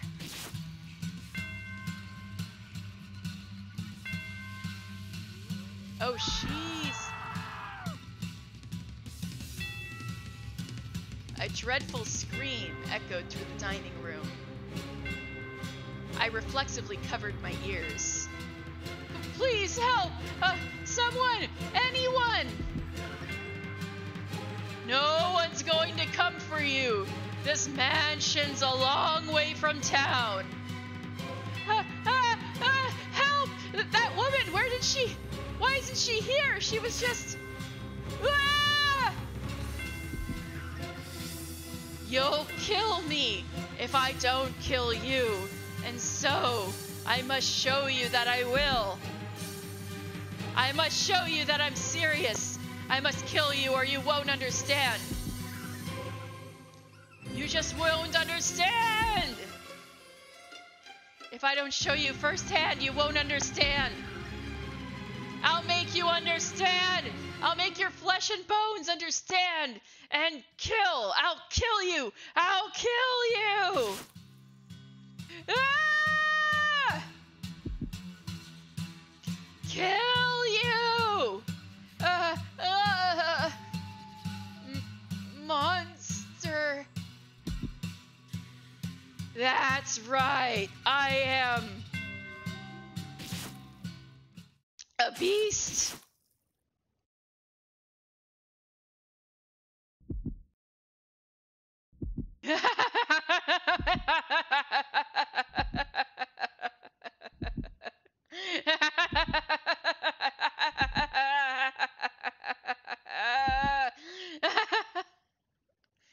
They had been enjoying a peaceful meal around the table together just minutes earlier. So what had triggered this? If I were to guess, the merchant saying the word knife is what had caused the beef to snap. A simple, small thing set him off. I could not comprehend it. Bestia, who had said he wished for peace, was staring down the ravaged corpse of the merchant. The look of ecstasy on his face. Master, can you understand how he felt? Even just a little. Did he not yearn for peace, but for slaughter? Well now.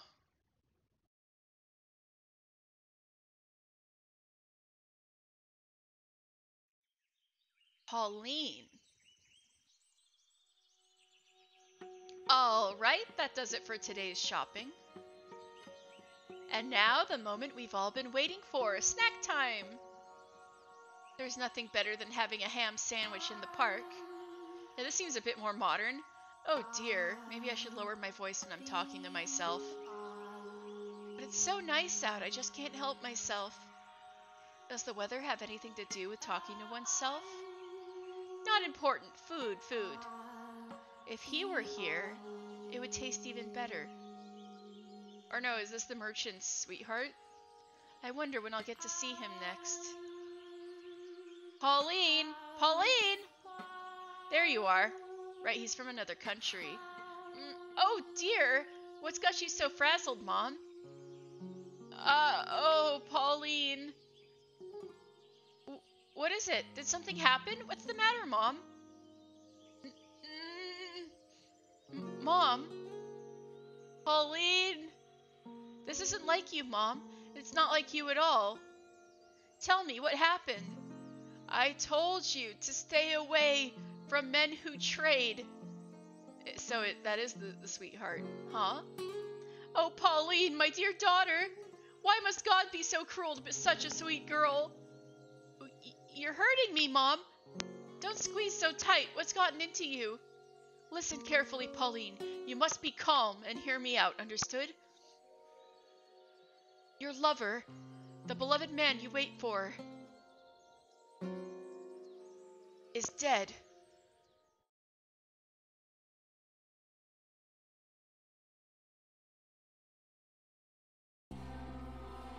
The beast's humanity began slipping away from him after that encounter.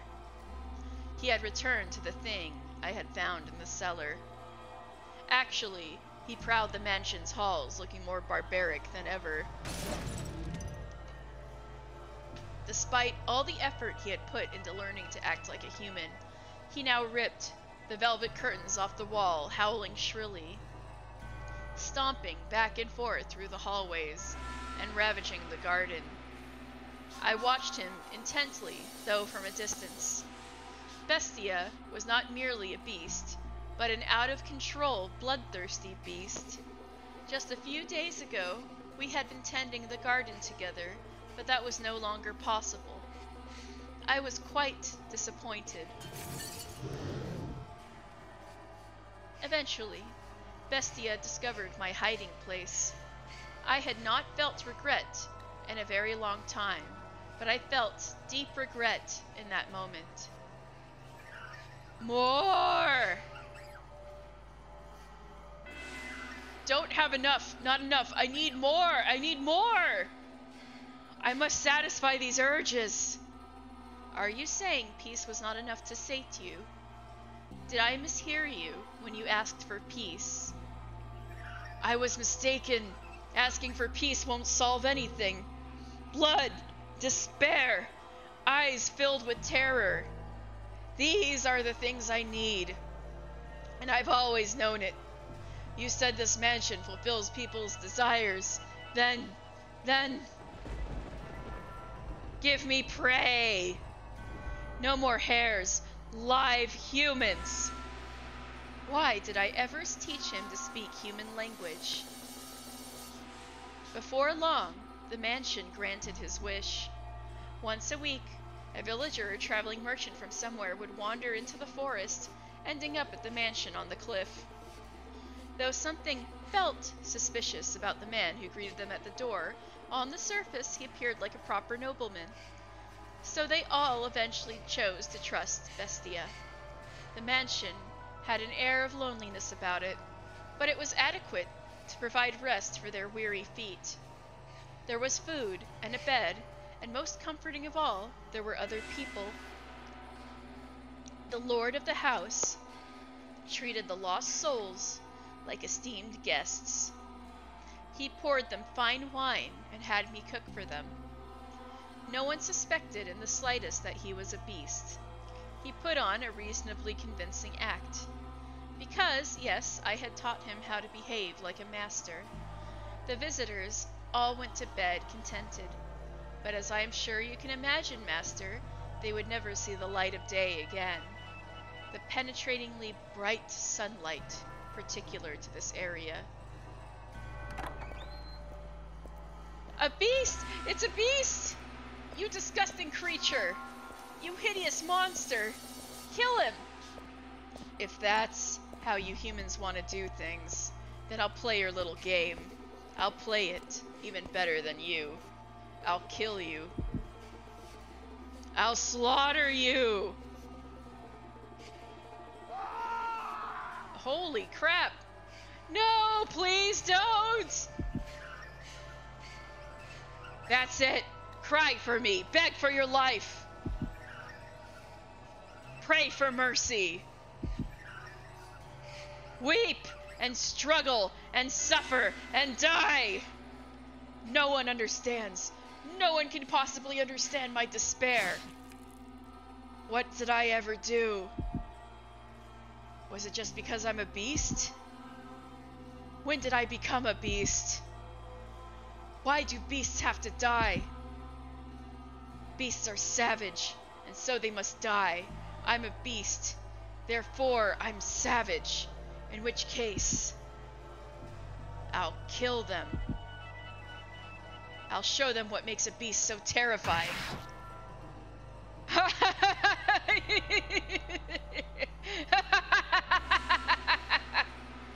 Moonlight crept through the torn velvet curtains, shining down upon the blood-soaked beast. Yeah, they're definitely suffering. Yeah, no kidding. It was a sight that would incite terror in anyone.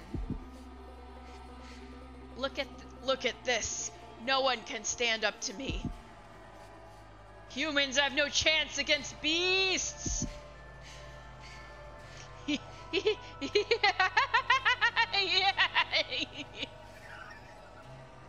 More! I need more! Give me more prey! The mansion continued to sate the beast's demented craving, sending not one, but multiple villagers into his claws. Into these blood-stained walls, off of which echoed his monstrous howls. Stop! Please! I'm begging you! Spare me! Oh God! Sorry. I'm not familiar with your god. Beasts have no need of gods. I have a wife and a son back at the village. Please let me return to them.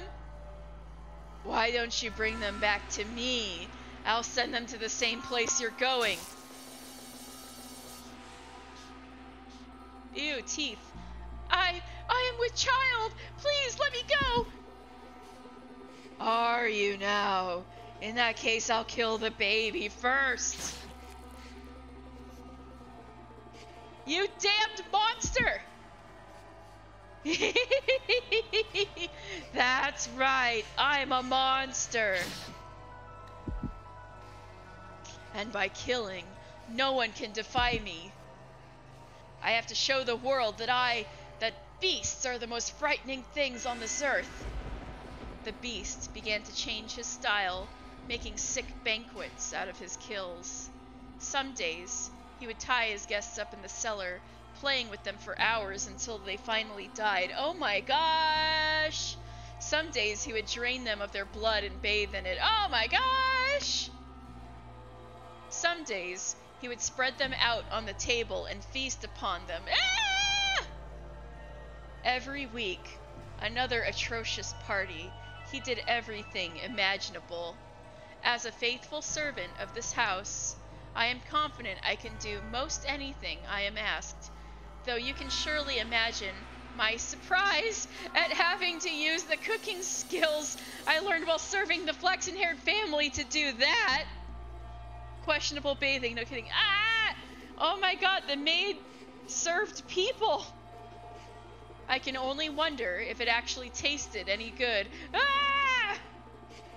Bestia's peculiar sword was always with him for his twisted banquets of self-gratification.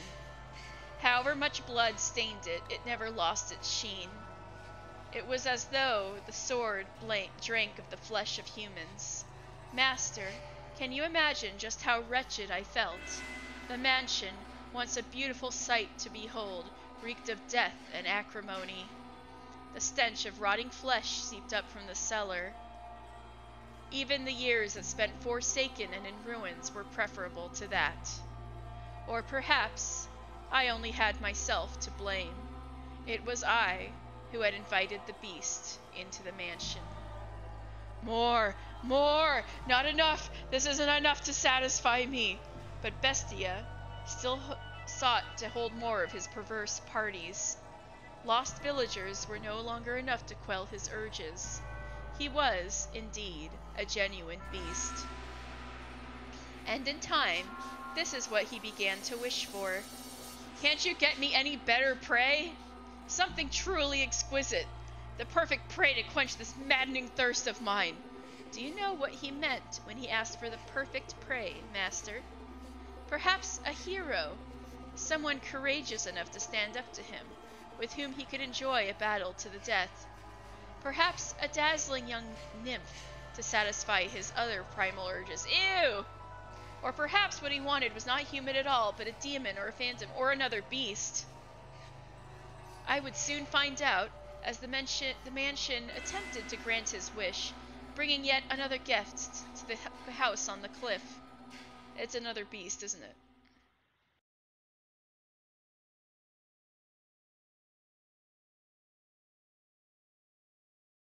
If the devil guides us, if God guides us, then perhaps I could accept that this was fate.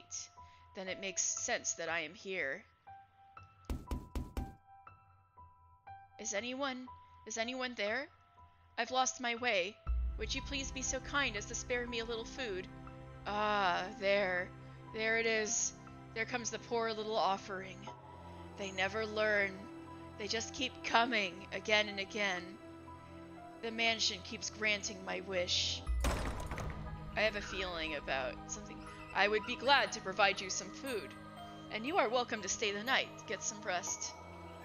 I will have a room prepared. Is it Mel? The white-haired girl? Excuse me? But it's like 50 years later. I guess she could be in her 60s, but like, is she immortal too? What is going on?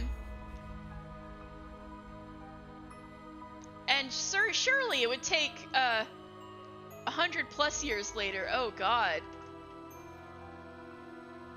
Girl, what happened to you? Well, thank you for the clarification. Then I suppose I shall take you up on your generosity. I think it would take less than 100 years to grow your hair back, girl.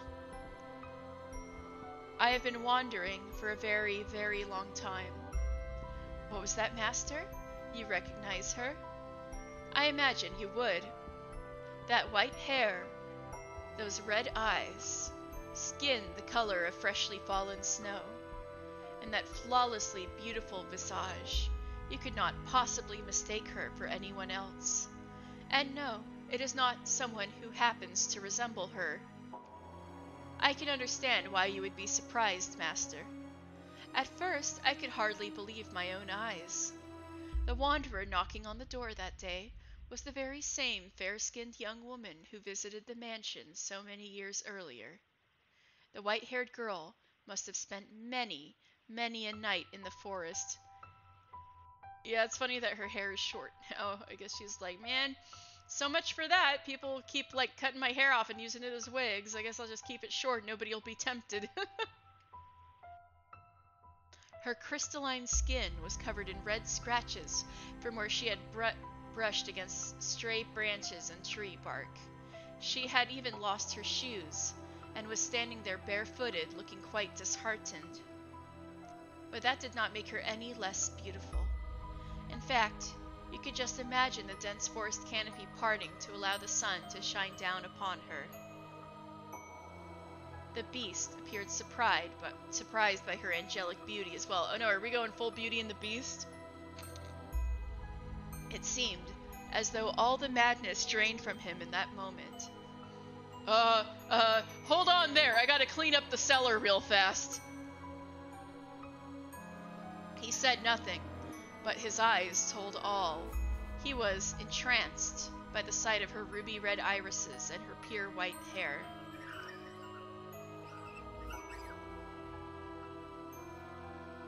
Oh, she does look a little older. Her difference in age between eras is a metaphor, I think. This is only the second era I've seen her in, but... Ooh. So, I guess the maid and the white-haired girl are gonna be a recurring thing. Pardon? Uh, I am a beast. This is what I asked for. Something to quench my thirst. You're allowed to be happy. But as I said, it was only for a moment. So rejoice! Imagine just how gratifying it will be to see such a beautiful woman writhing in the throes of death. Follow me. I will have a bath drawn as well. And once the moment had passed, the beast was barely able to contain the wellspring of madness within himself. He had wanted nothing more than to run his sword through the white-haired girl that very instant, to torture her, to defile her.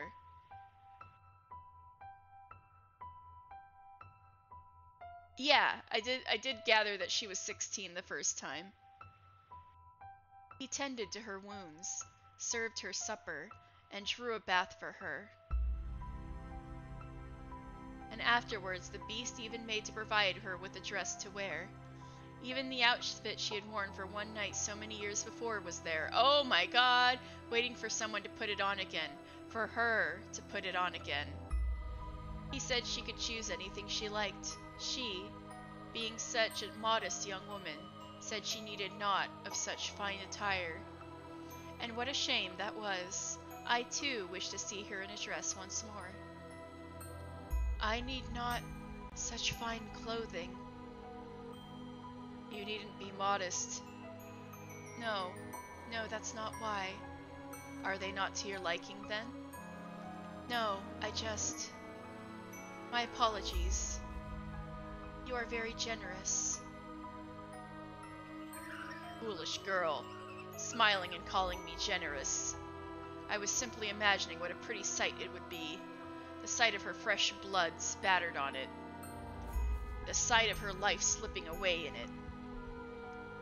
I am glad that, after wandering for so long, I ended up here in this mansion. And in a few hours, you'll be feeling the exact opposite. Get all the rest you need. I shall see you again in the morning. I thank you. Bestia then made his way out of the girl's bedchamber.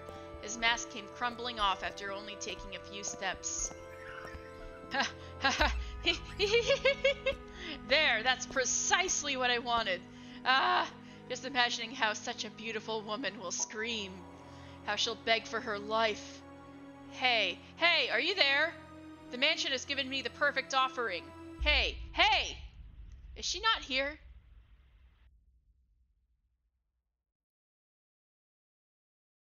Is someone there? Yes, I came by to ask if there was anything you needed. I cannot offer you anything extravagant, not like before, but I am here to provide you with anything in my capacity. I appreciate the offer, but I need nothing. Being allowed to stay the night is more than enough. Do you work here in the mansion? Yes, indeed I do. I have been here for a very, very long time. A very long time? You might think this is an odd question, but have we met before? Something about you seems familiar. And I get the feeling I've been in this mansion before. Yes, we have met. It was quite some time ago, though. When was it? It was an unimaginably long time ago. Do you remember a boy and a girl with flaxen hair? Flaxen hair. I apologize. My memory fails me. Do you not remember me either? I see.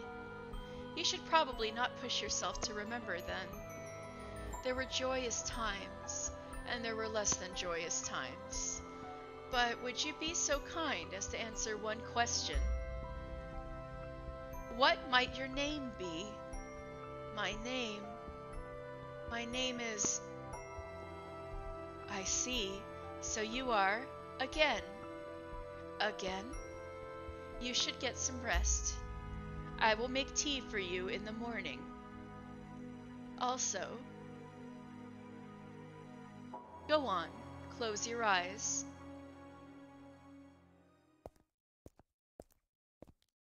But Bestia never waited for morning to come.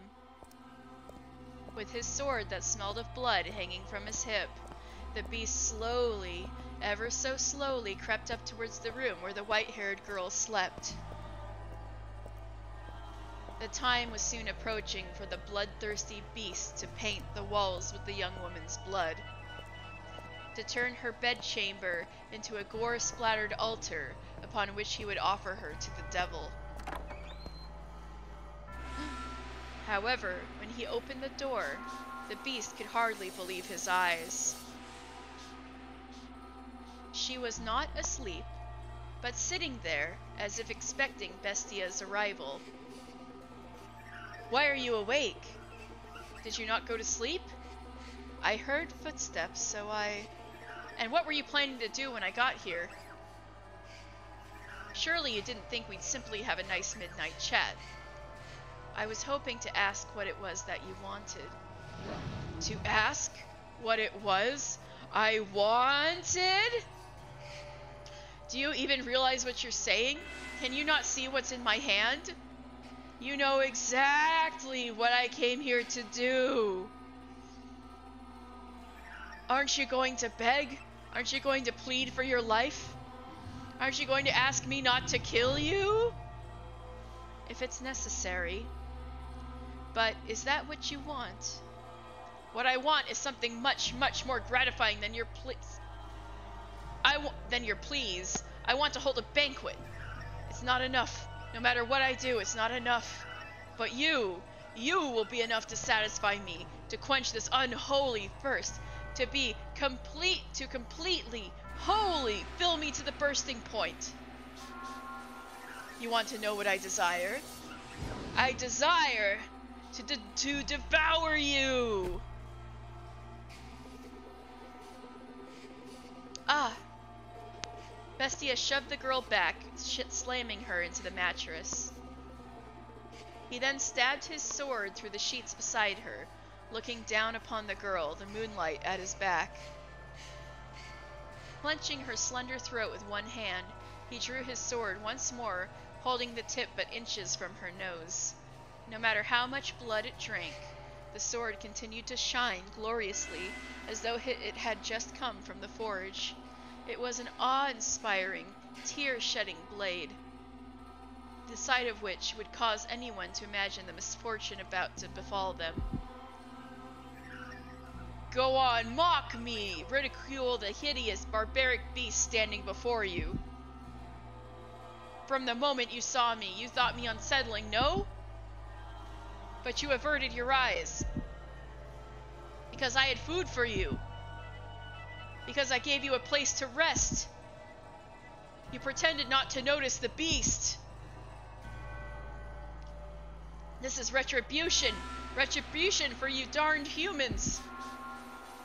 So beg for your life like they all do. Cry, plead for mercy. If you say that you are ugly, then I must be equally ugly. What?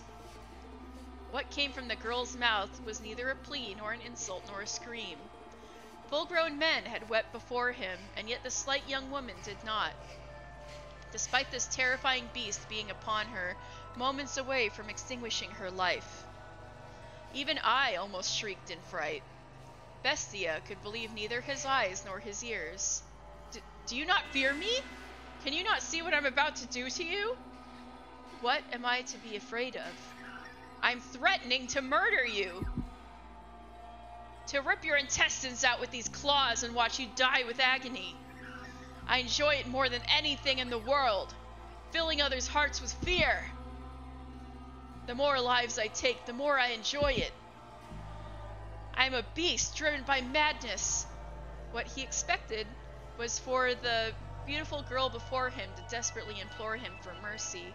He wanted nothing more than to see despair seep into every corner of her red eyes, for he believed that it would truly be a truly sublime moment, euphoria unlike anything he had experienced before.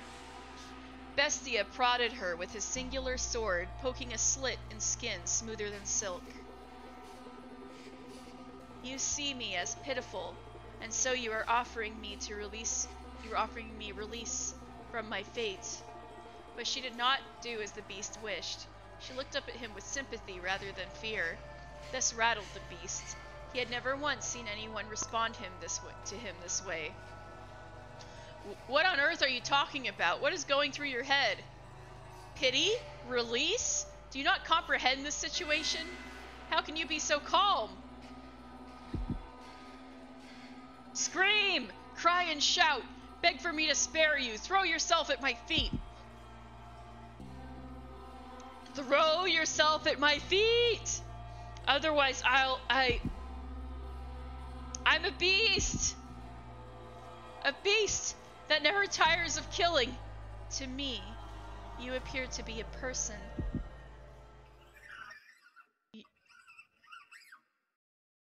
You're lying. You listen to the things I say, and you respond with your own words. I was taught how to speak. I'm a beast who speaks human language. But you think. You use your mind to come up with responses. And you hesitate.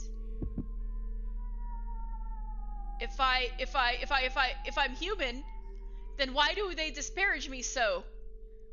Why do they reject me and try to kill me? Because I'm a beast. A repulsive beast. That's why, isn't it? I will do nothing to hurt you. We are alike. Alike? Don't be ridiculous. How can you say we're alike when you're as beautiful as you are? There is nothing beautiful about me. What value does outward appearance have? You have suffered much persecution, which is why you tremble in fear. I am not trembling. I am not afraid. I can hear the cries of your heart. What on earth is wrong with you? Why are you not afraid? Why do you not scream in terror? I am afraid, but more than fear. I feel like I know now what my role is. Your role? If you will have me, then I would like to remain here in the mansion. Are you mad? I will eventually kill you. Torture you, put you through hell, make you wish you were never born. That does not change my mind. Please, allow me to stay. I find it very hard to believe that what you want deep down is to hurt people. And I get the feeling that I am meant to be here. That it is my role. Bestia was at a loss. He was, perhaps, afraid of this girl who did not fear him, and even attempted to embrace him. She behaved too differently from all the other humans he knew of, who only ever harassed and pushed him away. Why are you so kind to me? To this beast, this murderer? Bestia's sword slipped from his hand, hitting the hard floor with a metallic whine. When the sound died down, the white-haired girl extended her hands for the beast with the utmost of affability. Her fingers were white as freshly fallen snow, something this area never saw. They traced his distinctive frame. They ran along his unusually shaped nose. They slid across his rough, yellowed skin. They drifted around his rather small eyes. The beast trembled once more, this time not out of twisted desire from deep within, but from the unimaginable comfort of physical contact. Her fingers moved so gently, so pleasantly, wrapping him in their warmth. Are you crying?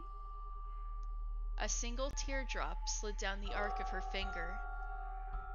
Looking into her clear eyes, Bestia came to a realization, and at the same time He felt somewhat dismayed.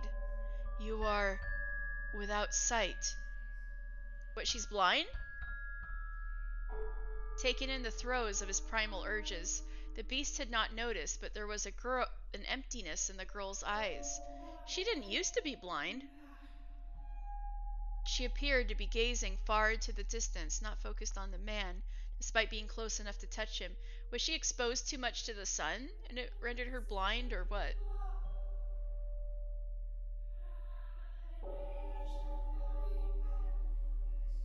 Tears had begun running out down Bestia's cheeks earlier, when she had called him a person. But it was not until one of those droplets slid across the back of her finger that she had realized. She would, indeed, have no need of extravagant dresses. After all, she could not see what she was wearing. That is correct. I am blind. But whoever decided that reality is only that which can be seen? I know not what appearance I have. In the darkness, everything is as one. There is no difference between beast and man. If you are a beast, then I too must be a beast. To call the girl a beast would be paramount to eating sugar and insisting it was salt. Do pardon the trite analogy, please. But you know rather well, master, that the white-haired girl was not at all what you would call a beast. Not simply in appearance, but all the way down to her core. There was nothing beastly about her.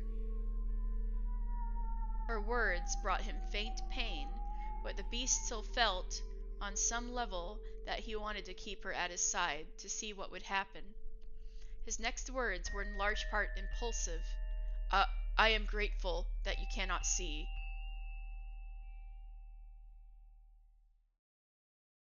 Without exception, everyone who had wandered into the mansion had lost their lives before the sun rose the next morning. She was the first visitor who had not met this fate. Over time, Bestia's madness gradually subsided. He even began to seem rather tame. You would hardly believe it was the same beast who had once reveled in those perverse festivities. He was, I imagine, at a loss for how to behave. I, too, would be flustered in the constant presence of such beauty. But it was not just her appearance. She said she had wished to live with him, a beast who had committed countless atrocities. Perplexing, indeed.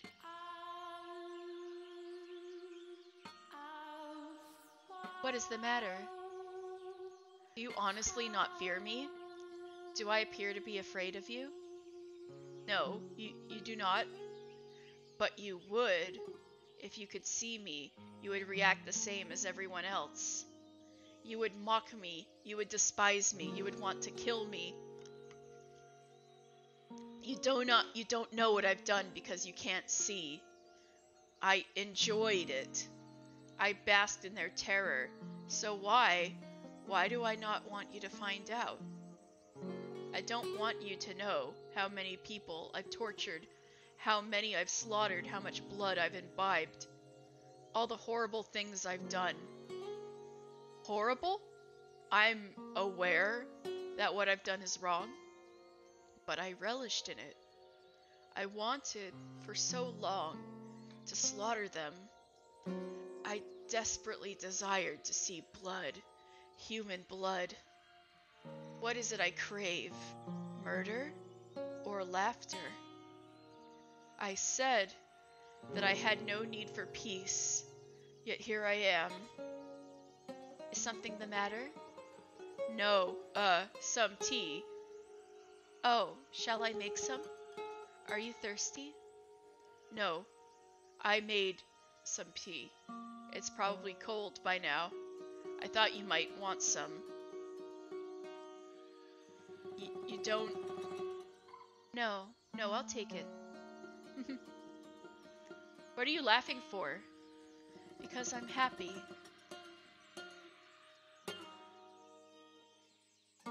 Is it to your liking? It's bitter. Their life together began quietly, their days without event. They had no extravagant meals. There was no swath of guests lending life to the mansion's halls. but there was also no one screaming in fear for their life. It was the peaceful life Bestia had lost, and he had returned once more to that quiet realm. What's the matter? You are always so quick to notice my presence.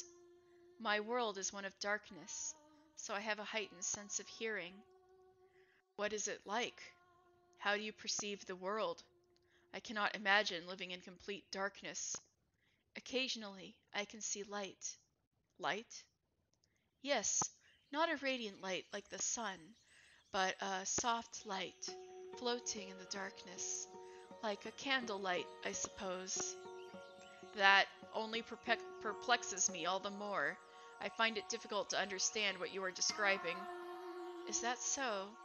It's difficult for me as well.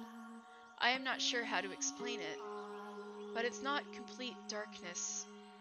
I can sense your presence, for instance, and I can tell how windy it is from the way the windows vibrate. And also, I also feel as if I can sense the wavering of emotions. The candlelight begins to flicker erratically. This kind of sounds a lot like how the maid was describing herself.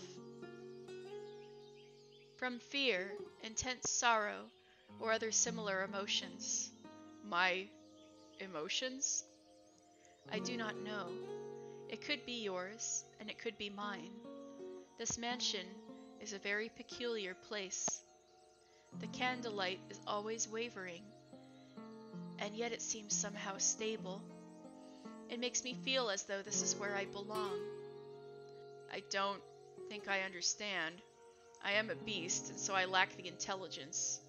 But you... I am going to go hunting. Is there anything you would like?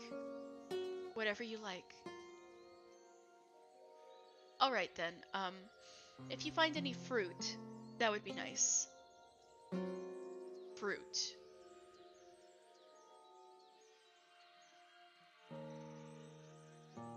Uh, it's sour. You picked it before it was ripe. I didn't know. Is that a bad thing? I don't know anything. I cannot see, but if fruit is still green, you are not supposed to eat it yet. What color are these? Green? No, blue. Shall I give you a hand preparing supper? I cannot ask for help, anyone. I cannot ask for help if it's someone who cannot see. You'll hurt yourself. Don't worry. I can tell for the most part where things are by touch and sound. Are you worried? Worried. Worried. Worried. The thought of blood dripping down her finger doesn't excite me. What's going on? What on earth has happened to me? If I appear to be in any danger of harming myself, please let me know. Then you have nothing to worry about. Oops. You do not seem any more comfortable in a kitchen than me. She always cooks the... Where did she go? Huh? She always comes when I call.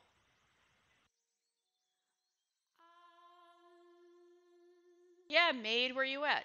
I had hidden myself away. Bestia had learned how to go about his daily life without my assistance, and the two of them had no need of others in their peaceful world.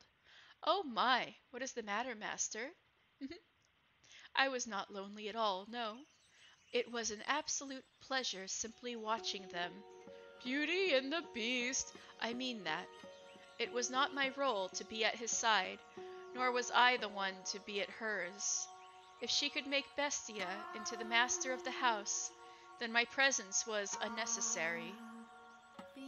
I appear when I am needed, as I appeared to serve the flaxen-haired family, nothing more. If they sought a servant, then would I show myself? Yes, certainly. After some time, they began to sleep in the same bed. Oh dear, no, not for the reason you are imagining, master. You thought no such thing? Well, you're the one with their mind in the gutter then, maid. Though they slept in the same bed, they did not lay together. They did so, it seemed, because they were more comfortable in the same place. The two acted more like family than lovers. Hey, hello? Are you asleep? No, I am awake. Is the candlelight wavering? Right now, it is very calm. I see. Say, tell me about your childhood. What? Me? Won't you? My childhood. Yes, I have no such stories to tell. When I was a child, I lost everything. My mother, father, brothers, everyone. So for as long as I can remember, I did not have a father. Well, that's not true, so you must have really forgotten everything. I lived alone with my mother, but I never felt like that was a bad thing. But you didn't know your mother. Was she kind? Yes, very. She was a compassionate woman. Maybe this is after the fallout of everything is where her memories begin. But we were poor, and because I cannot see, my mother was the only one who could work. Maybe whatever injury caused her blindness, her memory starts from there, and the mother was the person taking care of her. She would be away for long stretches of time, supposedly because she served at a respectable house. I do not know whether or not that was true. Perhaps she was doing much more demanding work. I never asked. I believed not asking was best for her. From time to time, I would receive letters from her. Someone who lived nearby read them to me. The letters went something like this. Life in the mansion is difficult, but everyone treats me so well, and they say I do good work. I'll be back with more money soon, so you be a good girl. Other than that, she allegedly expressed concern for my health and safety, as well as repeatedly saying how much she loved me. I'm so confused right now. You have a good mother. I did. Nearly everything I remember my mother saying to me was written in her letters. So much kindness and warmth. Why do you not live with her now? How did you end up here in the mansion? Before long, she lost her life at her place of employment, and I was sent the money she had earned. It was, I imagine, enough to survive on. When my mother was alive, she often lamented my blindness. If only you could see, she would say, I could show you just how extraordinary this world is. What is going on? So I decided I would visit a renowned physician in order to fulfill my mother's dream. A physician in this country. However, upon examining me, he said that he could not restore my sight. Dejected, I was on my way back home when bandits attacked. They robbed me of the money I brought to pay for my treatment. I lost everything my mother saved for me, the money she gave her life to earn for me. I failed to repay her for anything she did, which cast a dark cloud over my heart. My world has always been wrapped in darkness, but at that moment, I was in the deepest abyss. There was not even a speck of light.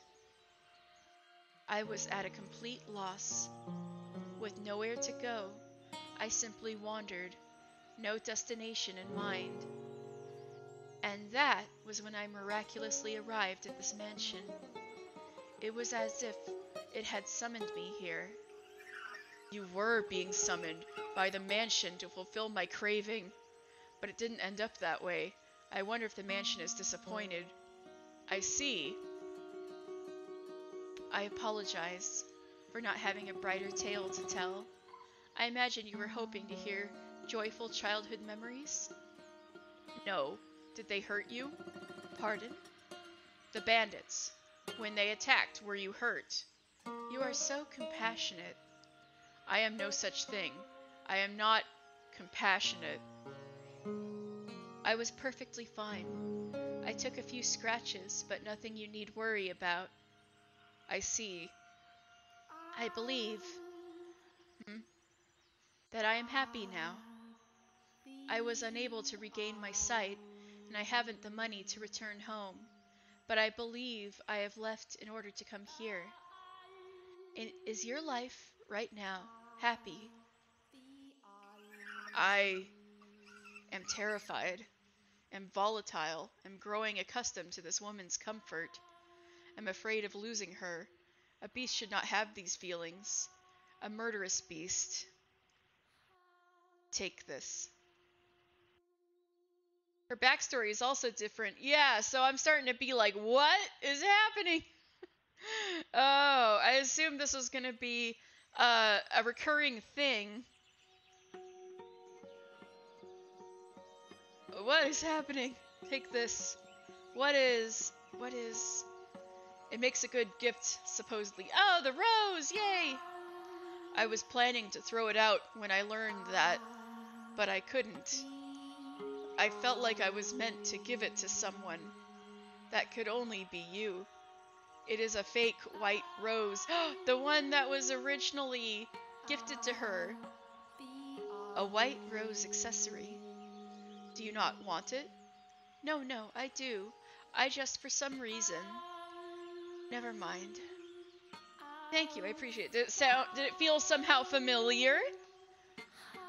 Finally, she accepts it. 100 years later, from a beast.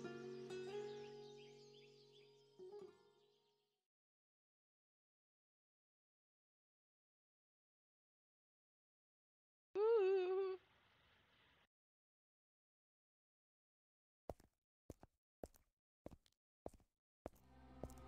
Do you not desire more prey?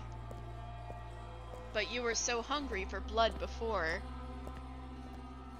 I've had enough. I don't need any more. Although she is blind, no, because she cannot see, she does not push me away. She's not the only one willing to accept me. Oh, she's the only one willing to accept me, to be with me. Such a fickle creature. You obtain peace, cast it aside, and then pick it up once more. But you'll never be able to escape it completely. After all, you are enchanted by the pleasure murder brings. You have been for a very, very long time. This time I'm done. I won't kill anyone anymore. Being with her is far more satisfying than the joy killing brought me. To be with her is what I truly want. So very self-centered. You certainly are. Hey.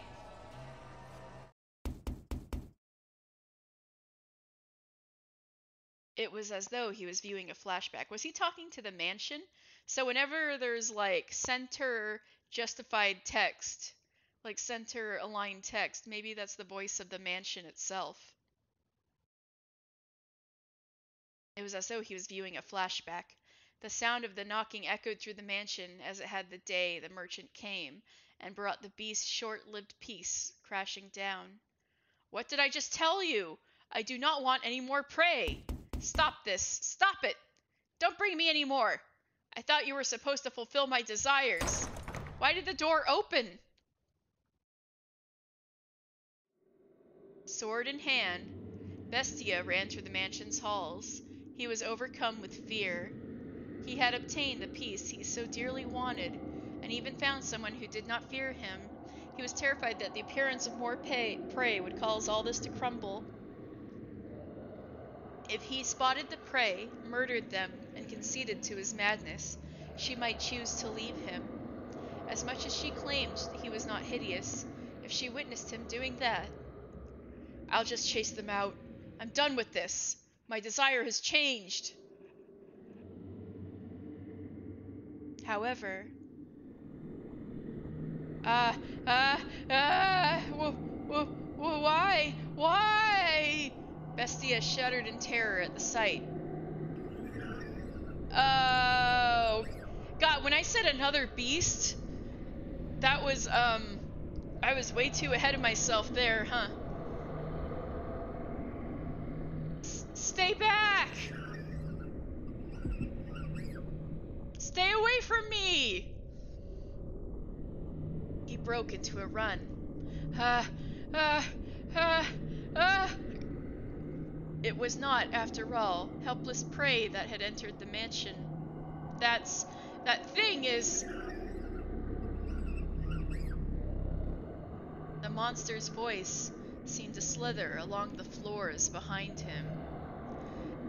He felt as though, if he were to turn around, it would be right there on top of him. Why are you chasing me? Bestia shouted with fear in his voice, uncharacteristic of the beast who had so readily slaughtered his prey. But can you blame him? That's a Bestia! In that moment, I had an epiphany. I had assumed he called himself Bestia, unaware of what the word meant. A Bestia other than me! Bestia is not, in fact, a name. It is a word that means beast. Indeed, a second beast had come to the mansion. Why are you chasing me? Are you here to kill me? Is it because I settled down? Because I wanted to stop being a beast? Ah! Is something the matter? When the white-haired girl poked her head out of her bedchamber, Bestia was aghast. He frantically attempted to return her to her room. You mustn't leave your room! But as he was doing this, the horrifying creature, no, the beast's voice drew nearer. Do not open this door for any reason. I will protect you. That's right. That's right. I don't want this peace destroyed. These tranquil days together with this woman. I will protect them. I will. Trembling in fear, Bestia gathered his resolve. He pointed his sword, which until then had only been used to torment others, at the second beast.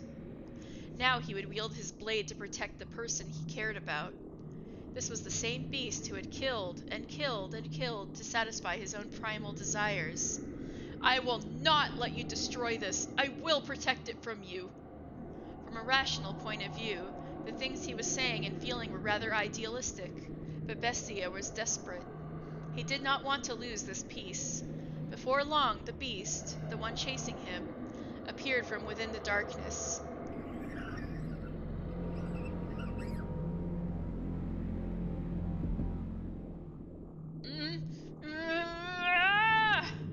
Say, Master, if resolve was the only thing necessary for one to act courageously, would that not mean nearly anyone could become a hero? Ah! Ah! Ah! Bestia had viciously slaughtered so many people before. He had gathered the courage to protect the things he cared for. But now he was shaking. He did not gallantly bring his sword down upon the approaching beast. Instead, he trembled visibly from head to toe. He must have been quite terrified at the beast's appearance.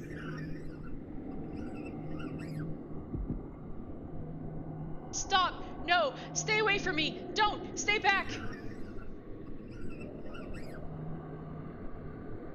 Seeing Bestia so scared, I thought the beast thought it a prime opportunity, for it slowly, ever so slowly, ambled towards him.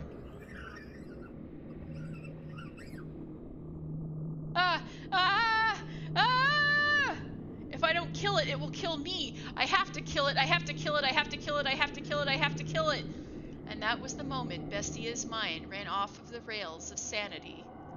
Kill, kill, kill, kill, kill! He lifted his sword up above his head, facing the approaching beast. Ah! Ah! And ferociously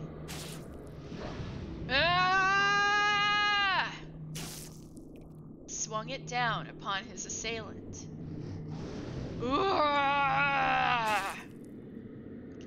Again and again and again.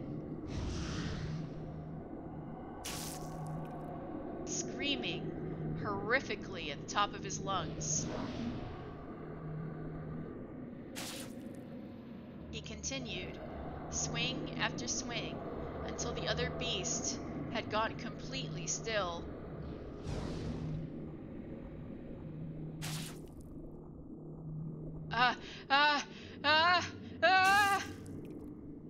Before long, copious volumes of fresh blood stained the corridor. At some point, the other beast had stopped moving and sunken into a pool of its own lifeblood. I did it! I did it! I killed it! I killed the other bestia.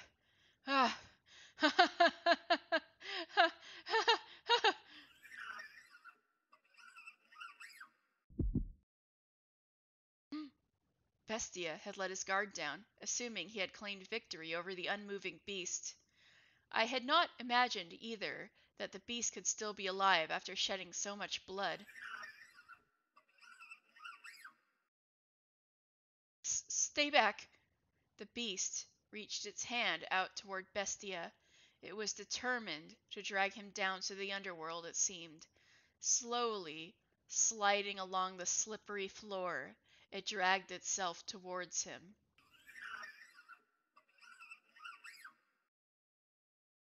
Even on its last breaths, it continued reaching for Bestia, fixated on him. He kicked the beast's hand up in the air, staggering it, and then he... Burn in hell! Rammed his blade down into it.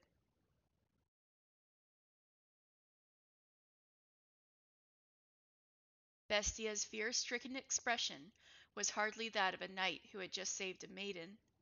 Nevertheless, he had indeed eradicated the other beast.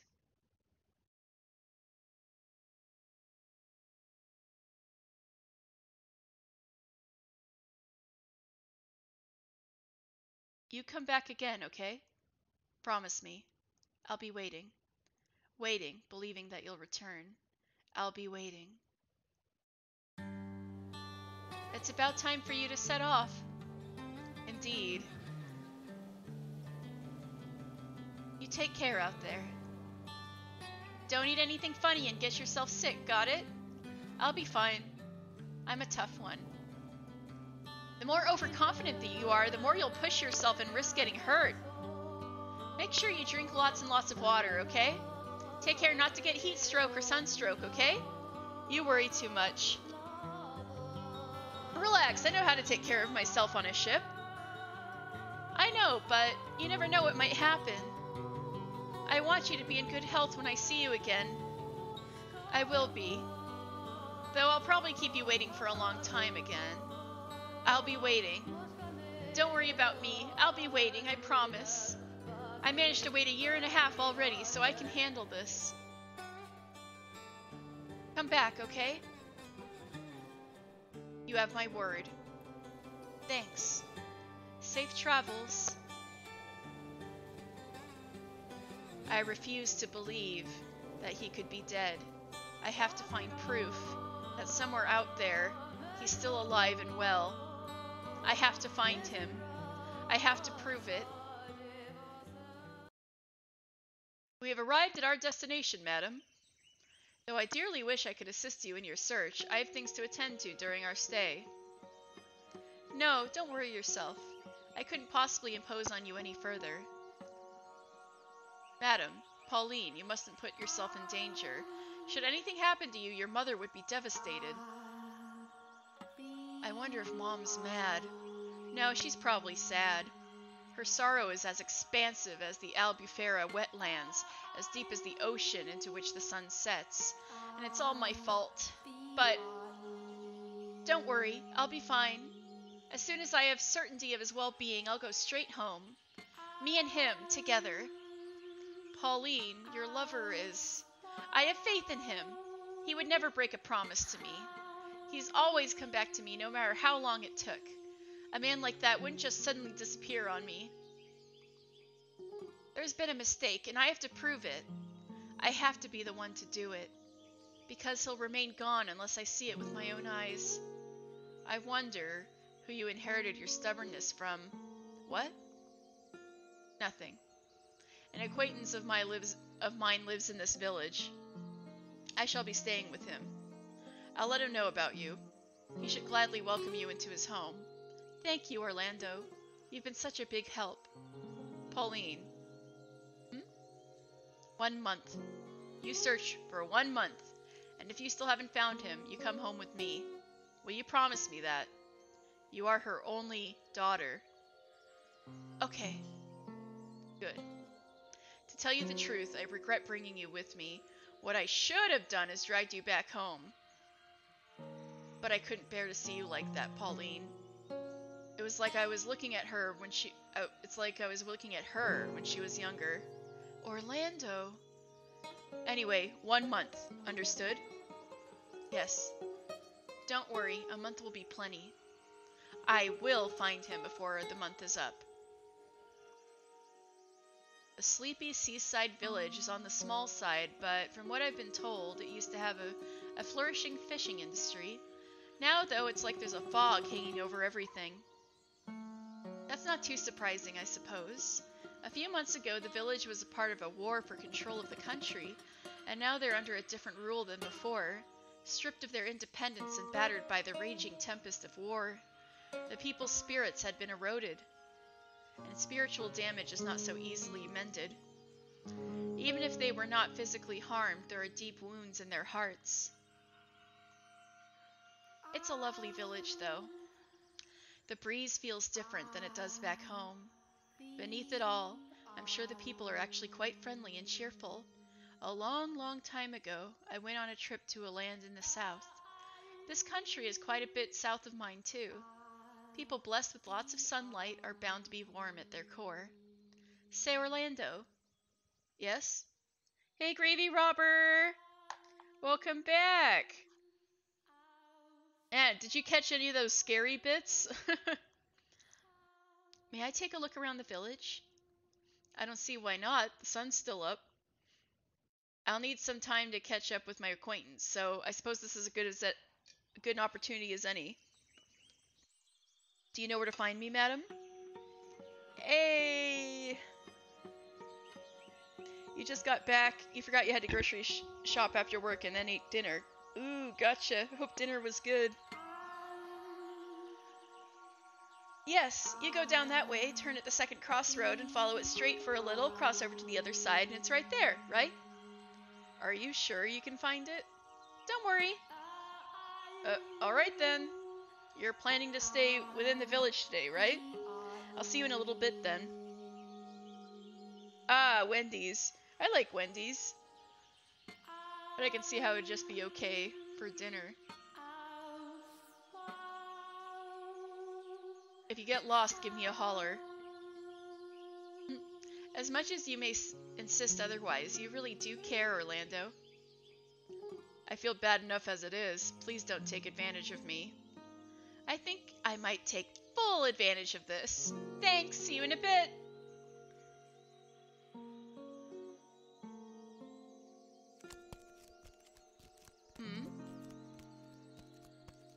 What's he doing out here all alone, I wonder? There's no one else around. I wonder if something happened. Would it seem odd if I tried talking to him? Wouldn't want to get labeled as suspicious on my first day here. That's asking for trouble, but... The boy stands all alone on the shore, looking somehow precarious. As though a breeze might whisk him away into a million grains of sand, and if I look away, he won't be there when I turn back. That's how the boy appears to me. You never know until you try. Besides, it's important for me to communicate with the natives. I've got to build trust with the people of this village. Let's go. Good afternoon. What are you doing out here all alone, little man? Hmm? Ah. By force of habit, I spoke in my native tongue. How dense can you be, Pauline? Oh, Soul Hackers 2 for the first time. Ooh, cool! Fun, fun! Outrageous, so we can see some Soul Hackers 2.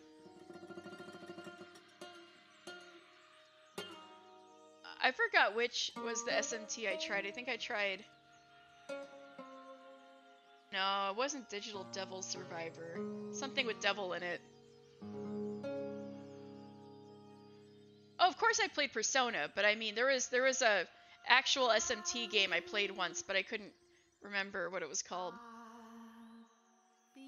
You may have just been talking to Orlando, but that's no excuse. This isn't your homeland. But everything's all right. I studied the language, so I should be able to hold a simple conversation. You don't need to be afraid of me. My name is Pauline. I'll be staying in your village for a while. Nice to meet you. Do you not understand me?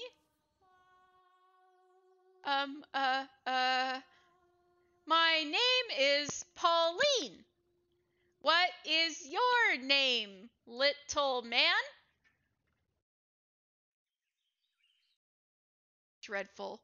Whoa, so rude. What? What? Might have been Devil Survivor. Yeah, I think it might have been Devil Survivor. Donkey Kong. Say Donkey Kong. It was totally... Tell Pauline your name is Donkey Kong. He just called me dreadful. That's one hell of an accent you've got.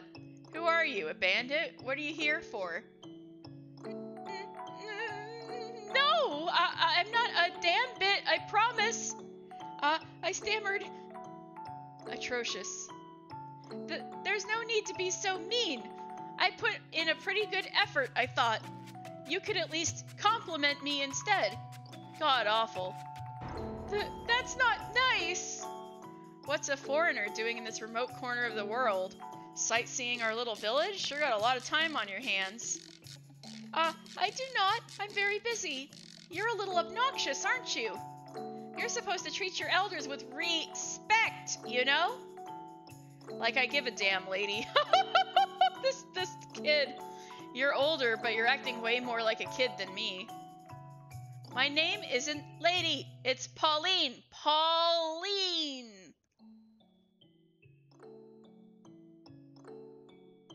That's right! Donkey Kong, Pauline, and Jumpman. Oh my god, you're right, you're right. I did kind of think of Mario Odyssey earlier. And? What are you here for? Completely ignored. I am, here to look for someone. There are rumors that he was last seen around here. Have you, by chance, seen any other foreigners around? Hell if I know. He just won't let me in. I've got to befriend him first. Of course he's going to be guarded if I just start throwing questions at him. Alright. So you haven't seen him. Then why don't you tell me about yourself? What are you doing out here? Is that any of your business, lady? A boy's out here on the beach all alone. Wouldn't that make you curious? Don't you have any friends? Maybe he's one of those kids who doesn't have any? Yeah, I know, right? Javi is ruthless. Say, if you don't mind, could we be friends? I'm not really familiar with the area, so it'd be nice to have someone with me. What do you say? I don't need any damn friends. Yeah, Greedy Robber, we've been debating whether if the cursing in the game counts as cursing for the no cursing redeem. And who the heck could be dumb enough to say, sure, I'll be your friend, to someone they just met? How are you so jaded? You need to be more courteous, kinder to others, not so antagonistic. I just thought it would be nice if we could talk a bit. That's all I want, really. How about you quit being so dang nosy, lady? It just so happens I like being alone. I've got some strange woman ruining my alone time. I'm out of here. I know, right? Poor Pauline and Jaded Javi. What a good combo. They are. I bet they're gonna be friends. I'm betting on it. Hey, wait a second. He's gone. It totally does. You plan to replace swear words with other words. It's a secret when people redeem that on my Twitch. All right. I will dodge the game words. This is going to be really, really hard. Poor Pauline. Meanwhile, back at the mansion. Master? Ah, you've returned to me. You suddenly started staring off into the distance. I was quite startled. Now, let us continue our tale. The mansion's corridor was a horrifically repulsive mess. Splatters of fresh beast blood covered the walls, and there was a repugnant odor. Anyone would be compelled to avert their eyes at the sight. Well, good thing the white-haired girl can't see. What happened here? I am grateful that you cannot see, because you would certainly think me a beast if you were able to see this. Because you cannot see, you do not know what I look like, but I know. Another beast, like me, broke into the mansion. Was it? I protected you. Did I not? I protected you. Say that I protected you. That I did this for you. In his hysteria, Bestia tore down the curtains hanging in the hallway window. Blood-stained curtains that reeked of dead beast.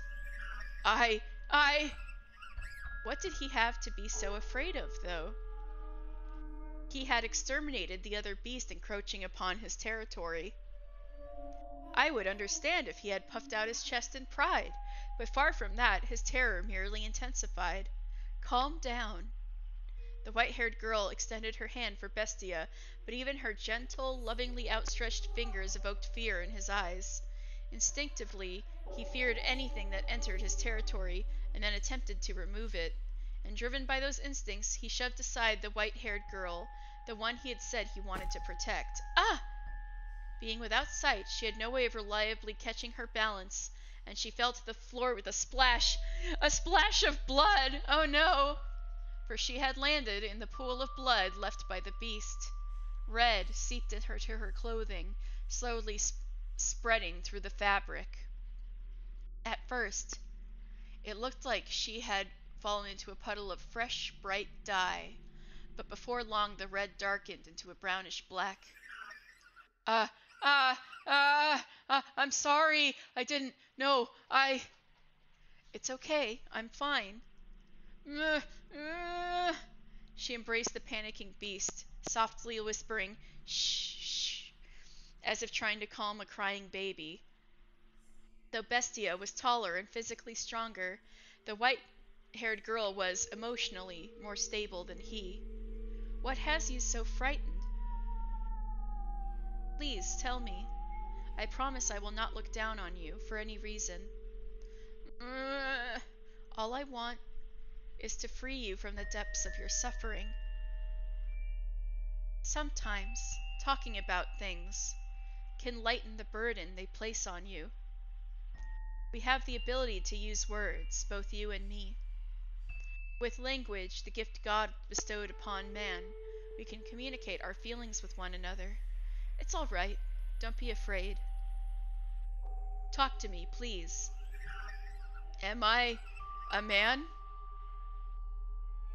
You act as though I am a man. No, you treat me like one. I cannot see you as anything else, as I have said before. Only because you cannot see me! You are the only one who says that I am a man. You who are without sight. But I was content with that. You treated me like a man, so I felt as though I had become one. The time I spent with you, I had real peace. I almost forgot that I was a wretched beast. I no longer sought after prey. Prey, oh yes. Before you arrived, I murdered dozens of humans. I didn't want you to know that I was such a sinful creature, leaving a long trail of bodies in my wake. But I thought that if I didn't show them my strength, if I didn't force them to submission, then I would never find peace. I was drunk with power. I took great pleasure in it, in slaughtering people. The fear was so overwhelming that you turned the act of killing into one of gratification. You did it to protect yourself. Are you still not going to condemn me? Taking another's life is wrong.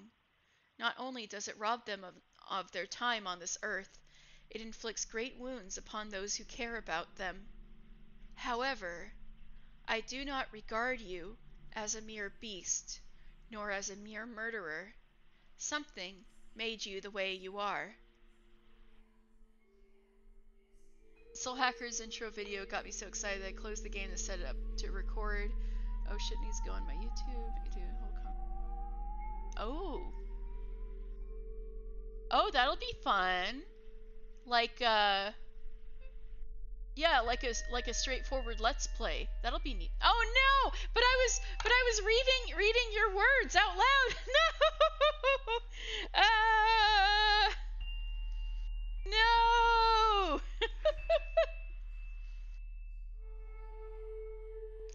I am almost certain of it.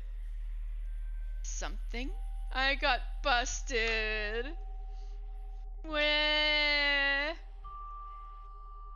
Something. Tell me about yourself. In your words, from your mouth, tell me. When I woke up, I was weak, exhausted, emaciated. I couldn't think clearly or even remember much of anything. I was thirsty, hungry, sore from head to toe. A crowd of people surrounded me. You. This was a long time ago. Well, not so long as to be described as long ago, but it's as far back as my past goes. I sought help from the people around me, but my words did not get through to them. The only thing that came from my mouth were feral howls. They scowled at me, and then... Stinkin' gross. I have no interest in any more trouble. Shall we kill it? Never seen anyone like this before. What is he anyway? Beats me, a bestia by the looks of it. Bestia. Bestia! Bestia! Bestia! I didn't understand what they were saying about me.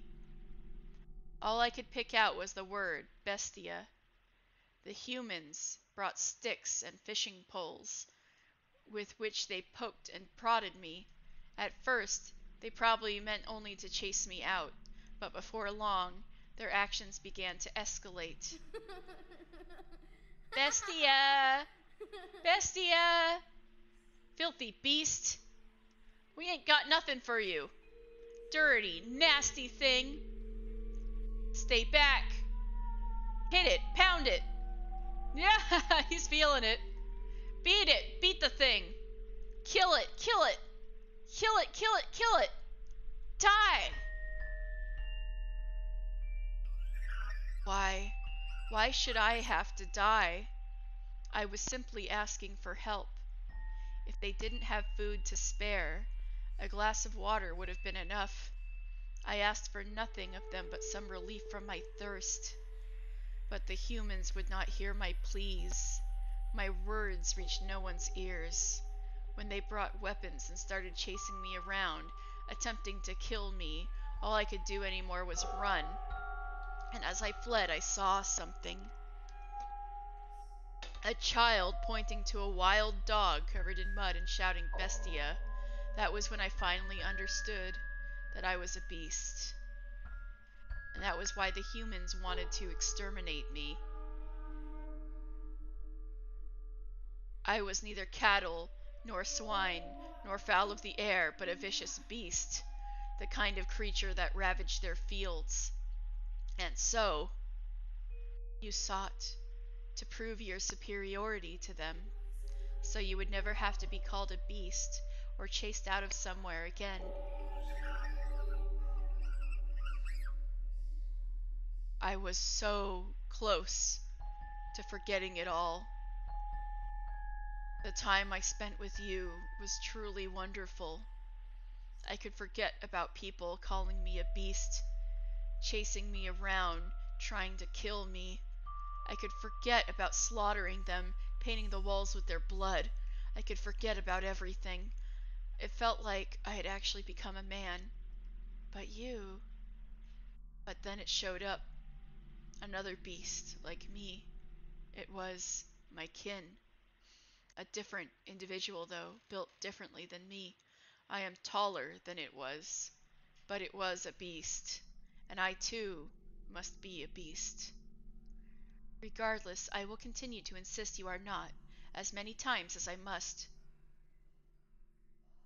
Should you be troubled by these painful memories and attempt to cause someone harm again, I will be there to remind you of your humanity.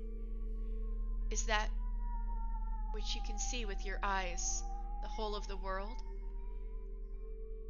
I cannot see you, that is correct. But I can feel you, sense you, hear you, and I can learn what you bear within your heart. You worry, you fear, and you think. And you also show concern for me. These things all prove that you are human. Ah, this woman, she really is going to change me. If I remain with her, I can become a man. It might be no more than an illusion, but with her near, it can become my reality. Have you calmed yourself down some? The hall needs to be cleaned. So it does. I'll take care of it. You don't need to worry. You should get changed, though. Very well. I believe I care so much for you because you resemble me. We are not alike in the slightest. As I've said, you are a beautiful woman. You may compliment my appearance, but no one else ever did. I have been labeled a witch because of the color of my eyes and hair. My eyes, they're red. A beautiful shade of red, indeed. A magnificent color like blood. You're the first person to say that about them. Even my mother said my eyes frightened her. Because people called me a witch, I was rarely afforded the opportunity to interact with others, so I mostly grew up alone. As people outside the mansion called you a beast, so too did the people outside call me a witch. See, we are alike. Do I look like a witch to you? No. You you are a beautiful, compassionate human woman. And you are a human man, even if you don't believe it yourself. Yet again, Bestia found himself feeling grateful for the white-haired girl's blindness. For, while he had just managed to put on a smile, tears were also rolling down his cheeks. Joy, bitterness, sorrow, a maelstrom of emotions flowed unbounded from within. But he cried in silence. Bestia shed his tears discreetly, so as to not allow the white-haired girl to notice. He looked down upon the floor. A single corpse lay there, and no matter how hard he tried, he could not see it as anything other than a beast. A beast that looked just like him.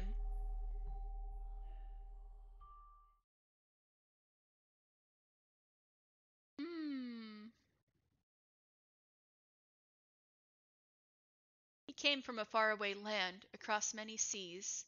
There was never any guarantee that we would see each other again, but I still believed that no matter how great the ocean that divided us, we were bound by our love. The only thing that needed to stand between us was physical distance. Ha! Ha! I wonder if he's here yet. Hello, my little Nijinshe? What has you so out of breath? Eek! Oh, don't scare me like that. And where did you pick up a word like Nijinshe? I never took you for someone so pretentious. I'm sorry. You just look so much like a rabbit there, the way you were tossing your head back and forth looking for me. Oh, you! Nijinshe is something that you call a child. I'm not a little girl anymore. I'm sorry, really. Don't be so mad, Pauline. I'm not mad at all. So for context, this merchant guy got killed by the beast earlier. And so this must be further in the past because Pauline is currently in the country trying to look for him. Like, she heard that he was dead, but she doesn't believe it. I'm not mad at all. It's been a year and a half. We finally get to see each other again. That we do. Did you have any trouble out at sea? Did you fall ill or get caught in a storm or run into any kind of danger at all? No, there was no trouble. Everything went fine, without incident. The sea god was watching over us, I suppose. Thank goodness. I was so worried. But you kept your promise. You came back for me. And you kept yours and waited for me. Of course I did. I trust you, and I don't mind waiting. Even so, 18 months must have been a long time for you. It was. It felt long to me as well. Every day I would picture your face, recall the sound of your voice. But over time I began to lose surety. It absolutely terrified me. Is that what you actually looked like? Is this truly the sound of your voice? You mean you almost forgot? Not at all, Pauline. I was afraid that in my profound love for you, my mind had created this own image. That perhaps my adoration had grown so strong that it turned you into transcendent beauty like Cleopatra herself. You must have made some unseemly friends. You were never this much of a sweet talker. I bet you're disappointed, though. Look at me, a homely woman you could find anywhere. For some reason, I find myself in a teasing mood. Please have mercy, or I am liable to lose your affection. What I'm trying to say is that being here with the real you, putting my hands in yours, listening to you speak, and seeing you be, well, you, Pauline, is so much more wondrous than anything I imagined. And right now, I'm feeling that stronger than ever. Oh, you seem to have found yourself a way with words. I imagine you had plenty of time to practice on other women. Goodness, you fiend! Fiend? That's not terribly convincing with your cheeks the color of wine. They are not! God! Hey now, don't throw a fit. You're the only one who can put me in such high spirits with a few simple words. Huh? Did you say something? Who? Me? No, not a thing. Since you're finally back, how about we take a walk around town? You've taken care of all your work for the time being, right? So you can spare some time for me? Absolutely, Pauline. As much as time allows, I will spend it with you. As much as time allows. No, that's sad. No. There's still no trace of him. It's been a week and I've found nothing. Considering my time limit, that needs to change fast. But, excuse me, have you seen this man? This is a drawing of what he looks like. Sorry, never seen him. Even the smallest piece of information helps. If you've heard about anyone who might have seen him. I said I haven't seen him, so I don't know what to tell you. I'm a busy woman. Would you mind moving aside? Ah, sorry. I was told that my lover lost his life out on work, but I don't believe it. They haven't shown me a body, so their information has to be in error. I have to be the one to find him to prove he's still alive. I have to follow his tracks. I've heard word that remnants of his ship had drifted ashore near this village. So if he survived, he must be somewhere nearby. I'm certain of it, but I haven't been able to find any information of the sort. The villagers aren't being very cooperative. They're just as reserved as the day I arrived. I get the feeling they want to stay as far away from trouble as they can. No matter what I ask, I can't get a straight answer from anyone. Everyone's still closed off. Because of the war, I guess. I don't have time for people to be glum, though.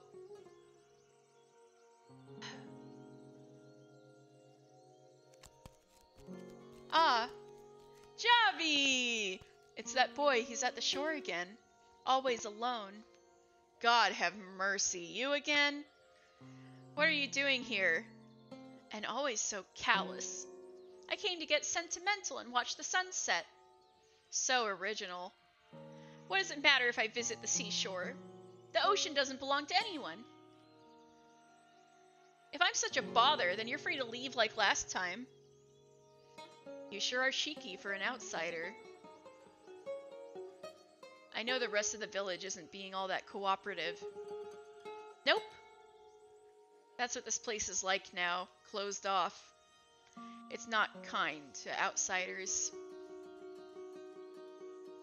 You're really going to be able to keep the search with the entire town stonewalling you?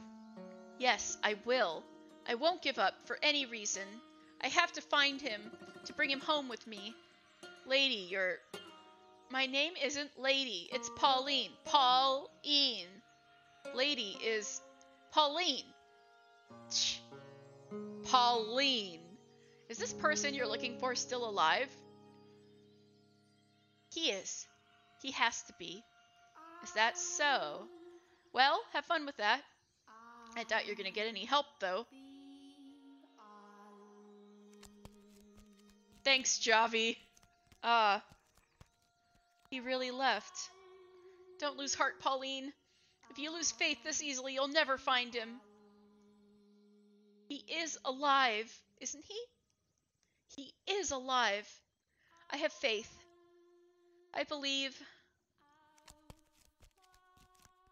Oh, I thought you left. Take it. You're ruining the scenery pacing around on the beach. Is this an orange? They grow pretty large here, huh?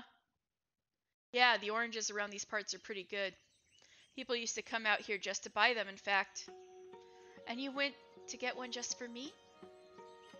I just want to get rid of you. Once you finish that, get lost, alright? Thanks, I appreciate it. You're not so bad after all. Like I said, this isn't me being nice or anything. Oh, there you go again. Oh, he's being tsundere. He's like looking off to the side. Yeah, I've got you all figured out, little man. You're actually a very sweet boy. And you were really trying to cheer me up, weren't you? Caught red-handed. Javi. What? My name. It's not little man. It's Javi. Alright then, Javier it is. No, not Javier, just Javi. I don't see what the big deal is, but okay. Say, Javi, I really think we should be friends. What? Come on, let's be friends. Don't say you don't need any. You can make me friend number 1. We'll have lots of fun. You just want to use me in your search because you can't get the villagers to talk on your own. No, I mean it, really. You're wasting your time. I'm just as much trouble for them as you. Using me isn't going to get you anywhere. Trouble? What do you mean by that, Javi? Nothing you need to know, lady. And stay away from the shore. Hold on a second. What? Pauline. What? My name isn't Lady, it's Pauline. Listen to me, Javi. I have no intention whatsoever of using you. I enjoy talking to you, and I think it'd be fun if I could do it more. That's why I want to be friends. Oh, she's getting to him. I can find you here at the beach, right? I'll be back, Javi. You won't change my mind. I will make you my friend, Javi. Called it. They are going to be buddies. What the hell, lady? Heck, lady. Did you hear a word I said? I don't need any dang friends. And stay away from the beach. Nope. You will be my friend. Ain't happening. Wait, Javi.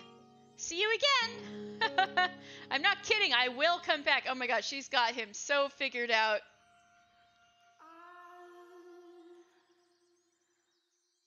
I had, actually, at first, been thinking that it would be easier to get information if I could make friends with someone in the village.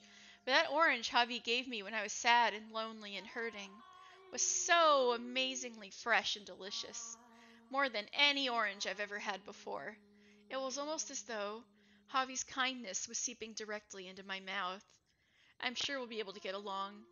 I want to be his friend. Time is the only thing moving forward in my search. Some days I would ask my mom's friend Orlando to accompany me on trips outside the village. But no matter where I go, I just hear the same thing. The view of the ocean always keeps me from getting too dejected. It's an unimaginably large chasm that keeps us apart. But at the same time, there's something beautiful about the way the sea encompasses the entire world. The emerald expanse. It simultaneously robs me of him and soothes my heart with its stunning brilliance. Perhaps I feel such awe and admiration for it, because I was born along the seaside.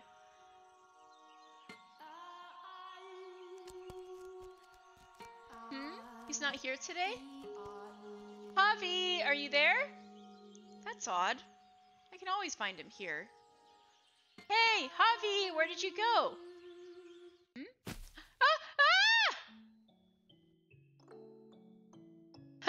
I can't believe you fell for that. What did he do?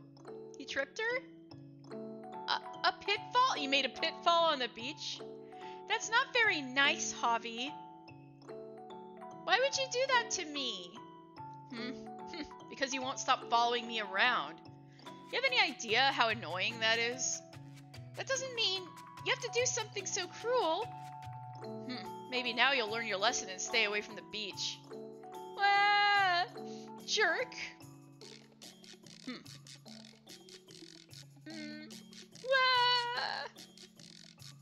Hey.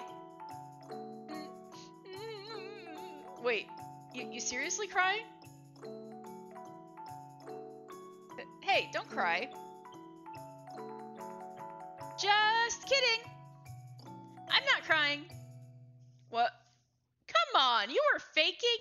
You tricked me? You played the first mean prank, Javi. You really scared me there. I kept telling you to stay away. It's your fault for constantly refusing to listen. I'm surprised you haven't gotten bored yet. You must have a lot of time on your hands. I most certainly do not have a lot of time. My deadline for how long I can be here is quickly approaching. But I'll just get depressed if I spend all that time searching. If I can have some fun with you, Javi, I'll have more energy. Fun, eh? So you still haven't found him? No. You don't even know if the guy's alive or dead, just... forget it. I'm out of here. Hold on a sec. Ow! Ow! Come on, you're not gonna fool me again. No, I'm not joking around. I really... It looks like I twisted my ankle. Thanks a lot, Javi. This is your fault. But I'll be just fine.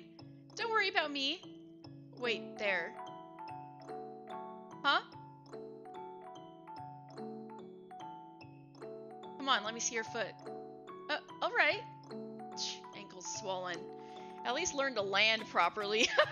He's not even gonna say sorry. What? You're gonna blame me when you're the one who dug the hole? No one's ever gotten hurt in a trap that basic. At least none of my friends ever did. Wait, I thought you didn't have friends, Javi. Oh, shut your dang mouth. I'm gonna bandage your ankle. Oh, I see. You went to get a bandage for me. Thank you. It was my fault anyway. Swap it out for a real bandage when you can. I'm sure your acquaintance has some. Really? It looks just fine to me. This filthy thing isn't suitable for someone like you, lady. Pauline, quit that. What do you mean, not suitable? Do I have to explain everything? You're from a pretty well-off country, aren't you, Pauline? Well, compared to that, this is a poor village. We don't even have clean bandages to spare. Just gross scraps of cloth like this. It's not something you should be wearing. You think so? But you gave it to me, Javi. I won't be changing it anytime soon. Tell me, Javi, do you not like this village? The only thing this place has going for it is the ocean. The ocean? It's the only thing, it's the one thing that doesn't change no matter what. It's always beautiful. I see. You're like the ocean too, Javi. I just don't have anything else to like. Oh, there you go again. Oh, I've got an idea. Javi. What now? A rowboat. I want to take a ride in a rowboat. Would anyone get mad if we borrowed the one tied up over there for a little bit? I doubt anyone would care if it's just for a little. Can you row, though, lady? You'll do the rowing, Javi. Huh? Why me? What's the big deal? The water is mostly calm today. I think a little walk on the sea would be lovely. Can you call that a walk? Sure you can. Come on, let's go. Give me a hand, Javi. God, you are one cheeky outsider. They're adorable. Aww! Oh, this is pretty. The breeze feels different on the water than it does on the beach, wouldn't you say? You think so? All the same to me. No, it's definitely different. The smell of salt is stronger, and there's more moisture in the air. It's kind of like someone gently caressing your cheek. I'm not getting any of that. You are way too perceptive, lady. Am I? Close your eyes, Javi, and feel the breeze. I bet you'll get what I'm saying.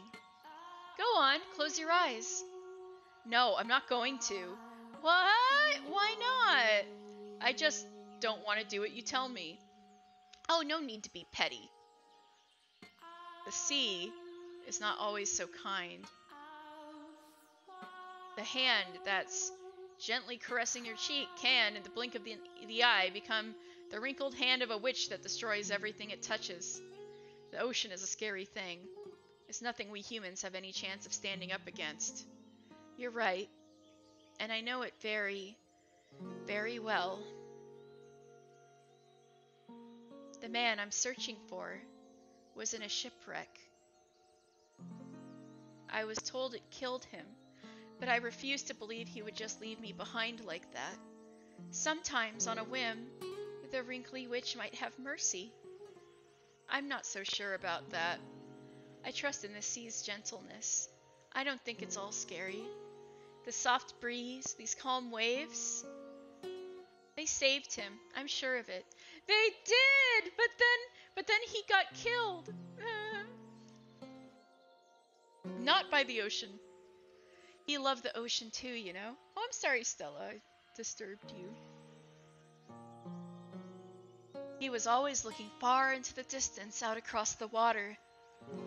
His head held high, a stern, unwavering look in his eyes.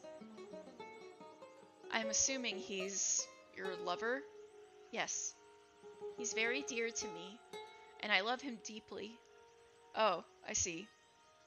He was really fond of the sea by my hometown. You live in a decent town, huh? Yep, it's wonderful. It's so peaceful and everyone's so nice. There's not a single bad person living there. Oh, I know, Javi. You should come visit my hometown sometime. Visit your home? Yeah, the ocean there is really pretty too. The colors are a little deeper than they are here. It's like so many jewels sparkling in the light. I'm sure you'll love it, Javi. I'd love for you to come and visit. We can go see all sorts of things. There's this shop that sells great ham sandwiches. I don't have the money for a trip. Maybe not now, but you could in the future. Or if you're interested at all, I could ask Orlando to bring you back with us, Javi. If you don't want to stay here, that is. Along with the guy you're looking for? Yep, I'm sure he'd be happy to have you along. Give it some thought.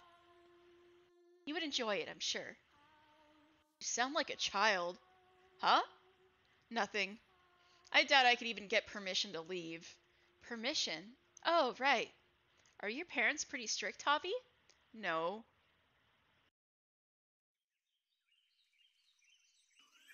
They're dead. Both my mom and dad. What? They were murdered. So I'm staying with an acquaintance. They try to work me like a horse, though, so I sneak out here when I get the chance. Was it in the war? The war? What are you talking about, lady? Huh? Wasn't this country involved in a war not too long ago? There was a war, yes, but no soldiers ever reached this village. Then, why would they be killed? It was the beast. The beast? Yes, the beast. He showed up one day and destroyed everything. The peace, my family, my friends, merchants and travelers visiting the village. Everyone and everything. He slaughtered everything and then he disappeared. That man, that bestia, destroyed everything. He's a murderous beast. The whole village is terrified of him. They go through their days like lifeless dolls, enveloped in his storm cloud of terror. Bestia. A murderous beast. So the grim air hanging in the village isn't because of the war? It's because a beast has been killing people? A beast? Why would... But... Hey, Javi, you said there were merchants and travelers visiting the village. Can you describe them for me? There were all sorts. Like one who stopped by on the road to somewhere else. And an international trader on his way to purchase goods. No! No!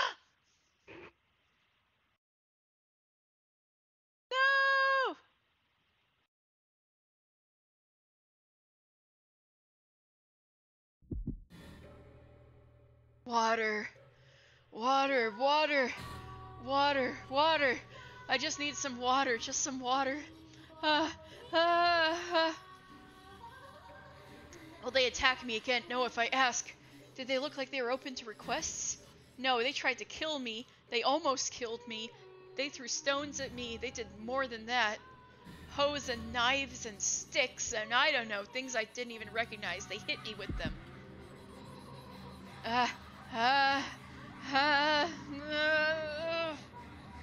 They tried to kill me. They looked like they were going to kill me. I almost died. I'm on the verge of death even now. My throat is sore. It hurts. No, I don't feel pain anymore. It burns? Does it burn? I don't know. I don't know. I don't know. I don't know. I don't know anything. I'm so thirsty. Water. I just need water. Will they not even give me any water? Why? Why not? Because I'm a bestia?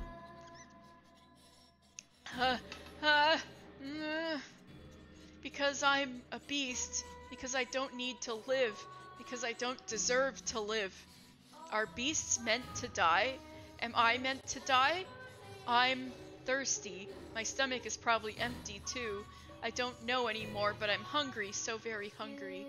I can't take it. I can't take it. I can't take it. I can't take it. I can't take it. I can't take it. I can't take it. Water. I just need water. Just some water.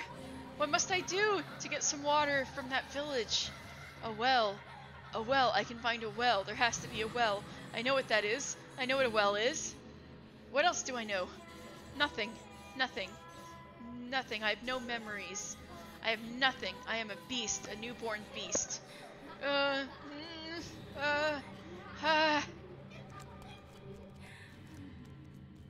What is this? It's buried. It's red. It feels rough. Ah.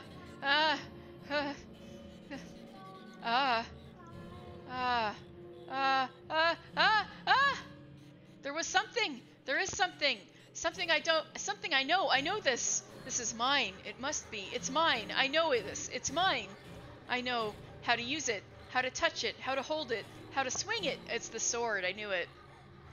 I know what this is, what to do with it, what it's for. I know that with this, I can fight on equal footing with them. A beast. A beast. Beast. I am a beast. Beasts are meant to be ridiculed, to be hated, to be resented, to die. But I want to live, which means I have only one option, only one way, only one. With this, I must overthrow those who tormented me. I can do that. Water and food. I can get that. I can get anything.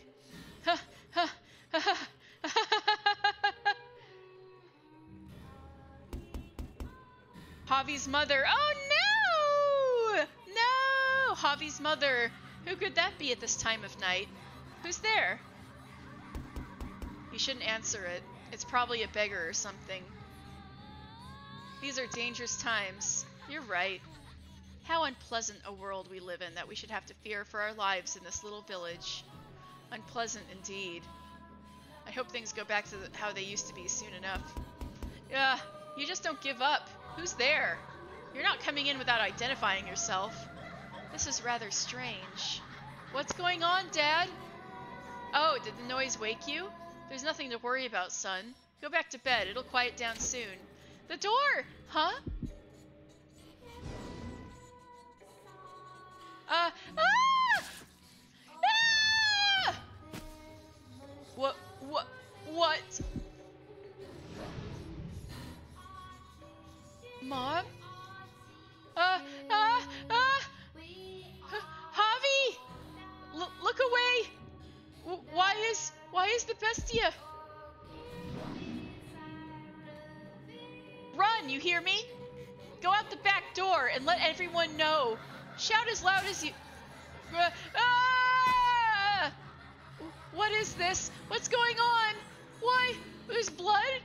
Why? It can't be! What the... How did this... Why? Why? Mom! Dad!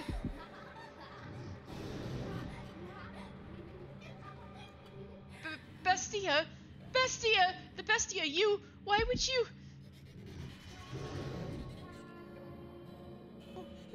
What?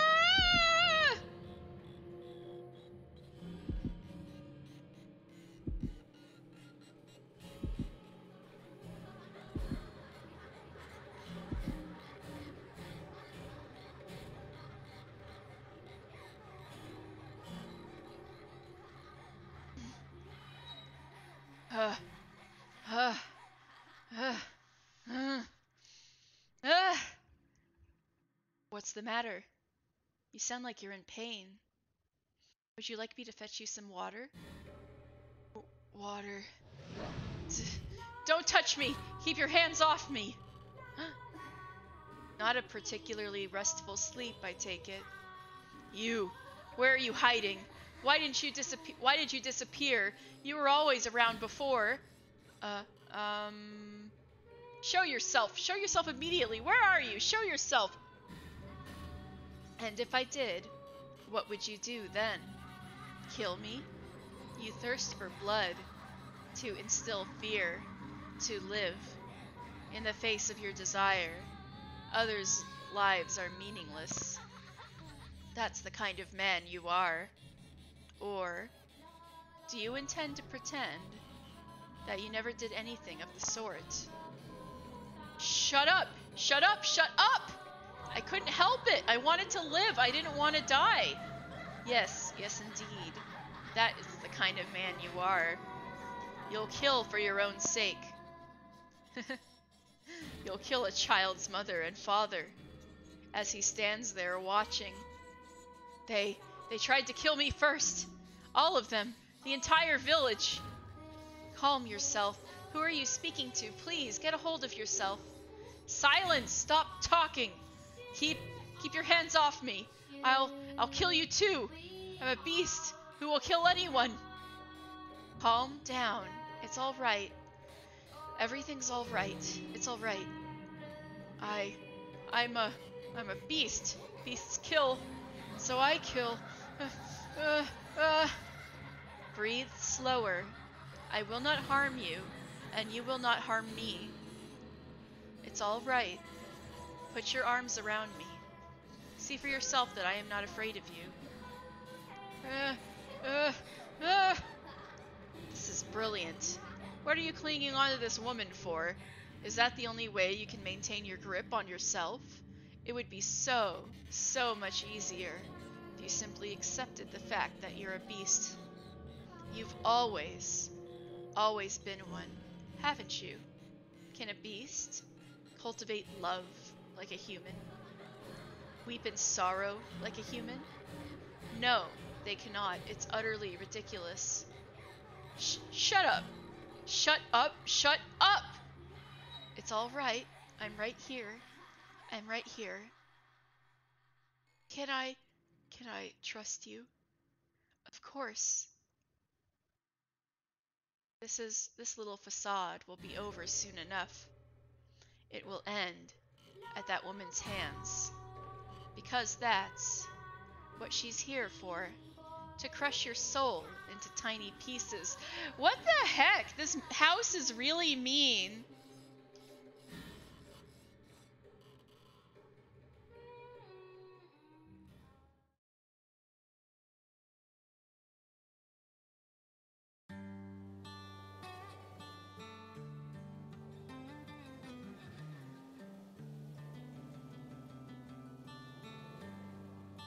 Ooh, I've been going for almost 7 hours. I think my throat is about at its limit. But I was so sucked in that I was really kept wanting to go on and stuff. All right, we save. Thank you. Hydrate. All right. Well, that was really fun and stretch. All right. I am gonna be back tomorrow with more of this, and we'll see how this part of the story ends. Although I feel really bad because, you know,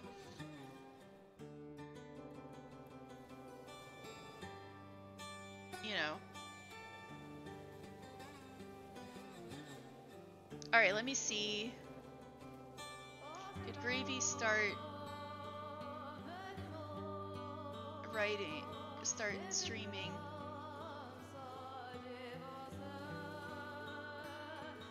Let's see.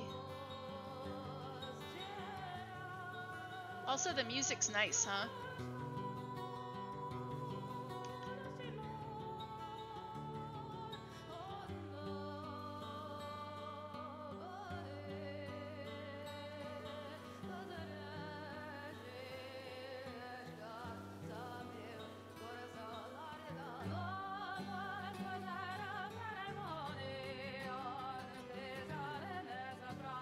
It looks like,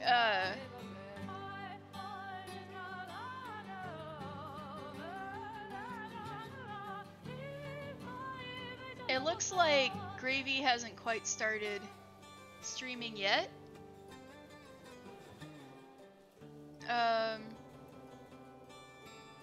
Snacko Racco's on playing Super Mario 64. Oh, heck yeah. The playlist. Does that sound good, Retro? To raid? I know there's only a couple of us in here now, but... Oh, sweet. Oh yeah, you take care of yourself too, Gravy, for sure. Oh, playing a mod with bunnies? Ooh, okay. What, like the Mario and Rabbids? No, I'm just kidding. Alright, so we're gonna raid Snacko Racco. And, we're going to come back with more Fata Morgana tomorrow. Oh, of course. I'm amazed again that you've stuck around the whole time. Thank you, thank you. Oh, and you too, Del. You stuck around the whole time. You guys have a good evening too. Thank you so much. And we'll see more of this flashback with Pauline tomorrow.